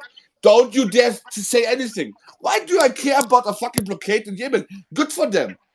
Good for them. Good for them? Okay. Zagodel. No, Heroic. Zagodel. Here's a certain hypocrisy here. I see the hypocrisy actually quite frankly here. When Russia was blockaded, sanctioned, I must be silent because, yeah, that's cool, basically, your farmers cannot produce any potatoes anymore. No potatoes. But if the Houthis are just doing a little bit of stuff, the whole world is going crazy. It's bullshit, man. It's all bullshit. Come on, guys. Patrick. You're in finance. You're in capital markets. But Prodigal, don't you see the hypocrisy, man? Don't you see the hypocrisy? Listen, I'm making a short point. Deflation looks like it's coming, and you're saying, why does This is nothing. Honestly, Prodigal. Where is Europe? Prodigal, the container liner. No, Prodigal, the liners are rerouting around the Cape of Good Horn. Are you, Roger? Stop minimizing the fucking financial impact that has. It's ridiculous. I don't give a shit, man. You motherfucker. I don't give a shit, man. You blow up my pipeline, you motherfucker, man. My farmers have no diesel anymore. You motherfucker. Shut the fuck up, man. Don't you tell me. Those nuclear plants. You shouldn't. Don't you tell me, oh, that's so bad for me. It's not bad. It's like 1%. It's 1% of the Well, you problems. spend all that money on windmills. You're all right. This is bullshit, man. Like, this argument is so bullshit. And Patrick Henningsen was interesting. spot on. Here's another area where Prodigal is taking the BB position. Just very telling. What about wind energy? Have you been looking at the market about what's happened recently? How many contracts have been broken? How many hundreds of millions have they paid in penalties? Israeli interesting, Prodigal. And Prodigal, Prodigal, you're not stupid. You know that we right now in Europe pay double the price for gasoline and diesel because of the fucking Russian sanctions. You're We going to buy pay more with the blockade. I'm and not this for doesn't. the. No. Am I for the sanctions? Is my position fucking Nine, I simple? know, but In then both don't make a cases. big drama out of this fucking Red Sea thing. It's not a big drama. Not a big The deal. Western's will reroute via Cape of Good Horn. They did it when the Somalis were pirating. It's not a big deal, man. Everyone who wants to make a big deal of it, it's bullshit. It's not. It's 1% on top of it. 1%. And honestly, I don't care about that 1%. I don't But care. your target inflation is 2%. I mean, I think it makes a But Prodigal, man, you know it very well. We are buying right now because we're fucking retarded and stupid. We are buying Russian refined diesel and gasoline from India for double the my only price. point is the whole West has to roll over a lot of debt in the next year. This is something that needs to be resolved, hopefully peacefully. If it isn't, we may not see cuts as soon as we need, or unless the economy completely falls out. Like, well, you know this. You work in fucking capital markets. Why should But I have it will happen, Prodigal. You cannot stop it anymore. The trajectory is set. It is set. I honestly, Prodigal, I'm not cynical or whatever. Not at all. But you cannot until our whole leadership in the West, in the United States, and that goes for both Republicans and Democrats and for the European Union, unless they completely change their position. It will go down the way it's going down. You cannot stop it. It is what it is. I know exactly. That's why you should fucking bomb the fucking terrorist base that's affecting the global economy. How are you going to allow the Houthis? I don't know. Boxing. We're not doing this to white knight for Israel. This is because the Israelis. So, I would say it's their duty to have a negotiation. I'm talking about global commerce act. They're using Israel as an Yeah, excuse. The Houthis yes, wouldn't they have are, done Zach. this initially had it not been. No, for it's because of what happened with the I'm Egyptian sure of elections. that. It's what happened with the Egyptian elections. That's what's going on. So because what's his face just got reelected, they're putting pressure on him to break from the Israelis to allow either for a humanitarian corridor, which is to have the Palestinians go into Egypt, which is what some factions want. They're trying to basically put pressure on Egypt because Egypt makes all this money off of the Suez trade. And you know what my view is? Fuck the Egyptians. I tend to agree. We pay them every year not to fuck with the Israelis. And so you know what they how do? they really feel. You know what they do? They buy from the Israelis and they run spies like Menendez, who's their bitch, and fuck them. Fuck all of them. Yeah, our two biggest foreign aid recipients in the Arab world are Jordan and Egypt, both of which we started to subsidize at this level after they made peace and normalization agreements with Israel. So, no, I think that's and we shouldn't have done that. We should not be subsidizing any of these countries not to fight. No, it's got to be a coincidence, right, Chuck? So, but if we stop subsidizing them, do you think eventually they'd set in on Israel? I don't think that Israel's long for the world, and I don't think it's the 17th or whatever the 11th commandment that Israel has to exist. South Africa existed; it doesn't exist anymore. But Charles, wait, is that a good thing or a bad thing? Depends on your point of view. I've seen the videos, man, before and after. Depends on your point of view. You suck Elon's dick. I'm asking about your point of view, Chuck. Listen, you are all for apartheid South Africa ending and Elon being forced to live in America. If Elon had to live down in South Africa, you wouldn't get his dick to suck or your Tesla to drive. Indeed, and if Hunter Biden didn't smoke that crack, then you wouldn't. Sorry, boxing for yelling earlier, man. But the thing is, I'm really triggered by this whole bomb. Maybe start negotiating. Maybe start talking, and maybe force Israel as well to get the fuck have together. That point of view? Boxing is with the Zionists. No, I don't think boxing is American. Come on, boxing. He is. Oh, yes, he is. A little bit more pro-Israeli in the last couple weeks. I think. He's been activated. The eyes are on him too. Don't you think we don't know? He's been activated. I mean, you laugh, but we're watching him. Like, people are paying attention to these. You give me too much credit. You think I'm activated, Charles. Databases are made. Things are chronicled. Reports are filed. I believe this is possible. In response to the question that was just asked about, no, I don't think Egypt would go to war with Israel. Absolutely not. But I think they would stop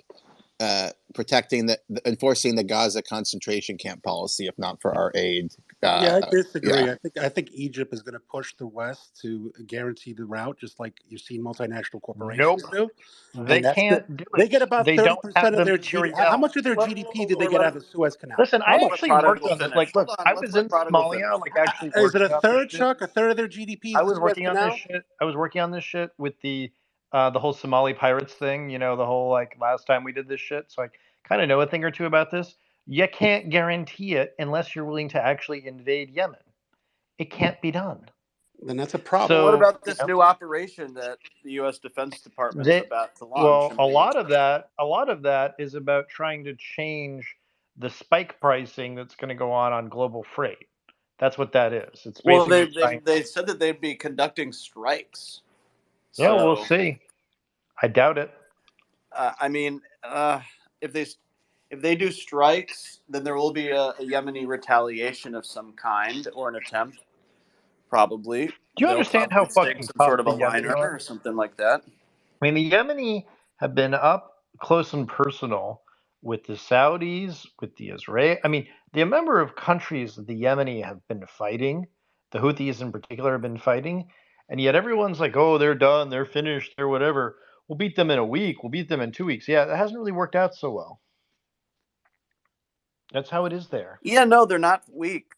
They're more formidable than Hamas, for They example. are some of the toughest motherfuckers that I have And they ever have a tough encountered. terrain too. They have a very difficult country to. I Tough mean, they've terrain. got They're caves smart too. where they Unlike hide weapons. I mean, we're not supposed to talk about this, but like they're actually intelligent, which is like the big problem Yeah. because they're modifying all these drones to be very effective. They're look, we can't guarantee the shipping lanes here, and oh, so sad for Israel and Egypt. What a shame. Oh, so we just And Europe, relinquish. but okay. We just remove our naval assets. I And mean, call it a day? there were 8 years in which the Suez Canal was blockaded, you know, in the past. So like this is not without Yeah, but precedent. Charles, there's so much more oil is flowing through that strait because of the sanctions on Russia now. Like it's Yeah. Yeah, but astronomically more honestly, than it was. here's the point. If you already So this paid is that, all oil coming in but and out No, of the because Zagonet, look, world. it's I an mean, additional 3,000 nautical miles if you're doing the Singapore to Rotterdam route, which is like not that much. It's also much more safe, so that in turn affects the kind of cargo that you ship and the margin of cargo that you ship. And frankly, I don't think a lot of global freight should be shipped. Like I think there's a lot of consumerism that maybe prices for consumable goods should go higher. Yeah, it's a problem. If anybody knows how global shipping yes, Prodigal, it's a problem. But Prodigal, the whole system is based on just enough and just in time. If this goes not really long, okay, you're right. But Prodigal, I agree with you. Okay, Yeah, why guys, not, Charles? I apologize for getting a little bit emotional here, but Prodigal, I agree with you. In normal times, that would be really bad. But the thing is, if we're already living in times where I have to pay double the price for refined Russian gas and oil, that doesn't matter anymore. I mean, we are so deep into the shits that if you add another millimeter, who gives a every shit? fucking civil war ethnic conflict that has come with a deterioration of standard of living. Yugoslavia, Rwanda.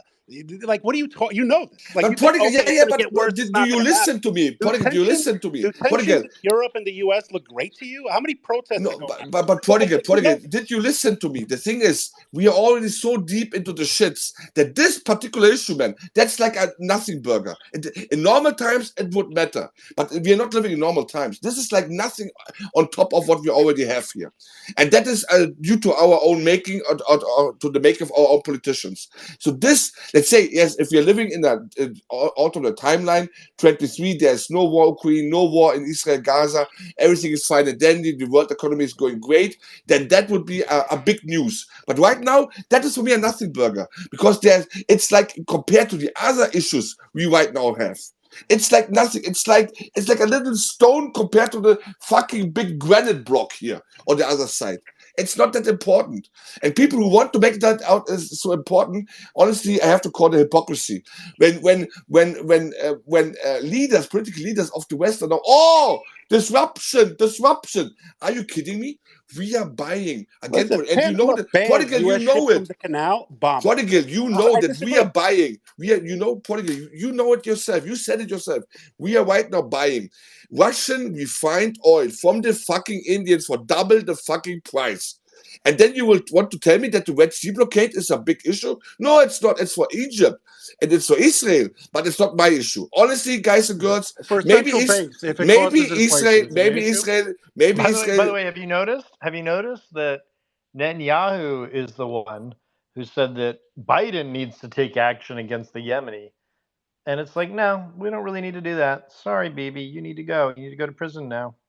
That's what your time. That's what you're going to do. And all of your assets in the West are going to get swept, just like the Russian assets are being swept already. Anyway, Prodigal, all I'm saying is maybe it's time to start negotiating, not always throwing bombs He's all not my around. guy. Tell Joe to talk to his guy. I can't make Biden negotiate. I know, Prodigal. I mean, but I believe in you, man. I believe in you.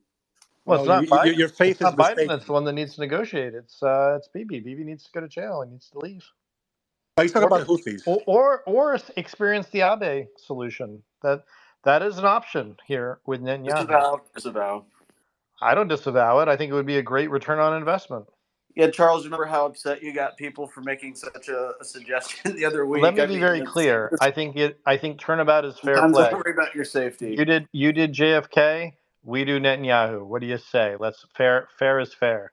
Disavow. Wait, why'd you laugh when you said disavow, product? Because it's outlandish, so I laugh at outlandish stuff. I mean, I'm not a big fan of assassination. I thought the idea was amusing to you because you just thought of the assassination. You're like, oh, that you thought that was great or something. No, I wasn't for the assassination. I wasn't for the killing of Gaddafi. I wasn't for the killing of Saddam. I wasn't for any of these killings. So no, I don't. I think diplomacy should always be the first method. But if Bibi committed crimes, they can convict them. God bless. No, he needs to be brought down. Hague, assassination, either one. Either one will do, like we did with Milosevic. Yeah, but the Israelis don't adhere to a lot of these conventions that they're being. I guess we'll see. Can you add anybody? Any of you guys up here? Because I can't add anybody. I guess we shall see. The Colonel is here, Colonel Jeff, my old friend from Austria. Can we bring him up? Colonel, are you cool? How are you, Colonel? Good morning. We can't bring anyone up. Why doesn't everyone? Yeah, okay, I'm not bringing Chadigal up. He's a You can drop me down if you want. I'm just listening. I'm trying to fall asleep. Chadigal's a cocksucker, so we're not bringing him up. Why don't you Chadigal? He's just annoying. He says annoying shit, and he's annoying me. And when they annoy me, I just kick them out of these spaces. I'm sorry. Like, if you make me a co-host, I don't have to listen to your stupid bullshit.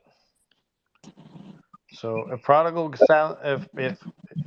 sounds off on some shit, I'm just gonna fucking kick him. I swear to God. Well, I can't bring him up, so it doesn't make a difference to me. Good. He gets fucked. Zeki, can you bring up the Colonel? You want me to bring up Chadigal? Yes or no? I already invited the Colonel. The Colonel is actually, I like him, man. Like, honestly, we are on different sides, but at least we can have tough Colonel's talk. probably driving in the Alps right now. Spotty service. Who knows? Aviano. I mean, yeah, who knows what's going on there? Oh, and again, sorry for yelling earlier, man. Like sometimes the it's all right, Kaiser. You should hear these people in the space. I was in Nelson's space earlier, and I made some good points about how our friend BB's a problem one way or the other, and of course I was removed from the space, so it is what it is. Wait, is that the black guy that does the gunshots? Very rude. The gunshots? Well, they don't want to talk about BB because they're all working for the Israeli military defense operations here. Yeah, exactly. I said Israel would be in a better position if these dumb motherfuckers think that people don't know. Kick me.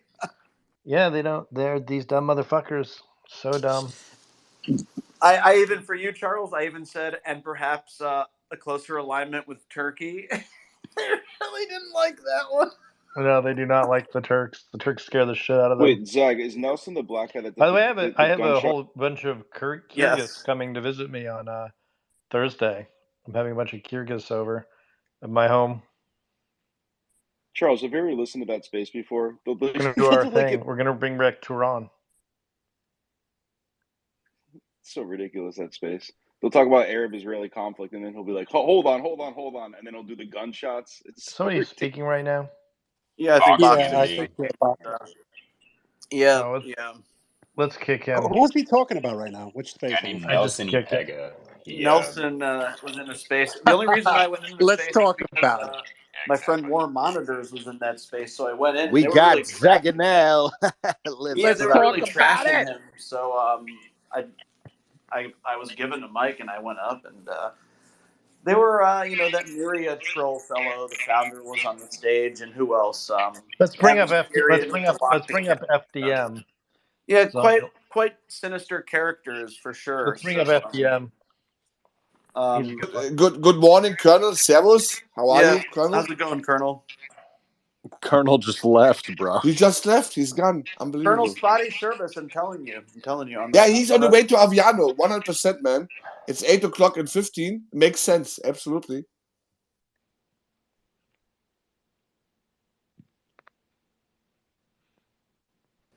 Anyway, yeah, these people were crazy. Anyhow, there's a reason I don't go into those spaces. They're, as Charles would say, they're very low IQ. No, they're just Israeli disinformation operations, and you have better things to do with your time. Boxing, I have a quick question for you. The figure of deaths in Gaza appears to be over 20,000 now. Probably it's quite several thousand higher. That's a good start. That's a good start as far as he's concerned, Yeah, right? well, is there a figure that would be too high for you? Like, they're talking about several more months. If it's 100,000, 200,000, what is too high for this mission to be morally justified of eradicating Hamas, like, in your view?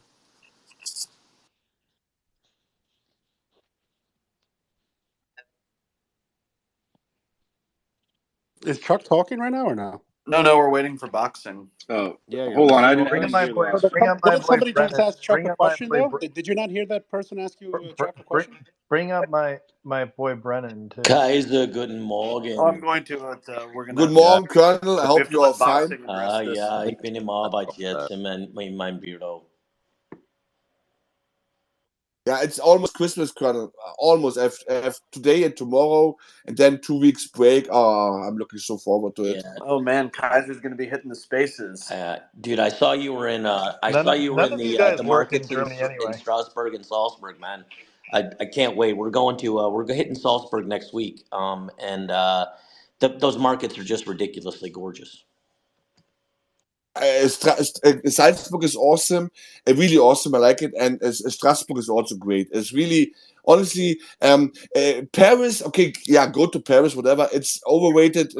Tell him where the best one is in Germany. Go on, Kaiser. But Strasbourg is great. Like honestly, good food. Tell him where the best one is in all of Germany.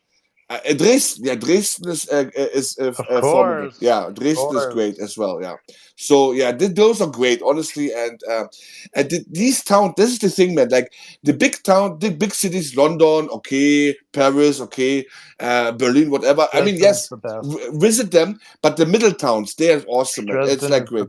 Yeah, Dresden, Nuremberg, Strasbourg. Those are those. Leipzig, yeah. Though he has a problem with Leipzig. No, I have no problem with Leipzig, but Leipzig is not that special, you know. Like Dresden is was it also destroyed, Kaiser? Oh yeah, I mean every city it was destroyed by giving it to Poland. I mean, let's be real here. I heard it was a nice medieval city, but maybe I will not comment on that. You know, I will not. But Danzig is a very beautiful city. Visit it. I mean, honestly, I'm not joking here. Gdansk and Königsberg. I want to go to Königsberg. That's my dream. Yeah. My dream is was to go really to nice before they the old blew it up Königsberg. in World War II. But it has been, honestly, the good thing is in the 90s and 2000s. Kaiser, that was sad. That was a lot was rebuilt, actually. They were rebuilding the old city, and that's great. You know, like, honestly, I like that restoration. That oil money, yeah. Yeah, it's honestly, and that's the thing. I mean, obviously, all these cities, but they really try to rebuild them as much as possible. It costs a lot of money, guys. This is super expensive. And when they're in Frankfurt, you know, that a little part of the old town. And Frankfurt was like a very medieval old town. Everything destroyed in World War II, and they reconstructed a little part. And already this cost you 500 million. You know, because when you want to do it the proper way, like the OG way, and that's expensive, but I think it's worth it, you know. And honestly, I think I was watching about New York, and because Miss G is here, and in New York, the Penn Station, for example, that stuff should not be destroyed. That is heritage, and I think it's great when you have that things to keep your heritage. That's actually a conservative thing, you know. Republicans should be all over the place to keep not a fucking skyscraper left, right, and center. You know, that shit is everywhere. But the old heritage stuff that should be kept. And Republicans, we were talking about earlier about culture. That would be one thing where Republicans should be way more active. You know, when you have this. Well, we tried. We tried during the fucking Richmond and all these other places. I mean, Yeah, I know that, but that was political. I'm talking about architecture here. You know, old. Let's say it's always like. But anyway, I'm just saying we it's don't great. build things to last in America because we're not a people that lasts. But Penn Station was beautiful. Honestly, I saw pictures. It still had to go. Yeah, that's a shame. Nice. Absolute shame, man. well, it's not efficient. You know, No, wait a minute. They have a nice Penn Station now, Kaiser. Moynihan Hall. Very nice. I mean, Kaiser, you know. Yeah, we had people standing. We had people. yes. We had people the other day standing up for their rights there and the rights of Palestinians not to be genocided. Where I get it. Where? At Moynihan Hall. Yeah, those New York my. commuters Very are really gonna save. The Prodigal's all in favor of that. He loves it. I want to know a single position that Prodigal has that doesn't line up with BB's position. Just one. I've spoke about it in depth, actually. Yeah, which one? I don't believe in the carpet bombing. I think the U.S. should apply pressure. I'm just curious why your guy, who's supposed to be the hero, hasn't done what you said. I just think it's interesting. What pressure should the U.S. apply? Well, if they really wanted to, neither side is applying any pressure. Nothing's going to happen. No. What pressure should they apply? You said that they should apply pressure. What kind of pressure should they apply? They're doing it now. They're saying, what we pressure? want clear, concerted. They should have put a timeline. They should have put guardrails. They didn't do any of that at all. Guardrails on what? Timeline on what? On the action, on the civilian casualties, on all that. Mm-hmm.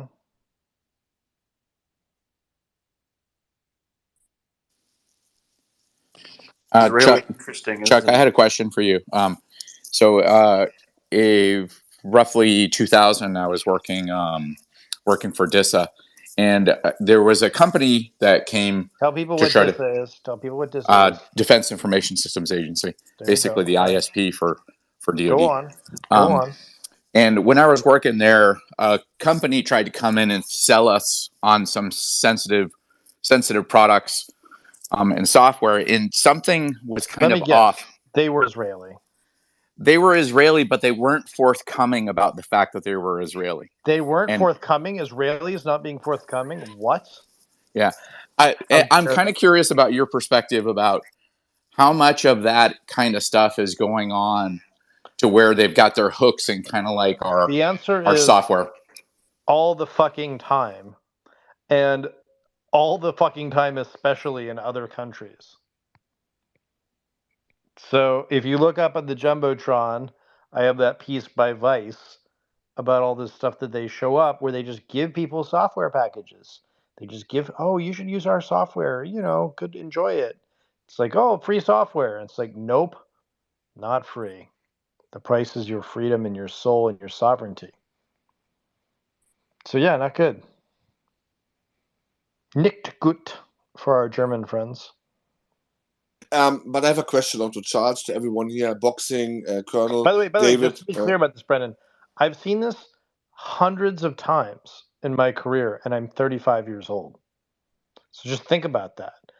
Most of the phone calls I get are about Chinese penetration, but the second most I get are about Israeli penetration of different tech stacks and sectors. Sounds like some sort of fetish video. I don't know. Well, all in all, you're just another brick in the wall, right, Brick? Anyway, you were saying, Kaiser? No, the question is now, I mean, the United States are the biggest ally of Israel. Why would, the question is, why do they undermine then the United States? It doesn't seem sensical in the mid or even long term.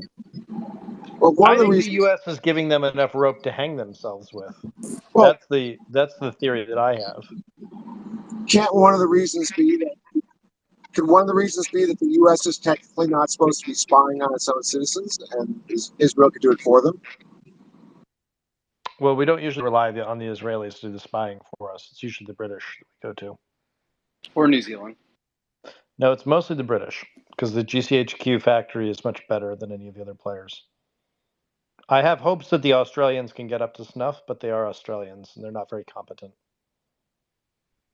Oi, mate, who are you talking about like that?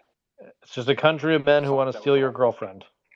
That's all they are. A country of men who can steal your girlfriend. Just know that. Don't bring your ladies to Australia. They will get stolen. Australia isn't real, though. I know that you're of the view that the Earth is flat, but I'm not of that view. I can assure you that I've been to Australia, and it is a place. Why do you think I'm a flat earther? I just assumed it. Given all of your other retrograde. You're a young Earth creationist, so I just thought flat earther goes with it. No. No, she's spherical Earth. She thinks of the Antarctic ice wall is. See, I'm neither No, flat no, nor no, sphere. no. I'm just like, I don't think the Earth moves at all. Really? Well, That's is interesting. that Einstein quote real? That's like Galileo philosophy. I think that the Earth is the center of the universe. Yeah, that's pre-Galileo. Oh my God, David, that's like a 15th century perspective. Yeah, but like it totally fits. I mean, you can calculate how to land on the moon. What did You can Richard say about calculate the the right, trajectory not of being the the Earth going around the followers? sun. Or Richard would have the fit. Yeah, well, yeah, whatever. I love all this stuff. I love how batshit crazy people have gotten in my lifetime about basic bitch, I think David's just astronomy questions. I never thought I would like have arguments with like adults about flat Earth shit when we weren't smoking weed. You know what I mean? Like it just seems kind of like rude. Speak for yourself. Yeah. I feel like even when we were smoking weed, I kind of feel like walking around with like just an IQ test proxy and a blood test and like just basically being like collecting as much data on the person before I engage in conversation. I actually just did an IQ test today and it's 133. I don't fucking believe it. These spaces. Is that good? It should be required. How do you do that, David? There's no way you could do an IQ test yourself. You have to get No, it. you can. You can go on. The question is whether or not it's like you'll be allowed to be admitted to a group like Mensa or college. So you can take the test, and it is the test. It's just that in order to be admitted to Mensa, you have to take Mensa the is test the most in annoying front thing of people. Good lord, are those fuckers annoying? They're so bad. Yes, I Just believe. for the record, I don't actually believe that Australia isn't real. It's The just a critical fun conspiracy. fact is that you are a douche.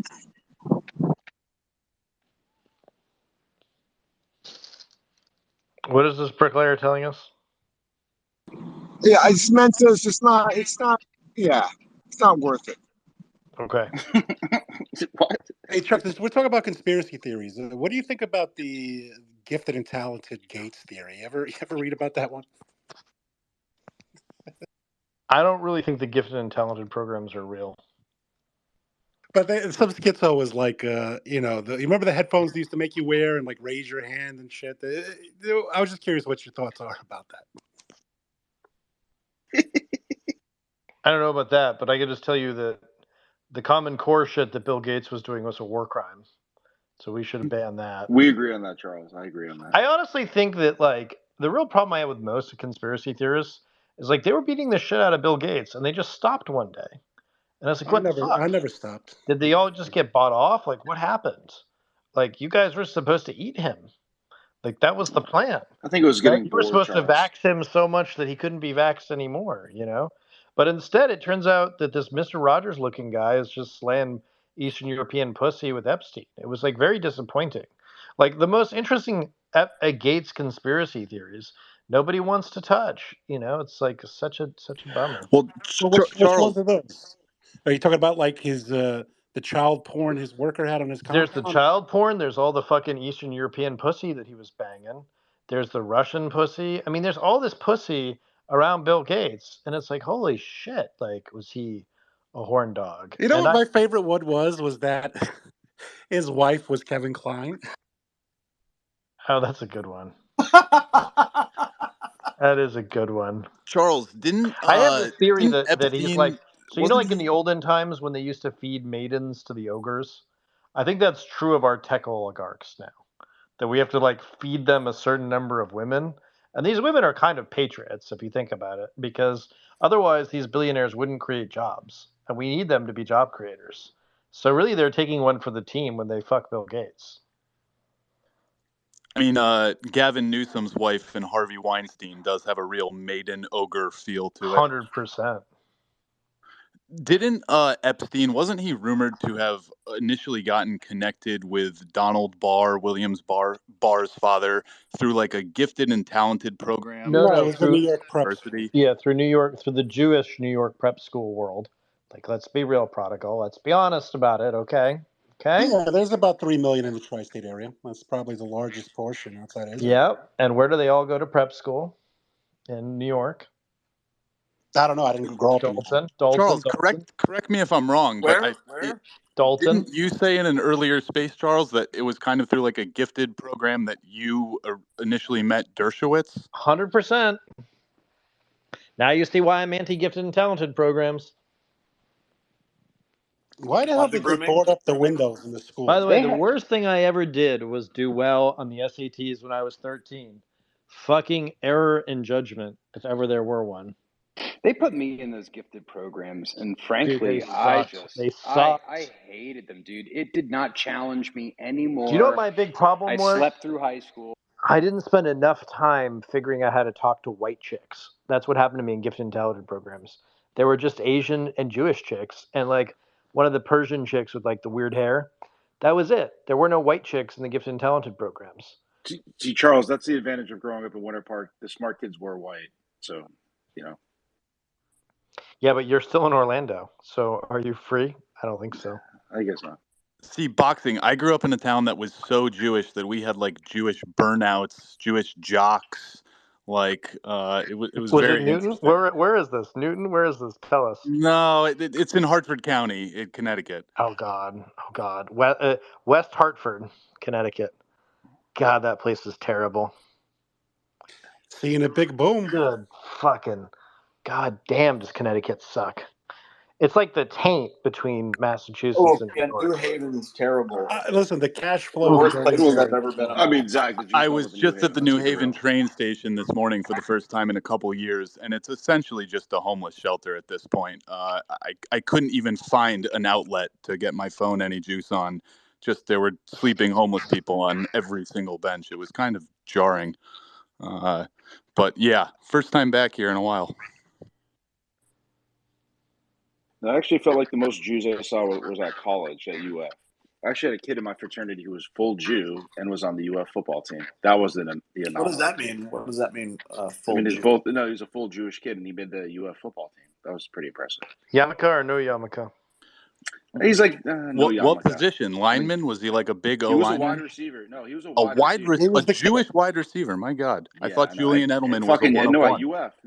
It was. I mean, he was like got off the bench, but all football is rigged. All football. Nobody gives a shit about the Gators. All football is rigged. I mean, they were good back in the day. Who cares? Just another brain trauma that the rest of us are going to have to pay for. Can I throw a conspiracy out there? Maybe. Absolutely, yeah. We'll see. Right, we'll be the judge of that. I was at the OMZ party last night, and some people were saying that chemtrails are real, and I'm saying, like, well, if they're trying to hide chemtrails from people, why don't they just do them at night? Yeah, I mean, geoengineering is real. I mean, the cloud seeding has been going on in China, UAE, and you have Bill Gates active. I mean, Mexico had to ban him from spraying his sulfur dioxide. It's going on. I mean, anybody who says otherwise, there's evidence. I mean, that's Bill Gates. The Biden regime has actually signed on to it.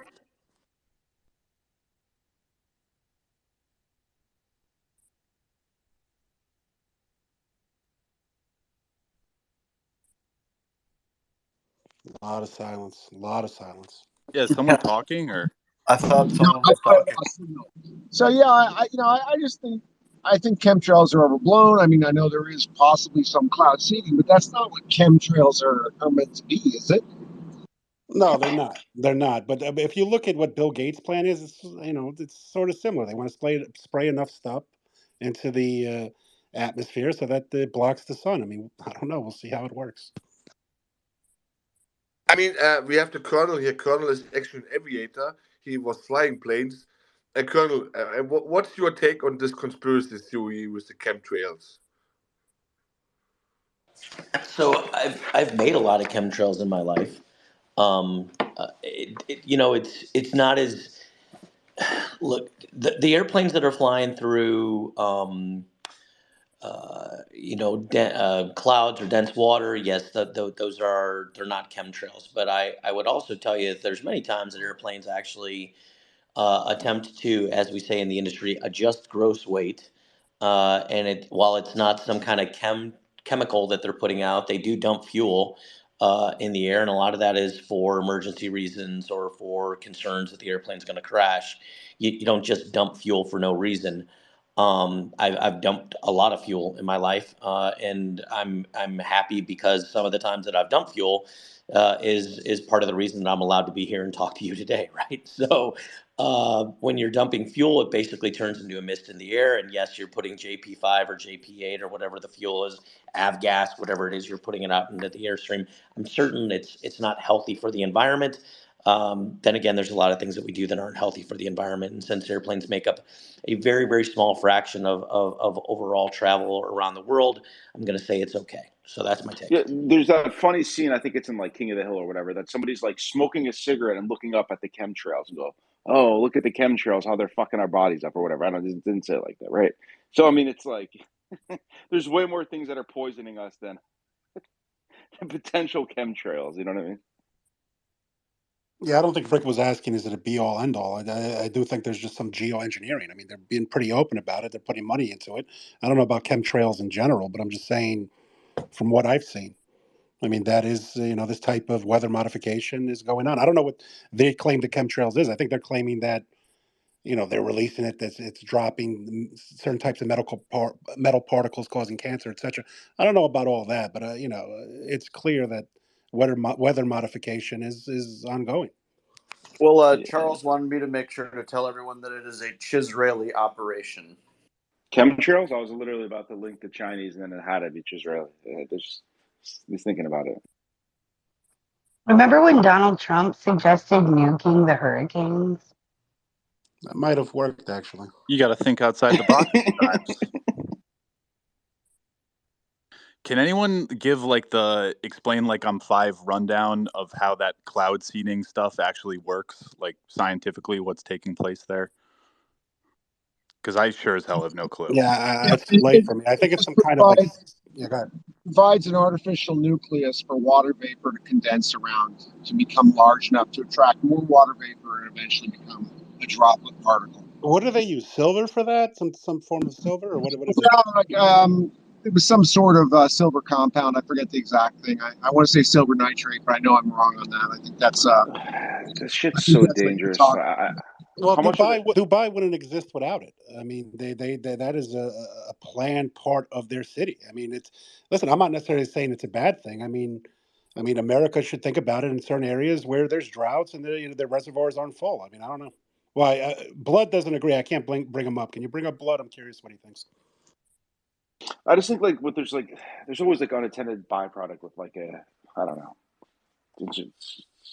I would have to look at the kind of what they're actually putting in there. If they're putting in what, so you said silver nitrate, what compound specifically? Yeah, I don't know. I'm more worried about pesticides and plastics than that, to be honest. It's silver iodide. I mean, Kaiser, I don't know why you're laughing. I mean, the EU is better with it, right? The EU. No, I was laughing about Blood being here. That's all. Yeah. Oh, why you guys don't get along? Blood, you are a Nazi. You're a Nazi, Blood. Kaiser and the Indians. Blood, you relax. Take it easy. Take it easy. All right. Yeah. Blood, this is a random question, but we're talking about planes dropping stuff, and I'm thinking about all these wildfire planes that we have out west in the United States here. Does India deal with wildfires to any significant degree? Yes, we do. In these summer months in the Himalayas, when the pine needles fell down, yes, there are sporadic wildfires. Due to tourists, if they let a cigarette stop burning, or they're just, they're just doing hanky-panking, probably lighting fires, then it does It's catch those fire. damn European tourists dropping their joints. No, we... Fucking hanky panky. Well, not Europeans. It's mostly our people. Yeah, FDM, eat that. FDM, bro. It's That mostly Okay, people prodigal. with plastic in the The ocean. compound that you're talking about, the cloud seeding, it's silver iodide, right? Not silver nitrate, silver iodide. That wasn't me who said Yeah, that. that was me. I knew it was silver something. Silver nitrates photography. I couldn't remember that it was iodine. But the thing is, prodigal, and it only works on a very, very local level. I remember it was a big deal during the 2008 Beijing Olympics because they wanted to get rid of all the particle matter in the air, so they made it artificially rain. But it's only on very small areas, so it's not you cannot do it on a whole scale. It doesn't work like that. Actually, you can do it on a whole scale. The Chinese have literal multiple barrel rocket launchers, with silver iodide, which they literally shoot into the sky. Yeah, but what is large scale for you, Blood? What does large scale for you mean? Have you seen Chinese MBRLs literally shooting the stuff into the sky? You will understand what large scale is. Yeah, what is large scale? How many square kilometers are we talking here? Like I said, have you seen the Chinese doing it in real time? Bavaria, Kaiser. Oh, hold on, Blood. Question. So if Kaiser was to train for maybe 2 years, because he's in good shape, but not in this type of shape, right? And he was to peak K2, would you submit to him? I would submit to this fake Aryan? Never. I mean, I'm not the OG. Good answer. Good answer. Blood is the OG Aryan here. I mean, we all know that. But K2 is difficult. He would be Aryan. He would be superior. Yeah, but the thing race is, Blood, I mean, you know what is funny? Why did the Afghans always come and take your people? I mean, the Hindu Kush is, if you translate it, it's slaughter of Hindus. I mean, Blood, what is going on there, man? See, Kaiser, that's why. Hold on, Prodigal. That's why even Max. Yeah, I'll be quick. I forgot I'm a host. I'm muting you. To be fair, the Indians were able to fend off the Mongols while Europe was raped. But that's just whatever you say. No, Prodigal. The fact of the matter is, Afghans themselves were Hindus, and they were themselves cucked by the Turks. The Buddhas of Bamyan, right? I don't know. Indiana Jones and the Temple of Doom, they said differently. I mean, but you're. Hey, do you know that move, Indian, where you could pull a fucking heart out of somebody? Can you teach me that? The bumshy bum. Hold on. The fact of the matter is, this Kaiser is literally a loser. A loser. That's what he says. Thank you, Blood. He was It's being okay, nice man. to you. Why are you attacking him? Yeah, no, because I don't like Adolf fucking Hitler. And you can put your Adolf Hitler in your ass. Blood likes this fellow? Blood likes Hitler? Did you ever do that? All lies. Blood and Kaiser, don't let this man get you worked up. He picks fights with women all day. Wait, hold on, Blood. Did you guys domestically? Because we did it in America. You know what I mean? Did you guys ever do the fake heart pull? Did you guys ever do that? Growing up, we all did shit. Now, the thing about Kaiser boxing is that this guy literally tries to go into different spaces, tries to curry favor with the host and the co-host, tries to butter them. Not you, Zach. He's your friend. I understand that. But I have seen him do this stuff. And when we call him out, he goes on the offensive. Yeah, but maybe he's just a nice guy. Who are we talking about? Kaiser seems pretty general and a nice guy. You talk about I'm not going to name names over here, but this guy has literally... Blood, what are you alluding to? Are you alluding to your Nazi crew, your Rami crew? I don't care, man. Look, Blood, I know that you hate me because you want approval. You want approval. You are German. We must, the Third Reich, best. No. Your voice went away. And you were the first one to call me a cuck German, a self-hating German. I will never forget that. No, I will never avow fucking Adolf Hitler.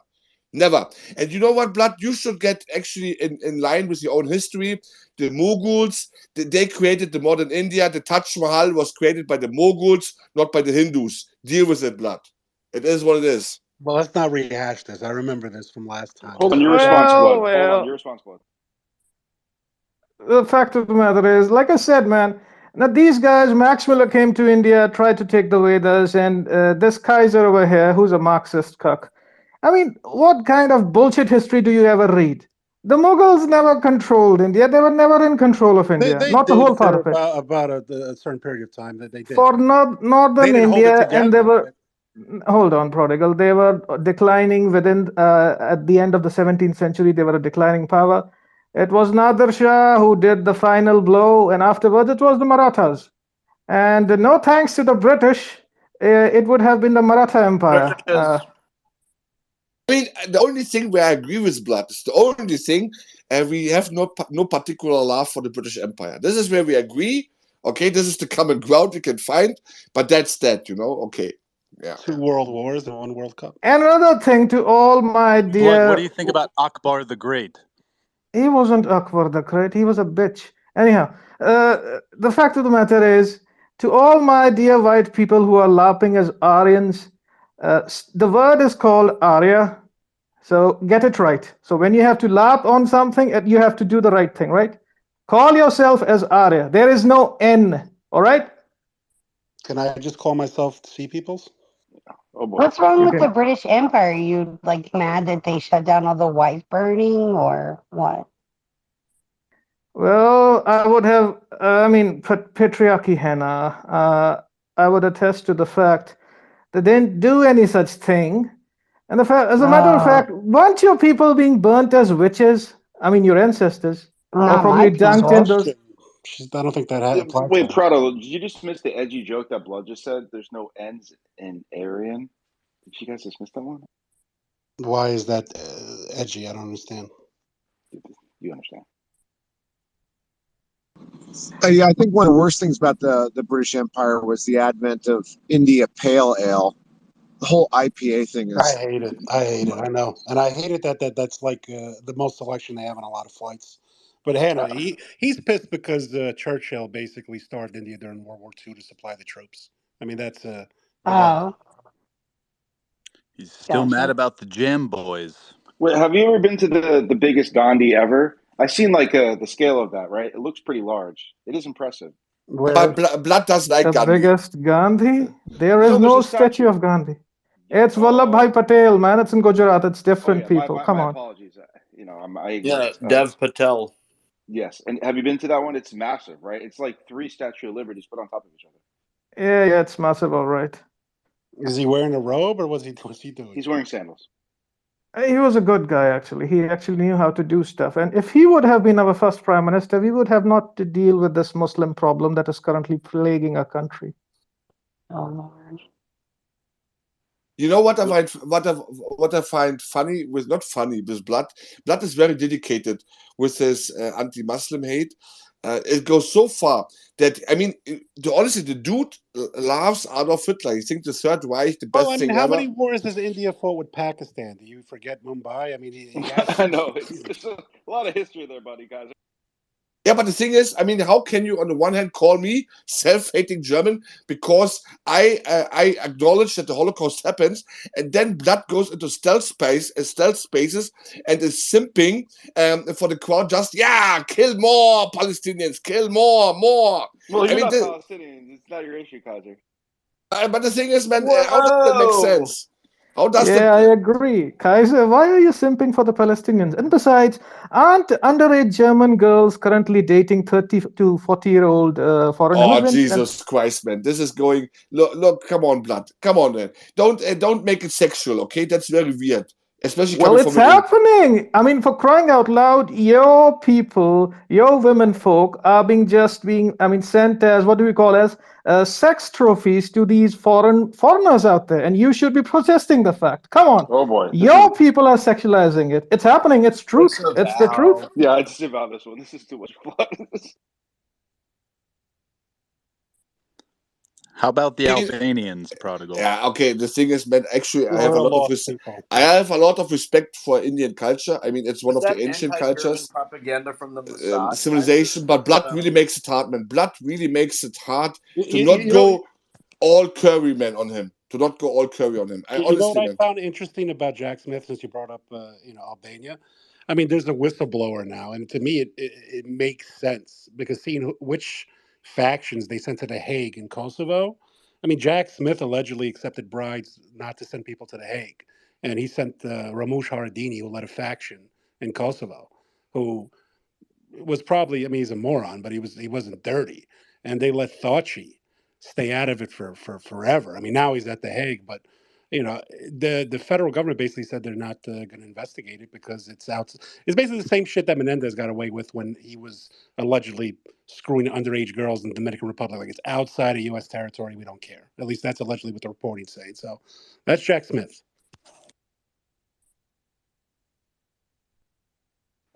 I mean, listen, I feel like I just go back to something we talked about earlier. But guys, I was not kidding you. The Hindu Kush, literally, if you translate it, it means slaughterer of Hindus. It's true, guys. It's true. I'm not kidding. And this guy, Kaiser. Do you know actually the history of Afghans? Actually, I mean, the only reason that the British called it that this country could not be conquered is because they got their butts whipped by the Afghans. Under Ranjit Singh, they were our bitches. Blood. That's why they couldn't conquer it. Too many bugs. Under Ranjit Singh, Afghans were our bitches. All right, we were there up till Kabul. Our generals were literally massacring them left, right, and center. It was the British. The British they just got there into Afghanistan, got their butts kicked, and because obviously the sun does not set on the British Empire, the historians made this fable story. You cannot defeat Afghanistan. No, bitches! Even the Pakistanis are destroying them right now. Listen, Blood, let me just say one thing. So, like, Indian's like my favorite food. Like, I look at, like, India, like, they have some of the greatest, architecture. Let me finish. They have some of the greatest architecture. Hold on. They have some of the greatest architecture and stuff like that. It's beautiful. But, like, I look at, like, just, like, the things in between those aspects, right? So it makes me difficult to want to go to India, right? If you were to pitch a visitation to India for a Westerner in 30 seconds, go ahead. I would like you to, sell it. 30 seconds. Only high-spending tourist and business propositions are available to enter India. The rest of you can stay wherever you are.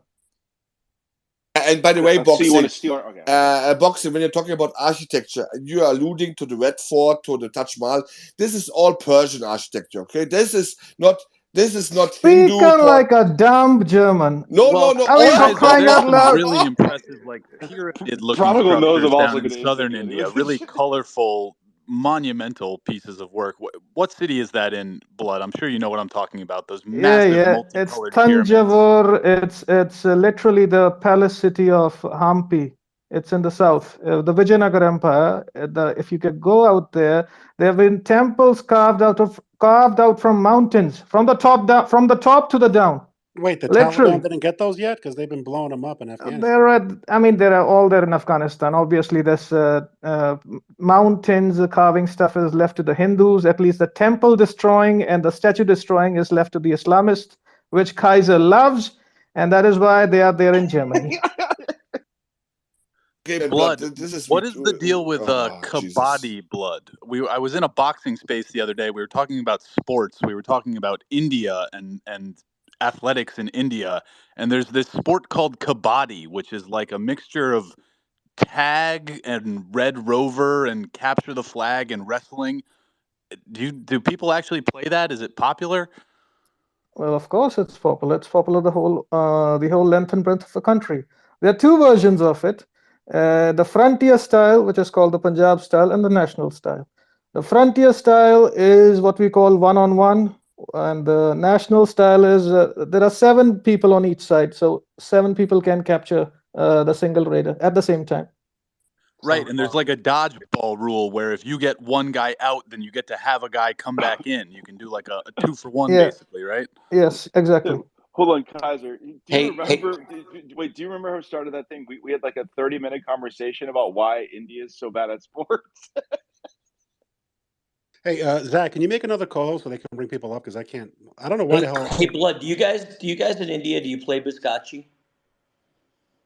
What the hell is that? That's it's an Afghan. It's the Afghan game on the horses where they throw around the dead goat. It's not called biscotti. I mean, I literally am seeing the captions. It came out biscotti. Dead goat? It's called Buzka. It's called Buzkashi. No, Colonel. It's called Buzkashi. It's the Kashi. You have to pronounce it better. Okay. Can we just call it Central Asian polo? But I thought the Hindus respected all life. Why would they kill a goat just to play a game with it? I'm confused right now. But do you play whatever you just said? Wait, bring Blood back up. I want to know why the hell they're killing goats. He got bounced. The pros really space probably commenced. Oh, fuck. No, it's because Kaiser has him blocked. No, I actually have unblocked him. Exactly for that reason. Oh. Yeah, he can come back up. Honestly, I have unblocked him to show my greatness here. My great, like, look, I'm the greater man. You had him blocked? Yeah, of course I have him blocked because he gets on my nerves, you know? Like, honestly, man, this dude called me, oh, I'm sucking Jewish cock. Now I'm sucking Muslim cock. Okay? What the fuck, man? Kaiser, he It's the probably internet, poops Kaiser. in the street. Like, who cares? It's the internet. Why do you give a shit? Yeah, I we love a deblocked him. magnanimous host. Yeah, he can, Seguda, please white him, blood come back before the rumors start, you know? This cuck German. He cannot stand me. I'm so great, you know. Whatever, yeah. Kaiser, that wasn't as bad as the fact that Trash has me blocked, and the other day when this fucking weirdos Zag made him as a co-host, and then I got bounced out. When the second the fucking douchebag, it was fucking ridiculous. So I'm obviously a nobody on here. I've got like less than 500 followers, but I'm blocked by an account called Monica Matthews, who I've never interacted with. I have no clue who she is. Can anyone tell me who this is? Yeah, she's a mutual between Prabhu and I. Do you think it's something I said about Israel or Palestine that got me that block? I don't No, know. she probably linked. It probably is. She is very pro-Israel. Yeah, because you're associated with this group somehow. Well, she follows me. I mean, well, you know, you're bulletproof. Don't. I blocked her because she wouldn't stop, like, trying to call but me you guys out. are fighting over who's Queen Christian. That's what's going on. No, I'm not fighting with her. My she dear just is Kaiser. like, oh, Hannah. It's like, old lady, you're obsessed. Go away. Is she just like guys, a let's Spaces host? not or talk about her if she's not here, please. Let's not talk about that's fine. we don't want I just don't even know. well, let's avoid that. I don't want Prodigal to get scolded. So let's My bad. Kaiser, I mean, if you want to invite her, it's just you know. No. I say shit to people's face. I don't like to talk. No, it's cool. My bad. I'm sorry. Patricia, thank you so much. Is Colonel here? No, the Colonel is here, yes. Blood and Iron. Oh, the Colonel Jeff. Colonel Jeff is here. Colonel, how you doing, buddy? The way you talking, I can't hear anything. Yeah, speak, Colonel, speak. You say that, I'm cautiously optimistic. Colonel, you're rubber are you in banding. Ukraine? Are you driving through one of those brilliant Austrian tunnels or something? No, he's in I'm sitting in my office. Can you not hear me? No, you're It's a guitar. Is your Wi-Fi that bad there? I mean, your Wi-Fi should fix that. Prodigal, he's in Ukraine. He's somewhere deep down in the trenches, I think so. No, Actually, wait, Blood's back. Blood. So, is an astrologer a real thing over there, or is that like boxing? We're speaking with Colonel. Can you please be quiet? Well, the Colonel is in a trench, for crying out loud. Boxing. I mean, we got enough bullshit. Come on, bro. Well, let's speak with Colonel for now. The Colonel cannot hear you. Yeah, he doesn't have a good connection. That's the issue. I don't think he can speak right now. No, I can speak. For some reason here in Austria, our Wi-Fi's keep going through these resets, and it takes like 2 to 3 minutes, and I have no idea why they keep resetting Russian electronic warfare, Colonel. All right. I know about electronic warfare. Go ahead, ask your question. So I have one question for Colonel. Colonel, is Crimea summertime of 2023 or 2024? When is Crimea? Oh, it's got to be 2024. 2024, 2025 now. No, bro, it's got to be 2023. Come on. Ukraine's winning, no? A Christmas surprise, maybe. You want to have so I've already come out. I wanted to ask. Look, I'm happy to have this discussion with you. I've already come out publicly. Brother, I've been commenting on your post. Dude, can you freaking let me talk? So many times. Yeah, easy. Call me Bond. Easy. We're gonna have to remove you. Okay, take it easy. Yeah, so I've already said this, as has Ben Hodges, as has General Breedlove. The expectation of what the United States was supposed to provide or was going to provide, because Biden said he was going to in the spring/summer of 2023, never materialized. And to suggest that the United States did not slow leak its aid for Ukraine is ridiculous. Everyone knows it's true.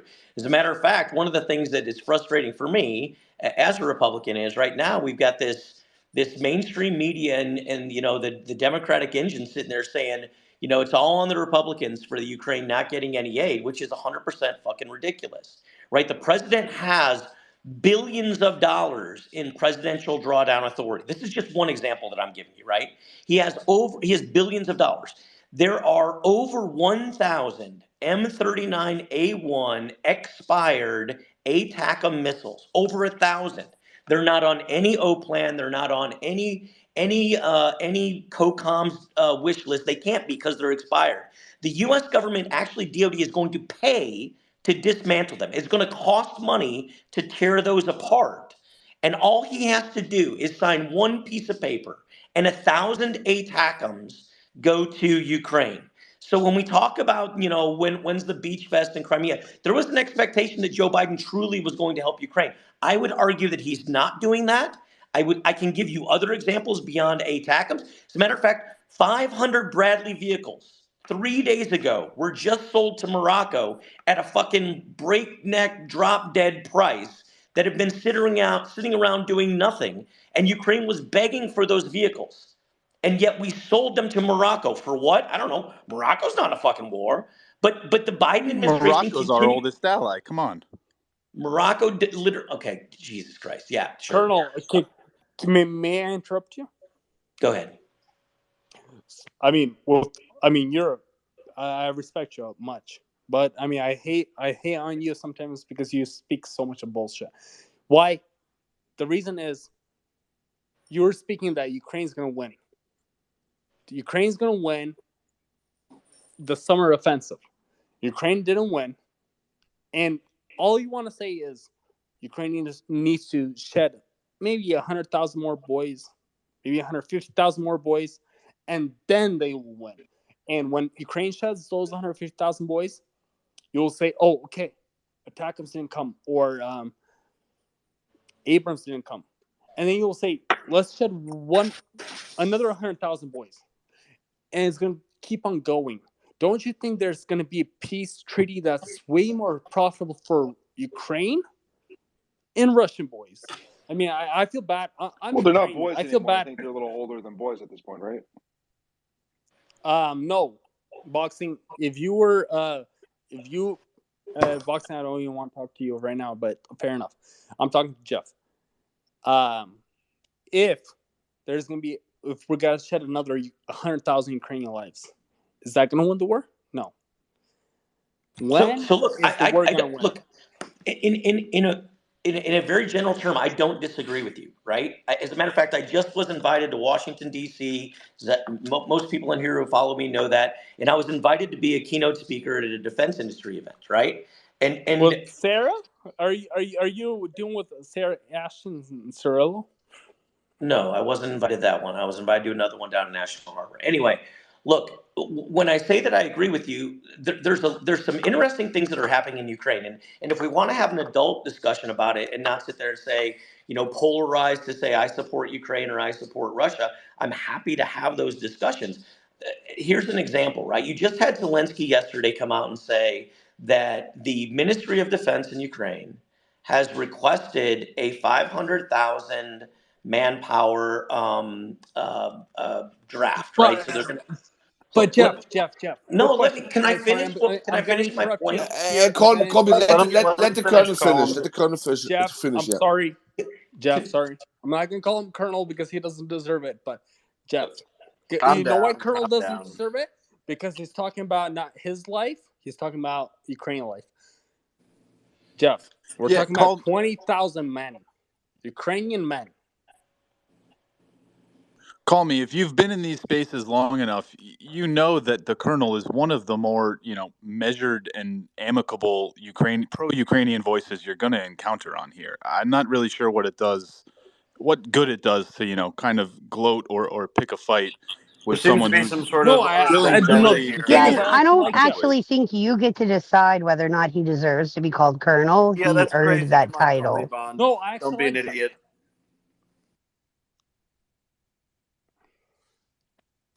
So, I actually like Jeff.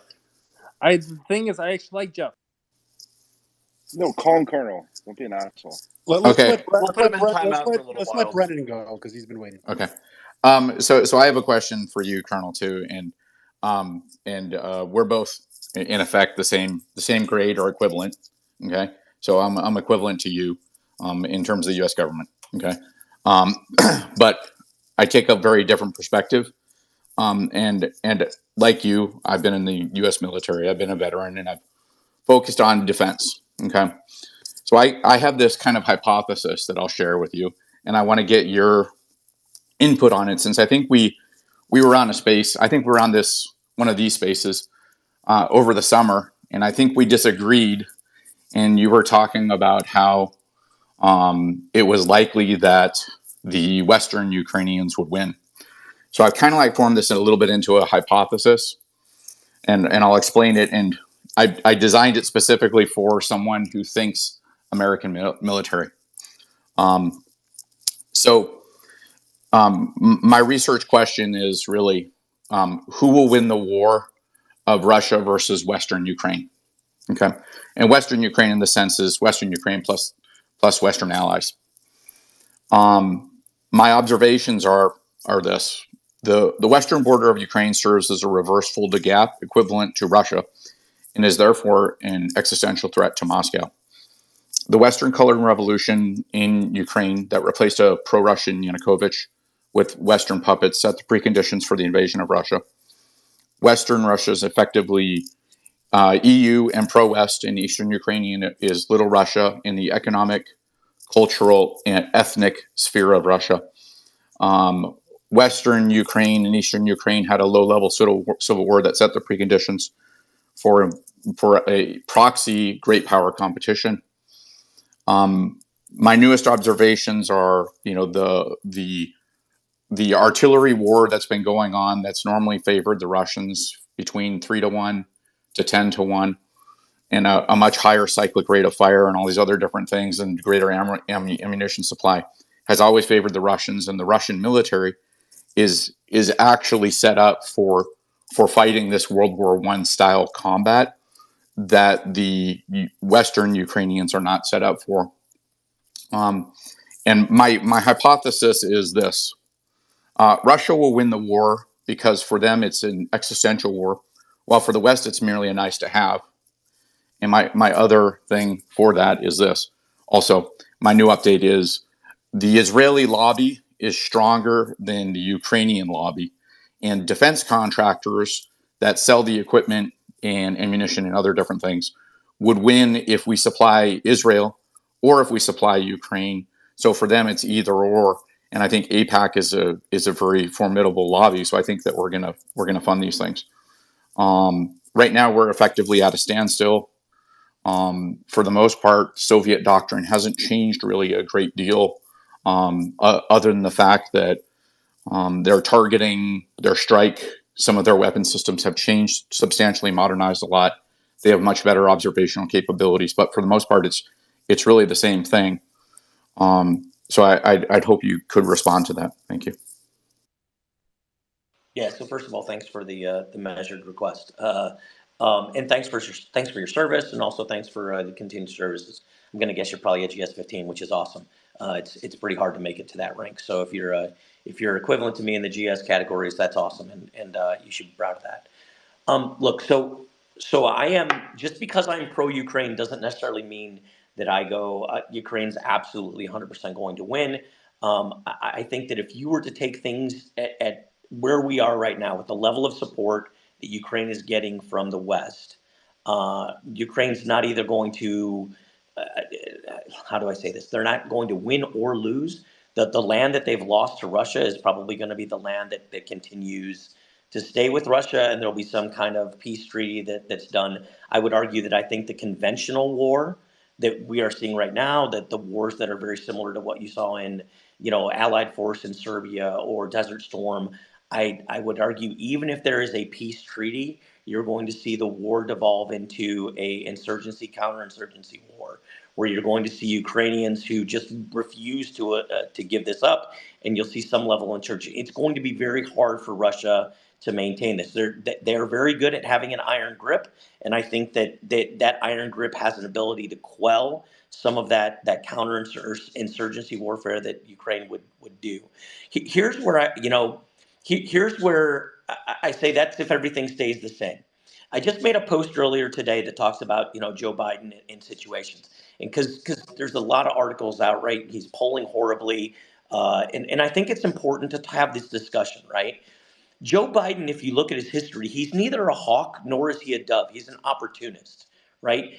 Whatever the majority of the Americans kind of think, he kind of jumps along with that, right?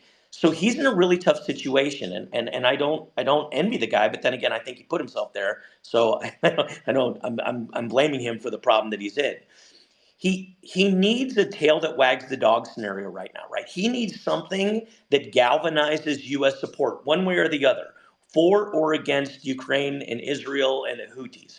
If it's for, sadly, it's probably going to be a catastrophic event that goes against the United States, against the U.S. military, or against any of our allies, right? That will literally galvanize U.S. support to say, holy shit, we need to go in and we need to slam, pick one of the three, right? Russia, the Houthis, or Hamas.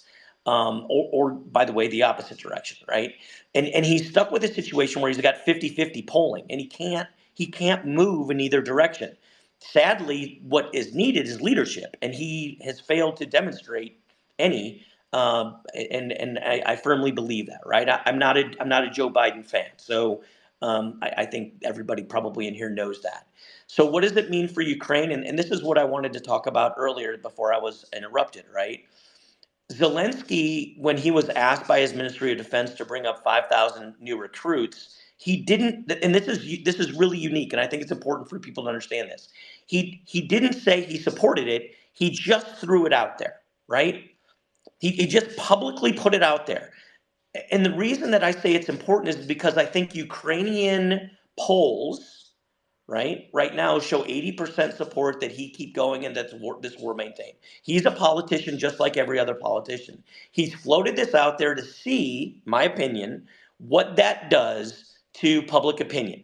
In other words, if he would have just approved the 500,000, people would go nuts, right? But he's out there said, hey, if you guys want to keep this up and you want to still poll it at 80%, that's great. I'm in this for as long as you're in this because I'm your leader. But it's going to take another 500,000 people. I think over the next week, you're going to see some of these polls that are at 80%.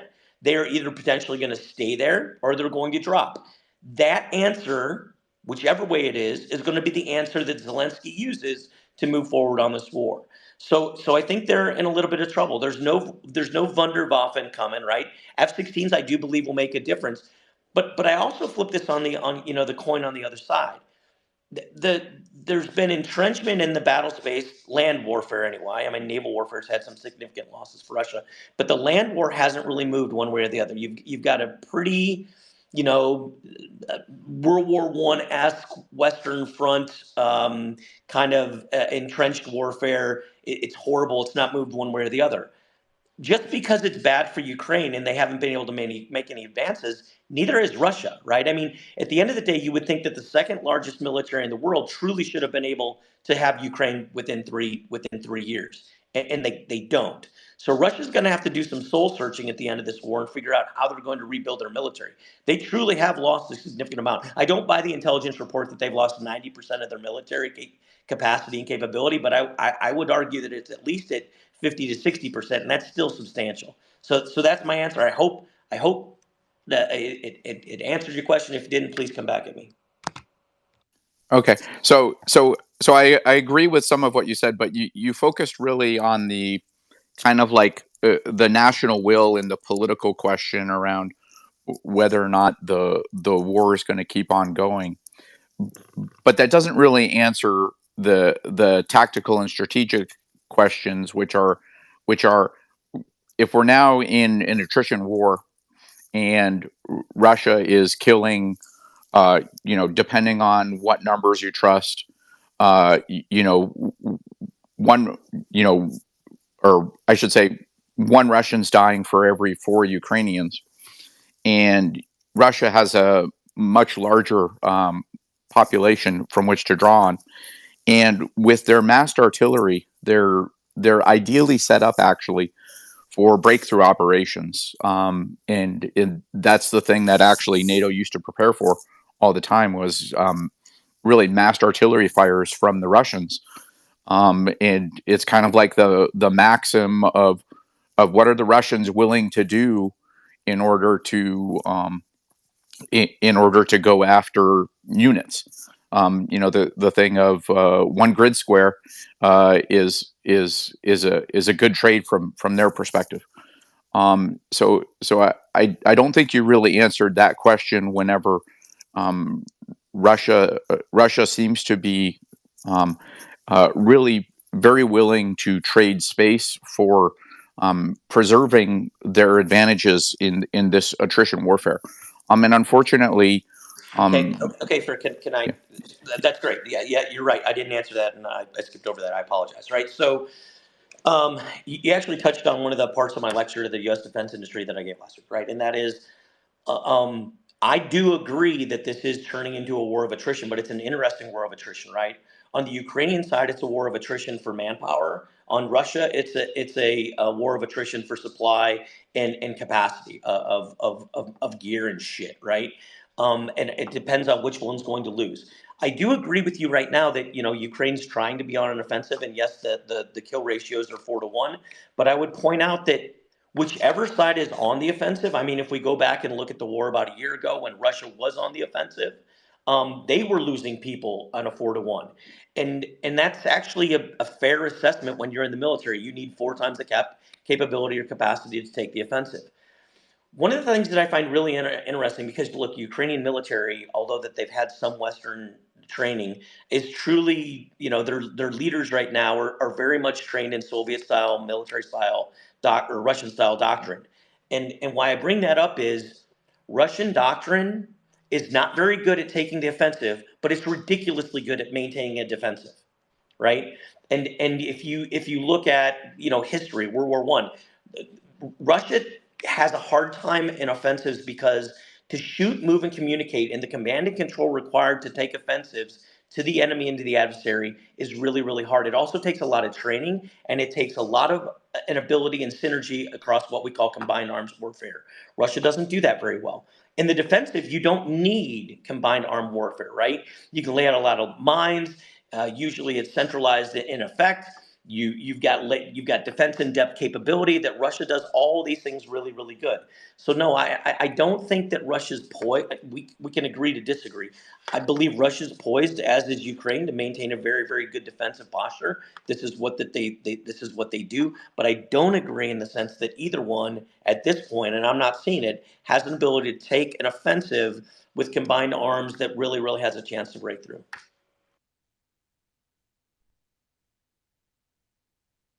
All right, Lenka, please.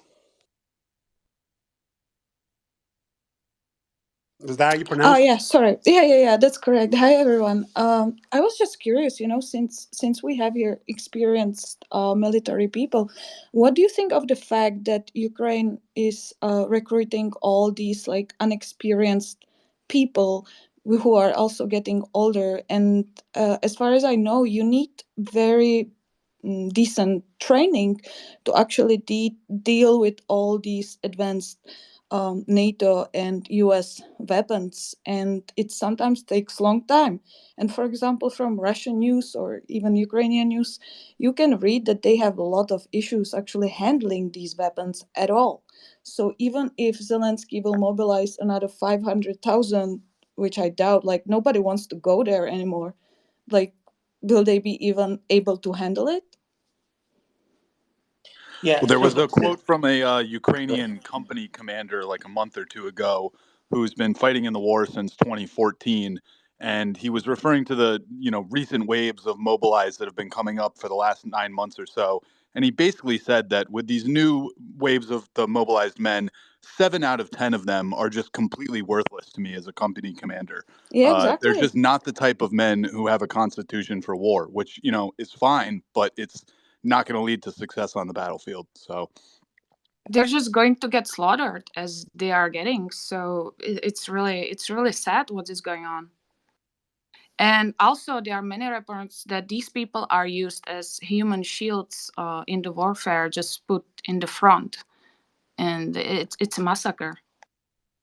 Well, I have a little bit of a different perspective on that, and my perspective is, if you're in World War I style warfare, and you have people in trenches and things like that, you're not fighting truly mobile war like what we fight in the West. You're fighting static positions. It's artillery barrages, things like that. And for those kind of things, you don't need to have youth, and you don't need to, you don't need to be exiting a grid really quick and getting into another one, and carrying huge amounts of weight and doing all these other different things that are, part and parcel to the kind of like the young person's game side of, combat arms. So in those things, I don't necessarily agree. But I am very concerned because I've watched a huge amount of videos, and what I normally see is, unfortunately, is I see I see little trenches that are built, that really are kind of like the things that people in the U.S. Army in infantry basic training or AIT learn how to do in terms of building little bunkers for themselves, and those kind of things. Now I understand that those might make you targets, but it also means that it's a great deal harder to get killed by a mortar round that's dropped by a drone. And so I think that there's a huge knowledge gap that really concerns me as just an observer, and I'm really concerned about what's happening to the Ukrainian population, because it seems kind of like Ukraine is losing a generation or two of men to fight a war that's mainly being fought Western Ukraine versus Eastern Ukraine with their allies on each side. And I think that the Western Ukraine is losing this generation or two of men in the process. The Russians are taking a hit, and so are the Eastern Ukrainians. But in terms of the loss of lives, it's huge. And Ukraine previously, whenever I was visiting there before in the past, before the war, people were always leaving, and it's gotten so much worse now. And basically everyone's left because they don't want to get conscripted, among other different things. And I think that I think it's going to lead to the massive depopulation of Ukraine, just from the loss of men. And then what is it going to do to all the women that can no longer, have husbands and things like that, in normal relationships? And I'm really concerned about those kind of things. Brandon, you said that people were leaving earlier. What, economic hardships, right? That's what you're referring to. Well, Western Ukraine and Eastern Ukraine are, in my opinion, like two different countries. And what I've noticed is, if you're in the West, you're like in the little EU. Okay, they speak English. They might speak Russian too, but they're very westernized, very pro-Western, among other different things. Now you go in the East, and you're in Little Russia, and they all speak Russian. Their culture is very different. Everything that's on the TV, it's all the Russian channels, and the people are normally seeking jobs, and they're leaving Eastern Ukraine to go to Moscow, and that's the normal thing for them. Yeah, but why was it the case though that I don't know how many years ago, but there's like a poll about people not being able, they didn't want to give up their Ukrainian citizenship. Is there a reason why? I mean, is there a little more development on that? Because I remember that was like a big, talking point maybe 8 years ago, right? I wouldn't know for that reason. I just know that of the people that I knew, most of them have left, and there was already a brain drain happening. Now there was another drain that was taking place too, and that was many people from Eastern Ukraine might head to, like, for example, like to Kiev. But it was, the big draws were Kiev and Moscow. So it was leading to depopulation of certain areas. And now I think, so many people are dead now. And that's what I'm really concerned about. And I have friends and I have friends and I have friends of mine that are Americans that are on the U.S. side of the perspective that have intermarried with Western Ukrainians, and they're taking the opposite perspective. But I don't hear very much concern from many people about what it's doing to the population of Ukraine. Thank you. They don't care. You know that already. Just a couple of sentences. I understand where Colmy is coming from. He was, look, I respect the colonel, but I also understand where Colmy is coming from, because at the end of the day, if he's actually, if I remember correctly, Colmy is from Ukraine, he's Ukrainian, and then it's not a game. And that is exactly what we were talking in the other space, Zagonel. We will still live here. If shit hits the fan, other people will just turn around and say, okay, whatever, like Afghanistan. But the repercussions will stay here. They will stay here. And that's an issue. And yes, it's a huge problem. It's a huge, huge problem on so many fronts. And it's ended up, and I was talking earlier about, we were talking about the farmer protest in Berlin. Yes, this is how far it's gone. And this is ridiculous. And I respect the colonel. The colonel is not Patrick Fox. I want to point that out. I respect him, but Wait, you don't respect Patrick?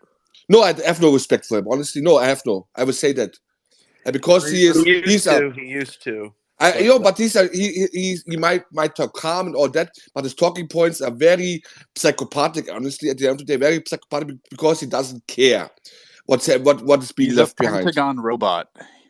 Yeah, and the colonel, I respect the colonel very much, even though we disagree, but I can still respect him here. That's important. The colonel is not Patrick Fox.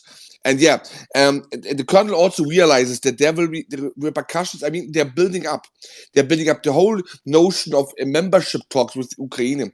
This is just a lifeline for Zelensky.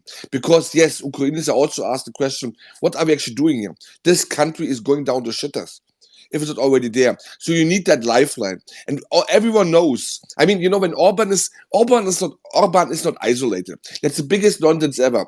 Orban has back channels. You really think that Viktor Orban would be the brave, lonely voice, going against everyone? No, that's nonsense. He has backup. He has the Austrians. And when the Austrians, the Bavarians are listening very carefully what's going on in Hungary and in Austria, you see he's not alone.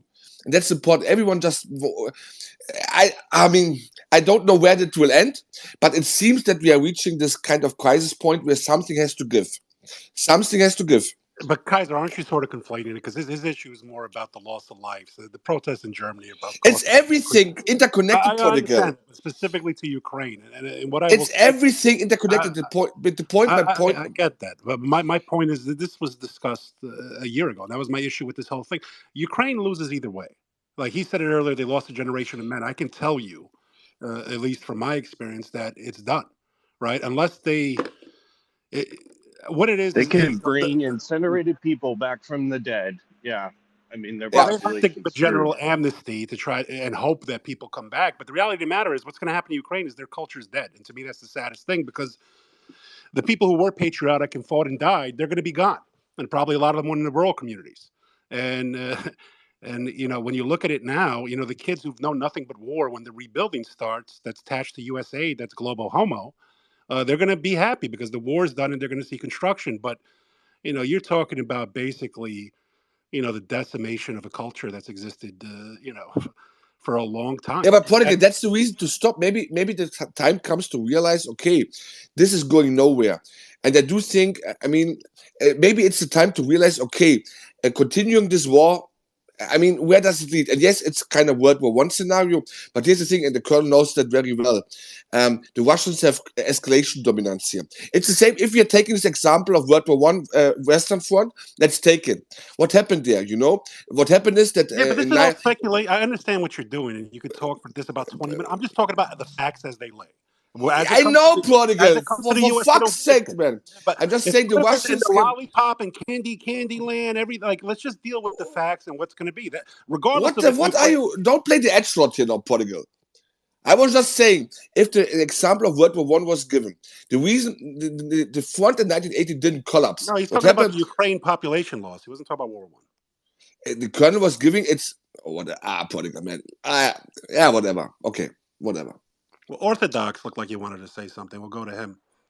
Yeah, I think the question, Prodigal, arises, exactly what culture is being lost in Ukraine? The culture of the early 2000s, right? The GDP growth which Eastern Europe really saw. I mean, Zelensky is systematically persecuting the Orthodox Church, which I think is the real, shall we say, Malorussian, Novorossian, small Russian culture going back 1,000 years, right?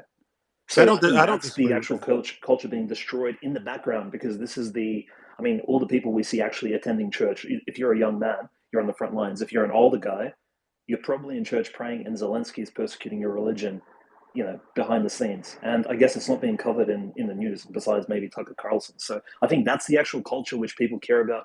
Whatever, prototypical liberal culture developed from 1993 until 2023, I think that culture can go die. I'm happy for it to die personally. And, I'm a quarter Ukrainian at least, and I have family living in Ukraine. A lot of family immigrated, but some family in Crimea at the moment as well. So, I think everybody's happy for that. Slovo Patsana type. Do you think that applies? Does that apply to Western Ukraine though? Because my point is, I think Western Ukraine, absolutely. I think you don't think Ukraine, the aid is going to be tied to all this fucking? If I understand what you're saying about the cultural deterioration that occurred in the 90s, I think you underestimate how much worse it's going to get. I'll give Kosovo. No, I'm not underestimating. I know it's going to get worse. Like we haven't seen. I don't think we haven't even seen the. This is just the spear tip, and I think this peace talk that say Lukashenko has been pushing ever since, I would say like a month before the Prigozhin revolt. I think they require a peace talk just so they can have a breather, and so maybe Belarus can also get involved. I think there is this big project of pushing further in, but I think all sides need some time off at the moment. I don't think anybody would disagree, but definitely the project will still go on. I mean, Putin, without a mistake, added Kherson and Zaporozhye into the Russian constitution. And he couldn't, if anything, Putin doesn't want to look like a cuck, adding two cities which are literally not, Nevsostavia, like, they're not actually in Russia at the moment, right? So the two capital cities of the two new oblasts. So that really doesn't make sense. So Putin obviously will push further west at the first given opportunity. But, where do you think he stops? But yes, it'll get worse. Yeah. Where do you think he stops? I'm biased, obviously, here, being a Russian and being an Orthodox Christian. So, in my opinion, Putin should take the entirety of Ukraine, all the way to the Polish border. But are you not worried about insurgency in the West, or you think? No, actually, they're pretty good at knocking it out. Judging by your PFP on Twitter, I can see you like your Russian history, right? Going back to 1812 and whatnot. So you probably understand insurgency in Polish. In Poland and Belarus and Western Ukraine, that's always been a thing, because these are the borderlands. This is where Russia touches with the rest of Europe. It is it's the point of contention. There'll always be insurgency there. But again, this is just the reality. It's similar to the Caucasus Mountains. It's just something Russia will need to live with, and something that Russia has always lived with, frankly, for the last 500 plus years. Just to answer the question, so you think he wants to take it all over? Or you think there's a line he's going to stop at? I think the most conservative people obviously want to take all of Ukraine, but naturally the maps that have been circulated recently, again, these could have just been thrown in as a media storm, right? These maps that show Galicia and certain parts of, I want to say like Transcarpathia going towards Moldova, or even Romania, whatever, right? These potential plans, I think these are scenarios which maybe Putin's more liberal-sided folks in the government. I mean, I'll let other people speak, but I think there are potential scenarios. But the most conservative folks are obviously, they want Putin to take the entire thing naturally, including myself, right? And people like Medinsky, and Medinsky was at the Turkish peace talks, right? He's the Minister of Culture, or the former Minister of Culture. Like, you can hear it in his lectures, even though he's somewhat of lib in Russia, he does like the idea of all of Ukraine being reunited with Russia. So, and I would just say, we can kind of judge what the position is of the Russian bureaucracy by the statements of some of these folks. And Medvedev is a bit of a clown, so he's an admitted alcoholic and whatnot. So I wouldn't really judge his tweets by anything. And this is like, he's not even the most important person. He's maybe the 32nd or 33rd person from the top, from Putin down. So Medvedev has been demoted quite heavily. But I'll let somebody else speak. Well, I want to ask you one more question. Yeah. I'm curious. Sure. To this point, I think Russia has been very controlled in this war, at least compared to some of the Western wars that we have. So, I'll stop. Forget it. I mean, no, you're completely right. This is a slow approach, right? I don't think anybody would disagree. Putin, like looking at what Netanyahu is doing in Gaza, right? This is what. But are they going to hit the energy infrastructure ever? Because British intelligence said earlier that they had been stockpiling, and I just haven't seen it. You think that's just because they do actually care? They share religion and culture with these people that they don't. I don't think it's about the religion and culture. I think it's about money. I think it's literally about money and about rebuilding and thinking about who will fund these infrastructural projects once the territory is taken, right? I think it's literally just people inside the Russian bureaucracy who are just hesitating. I mean, there's 17 bridges going over the Dnieper. None of these bridges have been touched except for the ones damaged by the dam. So it's like 17 bridges just transporting forces, and none of these bridges have been. And yes, I understand bridges are really hard to take down, but like, throw something large at it at least give it an attempt. Who gets to keep here's a question: were any of those bridges built by independent Ukraine, or were they almost entirely Soviet construction projects? Well, I think we know the answer, FDM, right? So I'm assuming they were all Soviet projects, but I don't know if all 17 were. But so was Chernobyl. Under the stats, yeah. What is Putin's relationship with the Orthodox Church? Like, I've heard he's secular, but he seems to have a really close relationship with the what's the guy's name? The patriarch of the Russian Orthodox Church. I can't speak as to. I don't think the patriarch actually meets with Putin that often. I would say maybe once a month, maybe at most. I think Putin personally, he already admitted to having a spiritual confessor, a priest that he, goes to confession with. But it's not Metropolitan Tikhon of Crimea, the famous, probably the future patriarch, who's now, I guess, the leading bishop of Crimea. He's very important, super conservative.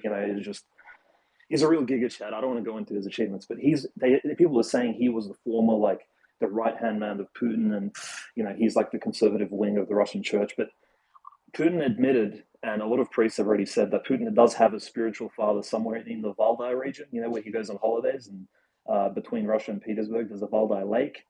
I believe it's near Pskov in Novgorod. And Putin has this particular monastery. He goes to church there. So Putin, he's a believer, but I would say, and Zaganov would agree, right? Putin is like many folks who are in their 70s, 60s, 50s, who grew up, in the Soviet Union, like some of my relatives. They're just badly catechized, which if you're a Catholic, if you're an Orthodox Christian, you know what that means. That means you literally were raised in a different culture. You weren't raised with the Bible. You weren't raised reading scripture. You weren't raised reading the saints, the lives of saints. You weren't raised with a Christian mindset. And Putin suffers with that. And I have relatives who also have that same issue with it. They just do not have that.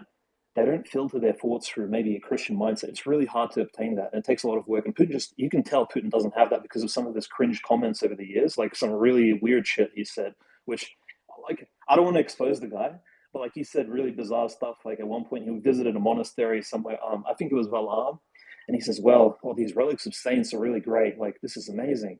And he's like, it reminds me of the Lenin mausoleum. It's like, okay, buddy, this is like 2006 or something. But it's that's just sacrilegious, Mr. Putin.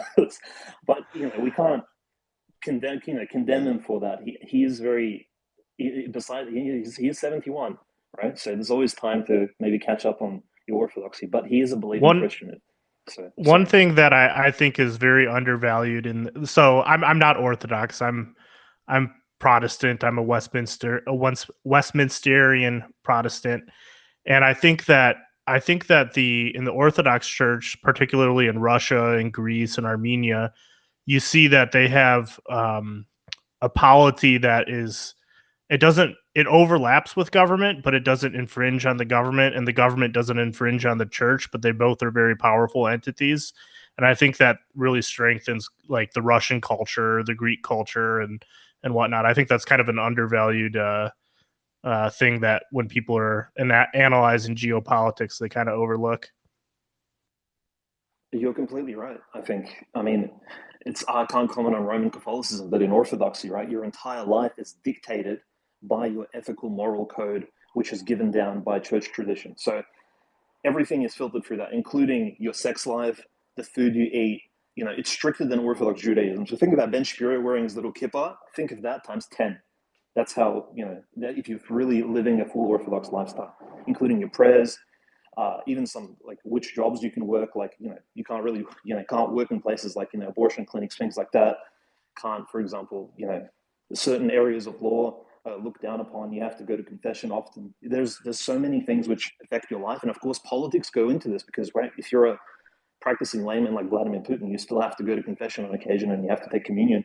So naturally your politics would be, you can't keep an objective, and I mean this objective in this, you know, legalistic sense. You can't keep like an unbiased view of life and an unbiased view of politics. You need to at least try to, you know, conduct your policies and politics through an Orthodox lens. I mean, you can say that's unfortunate, and it's like, wow, I wish politics could be secular, but unfortunately that's not the case. In America, for example, a lot of you guys would agree, the politics, you know, they may appear secular, but these people are worshiping different gods, and I mean, they're probably not, you know, Jesus Christ with the Holy Trinity. It's probably some different deities, and, you know, maybe it's money, mammon, whatever, the golden calf. So, I mean, everybody has a god, and everybody has their own biases.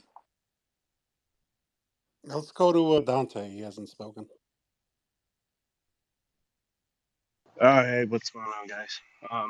I just wanted to be brief. I want everyone's take on Klitschko's comments about Zelensky. I feel like they may be trying to push him out. Can you paraphrase it just for the people in the room in case they haven't heard it? Okay, so basically, background on Klitschko. He was a big Euromaidan guy, one of Nuland's puppets. He was one of the first ones in the square. Current mayor of Kiev. Sorry, I'm hiking right now. Current mayor of Kiev. And basically what he had said was that Zelensky is an authoritarian who will get what he has coming to him. That's just basically paraphrasing it. Just a quick point to that to add. Klitschko was always thought of, at least according to the leaked call between Nuland and the U.S. ambassador Jeffrey Pyatt during Maidan, he was always considered by them to be someone who was much more in the pocket of Merkel and the Germans than he was kind of under the thumb of the Americans, which is the reason that they didn't want to push him into that transition government back in 2014. But I don't know if he's maybe moved out of the German orbit and more into the orbit of people like Nuland and Blinken since then. But yeah, back in the day, he was definitely thought of as being run by the Germans. Well, that was before all the Burisma revelations, and it turns out now he is on. He was actually in close contact with Vadim Pozharsky, and he had actually joined the board of Burisma Geothermal. He also has a house in Los Angeles. He spends a lot of time at personally. And also his connections through Tri Global Strategic Ventures. He's connected to a lot of U.S. talking heads, to include Giuliani, actually, among other people. Me personally, I think he's a very likely candidate to be the CHS mentioned on the 1023. So he's neck deep with people connected to the U.S. apparatus. Dante, do you know what year his involvement with Burisma would have began?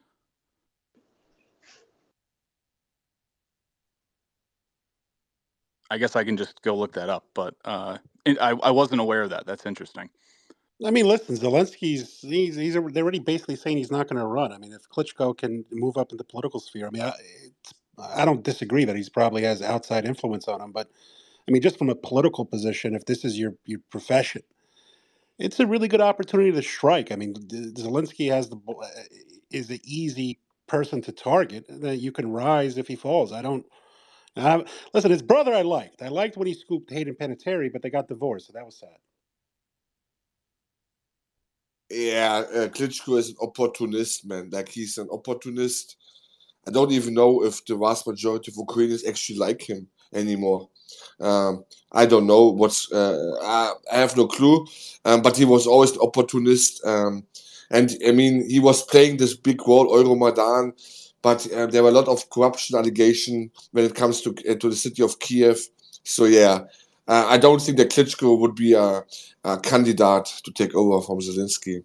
Why? Zelensky's No, I'm independent. just right. My point, he's not going to take over for him. I don't believe so anyways. My point is that he's basically been Nuland's talking mouthpiece ever since Euromaidan, and the fact that he's now publicly speaking out as the mayor of Kiev and a very public figure tells me that there might be some factions within the U.S. State Department who are trying to sell Zelensky down the river. Oh, that absolutely. I mean, we talked about the link. I was in the other space. It's heating up. The criticism against Zelensky are very big. Basically, he was wasting equipment in the whole Bakhmut operation. Way too much equipment, which then later was missing for the counteroffensive. But I'm telling you, the Klitschko brothers were always marketing ploys, mostly. They were used because the people in the West, they knew them, and they were like, oh, the dog face, like puppy face. And I mean, I don't know even how many Vladimir and Vitaly Klitschko spots I've seen over the times when they're addressing the people, Yeah, whatever. Well, does Klitschko want to keep going, or he wants to negotiate? That's the thing. I think you got to look at who's behind him, and if it's Nuland who still is pushing him, she wants to see fucking Putin wiped off the face of the earth. So she wants to perpetuate this thing and keep it going. But again, I agree with the Colonel. I think they're at a political inroads with the Biden administration, who's, the emperor has no clothes right now. There's no big kid in the there's no big kid on the schoolyard to keep everything tame right now. So I think we're kind of seeing that. Personally, I heard you guys talk about Russia wanting to expand operations. Russia logistically, their intermodal logistics chain is absolutely shot to shit. I mean, it's honestly, it's a miracle they made it as far as they have, especially for this amount of time. But the longer you occupy a place, the more infrastructure you can build up. Personally, I don't think they could go farther. It's just not there logistically. So I kind of laugh when I hear all these Eurocratic talking heads like, oh, we need to, build up and, Putin's going to invade Poland or some other shit next. And it's just like, dude, no. That's just my personal opinion. Yeah, but that was always bullshit. I mean, the notion that Russia will go against a NATO country, I mean, come on. This was always nonsensical. We got to fight them there so we don't fight them here, though. Yeah, but come on, Prodigal. Let's be serious here, man. This is... but anyway, Linka had her hand up. Linka, please go ahead. Thank you. Yeah, I was just accumulating some of the points, during my short experience in Moscow when I worked there in the diplomacy. When I went to events, I always saw these Orthodox representatives on all of the political events. They were always invited because they were part of the community, very important one. But also on the refugees leaving Ukraine, Eastern Europe is having a lot of them now. Czech Republic has over 1 million. Poland has almost 2. Russia has almost 5 million of Ukrainian refugees, and actually they don't want them anymore. In the beginning, Europe felt sort of sad for them. So they gave them all these benefits and they welcomed there. But now, because many of them are just not working, and people are dealing with these 300% plus energy prices, and they are paying for the Ukrainians to sit at home, some of them. I mean, not all of them, of course, some of them are working hard, but they are very upset. So I think Europe is also getting tired. So I just wanted to share this point because I feel like it's often not talked about. Yeah, I was just in Bucharest not that long ago. Good luck walking through the airport there. It's absolute fucking chaos. And that's anecdotal, but describe it, please. Give examples. So when you go in there, basically just walking in through the customs office alone. I mean, it was the busiest building I have ever seen in my life. People were overflowing. They had people actually waiting in the bathrooms because there was no space to wait. That's how full it was. Like, it's just all standing room, nut to butt. Utter chaos. They maybe had 10 cops in the whole line to control the passports and the customs. The language barrier. Luckily, there was a lot of people there who spoke Ukrainian, but there was still a huge language barrier issue there. I mean, it was just chaos, and it literally took from someone coming from within the EU to get through. I think it probably took me maybe 5 hours to get through. And it was just the biggest clusterfuck I've ever seen. And then when you get out, I mean, it's like an amalgamation of characters inside the terminals. I mean, it's funny, man. You could tell like the young guys, with their ACU backpacks who, just did, 4 years and got out and now they want to go fight for Ukraine or whatever. Like, they were all there. All those dudes were there. The dumbasses just, wearing the American flag as you do in a Balkans country. Whatever happened to the foreign legions? Are they still operating, all the recruits, or they're dead or left? What's going on with that? As far as I Anybody know, can know the answer. I know people are still going there, like foreigners are still going there to fight. But at this point, all the ones who wanted the romanticism of Call of Duty, they learned what the fucking meat grinder was actually like. Sadly. Yeah. I mean, yeah, they got a little taste of victory in the Kharkiv offensive, and then Bakhmut and Kherson set in, and I think most of them got the hell out of Dodge. You wouldn't say that to Boneface. Boneface, holy shit! I'm kind of the opinion that he never stepped foot in Ukraine. Yeah, a lot of people are saying that now. Yeah. I don't and know. like, I would like to point out another fact as well, just another observation rather. I wouldn't necessarily ascribe it to being fact, but I live here in Europe, and the Colonel, he can probably also test this, and Kaiser as well. The UA flags, the UA plates you see, those Ukrainian, they have the the white and blue with the UA on them. You see a lot of those, but they're all Mercedes, BMWs. I've even seen a few Ferraris. Yeah, Tallinn and Albania and Kosovo, we got a lot of those. Yeah, Oh but yeah, they're that's they're totally not. true. But they're not, Alfa Romeos. They're not, a freaking 10,000 euro Citroen. It's nothing like that, because those people couldn't afford to leave. They were stuck there. So I think you've also seen a complete, like the middle class in Ukraine is gone. It's done. Well, it's the same in America. Yeah, and it's a fucking tragedy, man. And I'll tell you what, a lot of them are not going back, because as Link has said, they've gotten a good ride here. They're happy they got to Europe, right? Like before, they had so much issues to actually get visa or anything, and right now they just like flooded Europe for nothing, and they are getting paid for that. Some of them, and I totally agree that many of them are actually richer Ukrainians. I see here, like I'm now just for the holidays, in Eastern Europe, and I see so many like expensive cars with Ukrainian flags, and it's getting ridiculous. It's weird.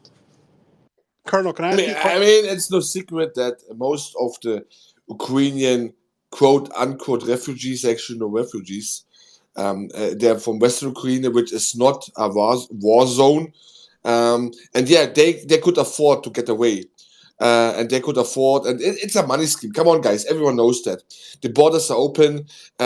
You're getting so much incentives here. It's crazy. It's absolutely crazy. I was in Strasbourg the weekend. I mean, there are Ukrainians everywhere. Like, they're traveling around, and you ask yourself, okay, this is not what refugees normally do. Like, they don't travel to Christmas market all around the world, like, what the fuck? And okay, whatever. The thing is, it's I mean, and I wasn't aware you get but it was the carrot and the stick thing. I don't blame the Ukrainians to take it. Basically, you can, as a Ukrainian, you can travel for free in high-speed trains all across Europe. That's basically, it's like help Ukraine kind of package, whatever. I wasn't aware of that, and the thing is, this is like wow, man, this is like the biggest grift ever. Honestly, people who are actually affected by the war, they're mostly in Eastern Korea. They're not here. They're not here. Most of the people we are seeing here, it's basically you are siphoning money out from here to West to Galicia, Volhynia. And the borders are open. The Polish-Ukrainian border, it's all open, man. It's a joke. Honestly, are military men allowed to leave Ukraine and immigrate elsewhere, or is it just women and children that are allowed to leave? The military-age men haven't been allowed to leave since February 24th. Yeah, but FDM, I mean, if you can pay for it, then you can leave. I mean, I see a lot of military. I see a lot of military-age men here in Frankfurt and surroundings. Right. Do they actually have like a public buyout, like the U.S. had for the Civil War? If you pay a certain amount, you get out of it, or not? Or when you could have, come on, you could have your slave go fight for you. You know exactly how it works. You're from the Balkans. You know how it works, man. like pay someone, let's say 500 euros. No, and then I know what you're talking about. I'm saying there's been instances in history where countries actually said, if you pay this amount, your son doesn't have to go. You understand? Not officially, man. In Ukraine, I believe if you have 4 or more children, the father is exempt from serving. Yeah, so this is not what I'm talking about. But yeah, FDM is correct. There is no official policy like what you are talking about, Portugal, like in the Civil War. No, it's all illegal. It's corrupt. And It's they're wondering. money talk, bullshit walks. Yeah, and the thing is, man, I'm wondering honestly, man, and I feel the thing Ukrainians are being wasted and killed, and it's crazy. I'm wondering, and the only thing why they continue to still fight is because there are these stupid lifelines like EU membership talks. It is never going to happen, never. But this is like how they keep the people motivated. You see, just fight a little bit harder, and then you will reach the promised land. It's very insidious. So Very just ask the insidious. fucking Turks. Just ask the Turks. Yeah, I mean, listen, Kaiser, there are factions in Ukraine that hate Russia and want to fight. I don't disagree with you, but I think, I don't know.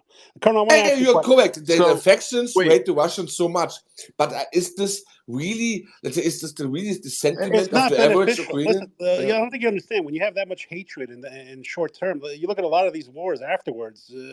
The people look what's left and they realize it's not worth it. I've realized that myself. I mean, but Colonel, I wanted to ask you one question about: is this Polish blockade, is it affecting their resupply chains and their economy? I mean, they have like 3 truckers who died now. So, how much is this blockade affecting them? If you're there, Colonel. Yeah, I'm still here. To be fair, it was affecting them a lot, and what what the Polish government's done to actually bypass the protests is they've started loading up trucks onto rail and basically just pushing it across the border now. So there's been a little bit of ease. Bueller. Yeah. Bueller. Can you hear me? Fry. Hello? Can you guys Hey, not hear me? Dante, can you hear Colonel right now or no? Colonel's talking, Dante. You can't hear Oh, him. sorry. No, dude, I didn't hear him. Sorry. Shit, my bad.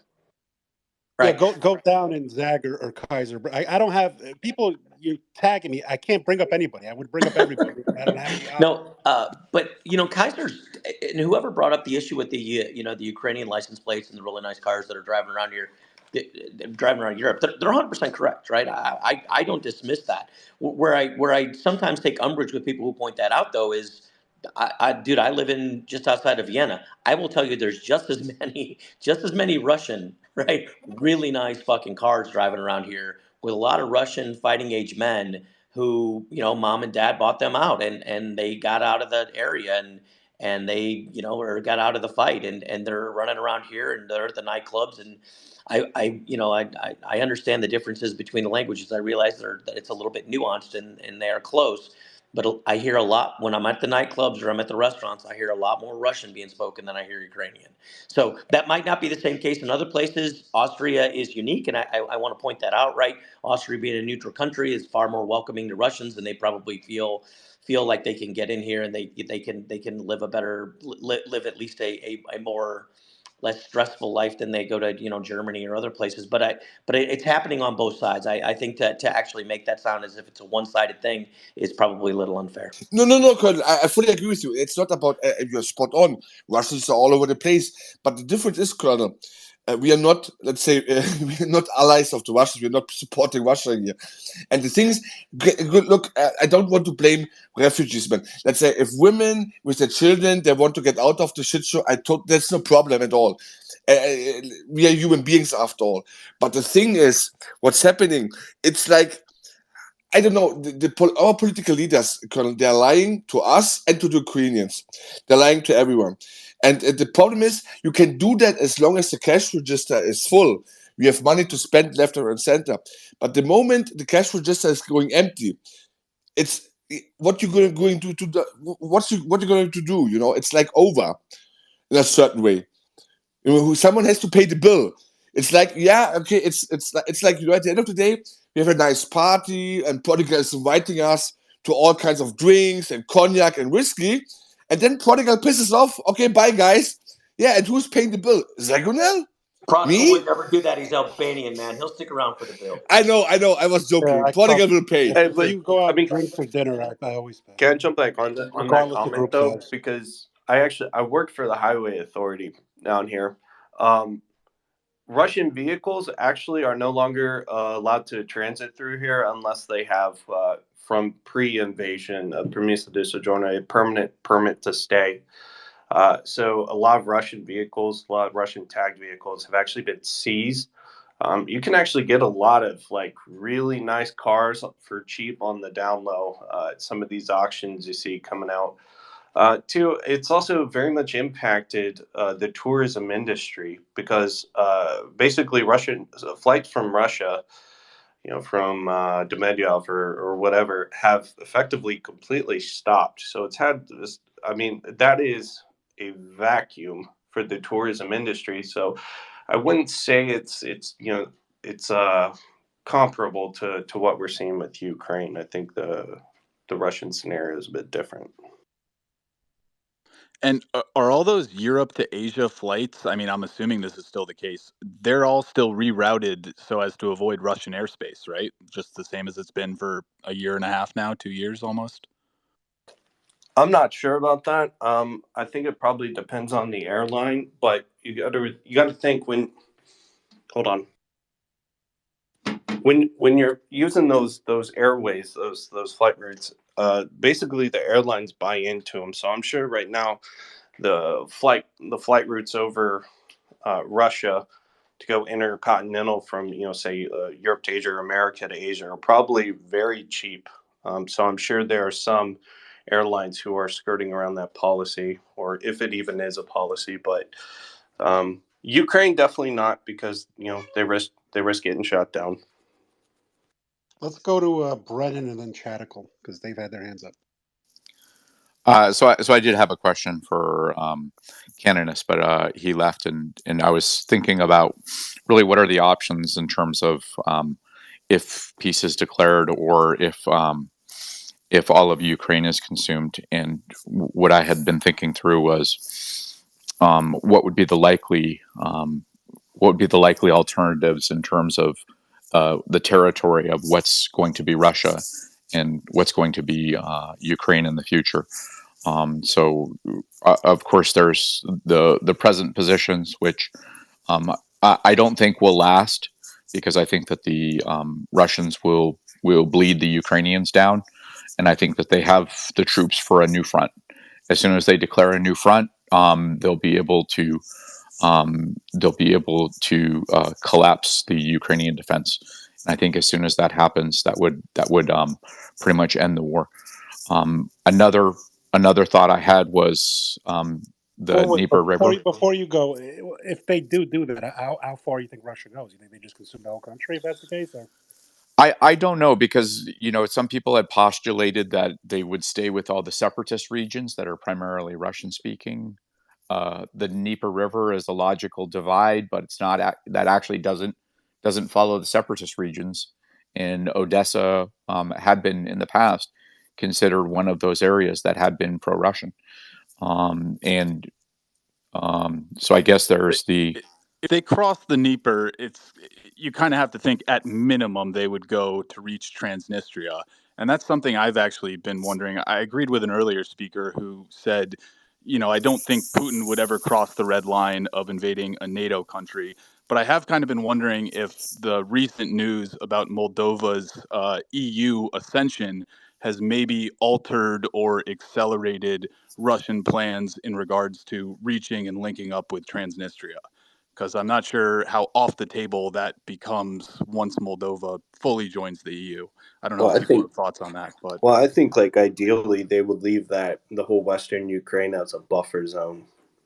I don't think so, because if you actually look at Ukraine, one of the decisions that actually makes a lot of sense is seize all of Ukraine and recognize that you're going to have a lot more insurgency and counterinsurgency stuff that you're going to need to do in the West. But you're also going to gain the natural barrier of what do they call them? The Carpathian Mountains. Transcarpathian Mountains, yeah. So you suddenly have a mountain range. You have a much big buffer area, and now now NATO has that much further depth to go in. And I think the Russians love the depth aspect, because that's really what saved them in the past for many of their wars. So I was just thinking of that as a potential option, but I didn't know which one would actually make the most sense. So. Well, I think it should be said that, with the defenses that Ukraine has been working on for almost 2 years now, crossing the Dnieper again is going to be a Herculean task. I'm not saying it can't be done, but I don't know, not anytime soon. So. Right, and that's why I think that a novel front would actually be the best response, because a novel front would have the possibility of bypassing that. Whenever I approach things obviously from an American military perspective. So, whenever the Russians first invaded Ukraine, I had thought that their attempted foray into Kiev for the airfield seizure was incredibly velvet gloved, by comparison to something that the U.S. military might do for something equivalent. So I think it's kind of interesting to think through what it would take, and I think the easiest way to handle those defenses would be to bypass them. But on the other hand, I also do think too that the Russians do have the massed artillery fires to destroy large amounts of mass defenses, and to create a breakthrough situation. And I don't have the faith from all the videos that I've seen, and I've seen a lot of videos, that the Ukrainians have built the kind of defenses that would be necessary in order to be able to withstand the massed artillery fires of the type that the type that we would expect to be able to go through that. And the other thing is, occasionally I just track a little bit of the air war, and maybe the colonel could respond on this a little bit. But it seems like there's not really a good Ukrainian counter to the Russian tactic of dropping Fab 500s from however many 60 miles out or however many miles out, and dropping them on Ukrainian positions, and letting them fly in. And the question would be if the Russians really are locking down the air defense on their side, and maybe they're unwilling to risk anything closer. Wouldn't that set them up into a position to, all they have to do is pull out some of the older predecessors to the Fab 500s and drop enough of them sequenced, and they have the immediate breakthroughs?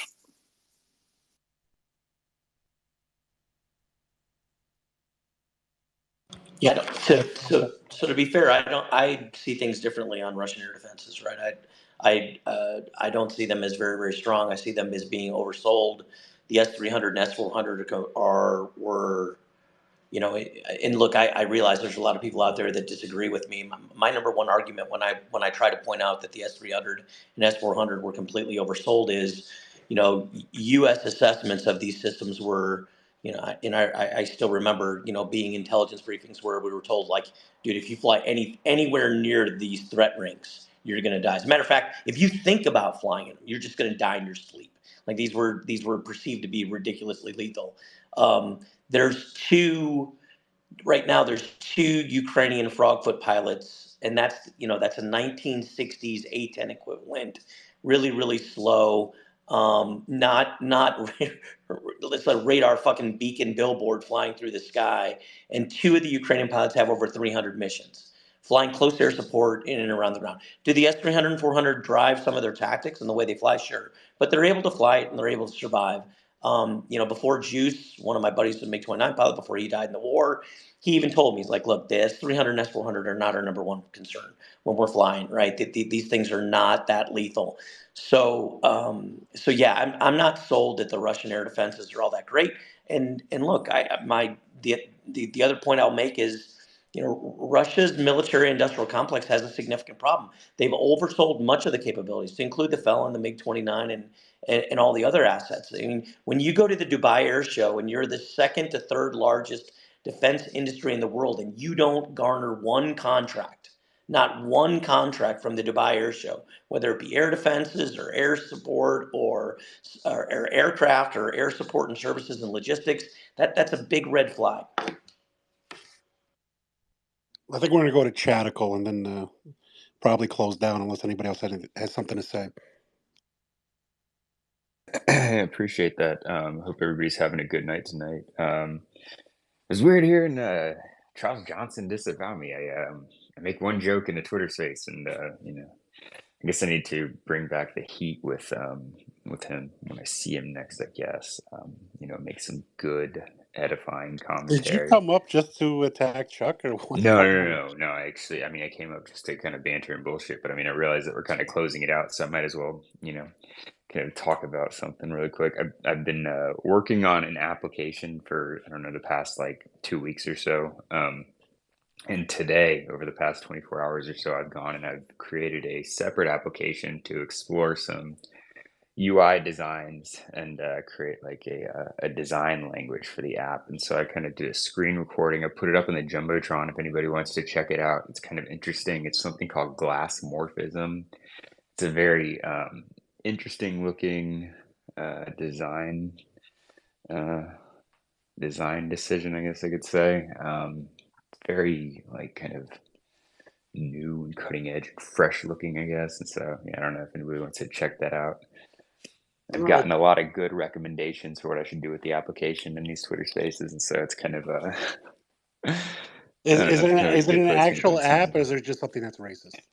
Well, what I put a video of up is kind of an app that I made exploring, working with like translucent views with luminosity, and then gradients, which is like a changing of two colors essentially. And there's different kinds of gradients, and so I put together some controls manipulating the different parameters of the gradients and stuff. Way out of left field with this one. No, I know, but you said the space was closing, and so I was like, well, I might as well just drop this in. Does anybody else on the stage have anything to say before Zach closes out?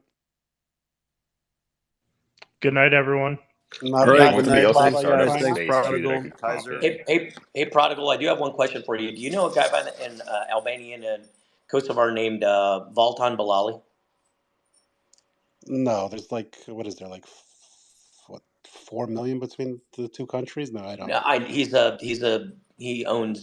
he's 3 Marriott hotels and is a huge, like tons of money. So I didn't know if you knew him, but he's not the guy who ran for office that helped build the Kremlin for based out of Switzerland, the construction guys. No. He just finished a 4,000 unit development called Maragona in Kosovo, and then owns 3 hotels as well. But given your relationship in Albania, I thought you might. No, I don't have. I haven't been back there since 2022. Oh, okay. All right, cool. Never mind. Thanks. I went back after the war, and like I said, Ukraine. I feel for them. I don't. A lot of people think I'm anti-Ukrainian. I don't. I think that even they had a negotiated peace before the West pushed them into this, and it's just sad. Kaiser's. Everybody has mentioned it. I think that. The prior speaker who left touched upon it, but I think he's underestimating what kind of cultural shift's going to happen in whatever part of that country remains allied with the West once the funding comes in, tied to, a lot of the Western indoctrination we're dealing with here. It's mean, they're got Marshall. spokesperson's a tranny, so just expect what it's going to be like after the war. Yeah, Marshall Plan 2.0, man. Yeah, I don't know about that. I mean, they might have to for Ukraine, but are they even going to keep any of their fucking? I mean, how much valuable farmland and mineral resources have they lost? I mean, I just don't understand how they're going to pay everything back. Like that. That's why, to me, the stupidest thing they can do right now is seize the $200 billion from Russia. Like, I think that you want to put even more people walking away from treasuries and U.S. denominated trade. It's like, what are we doing here? Like, it's just I don't understand it. But anyway, Zach, I'm done. All right, guys. Have a good one. Thank you. Somebody else make a space and send me the link. See you guys. Bye, guys.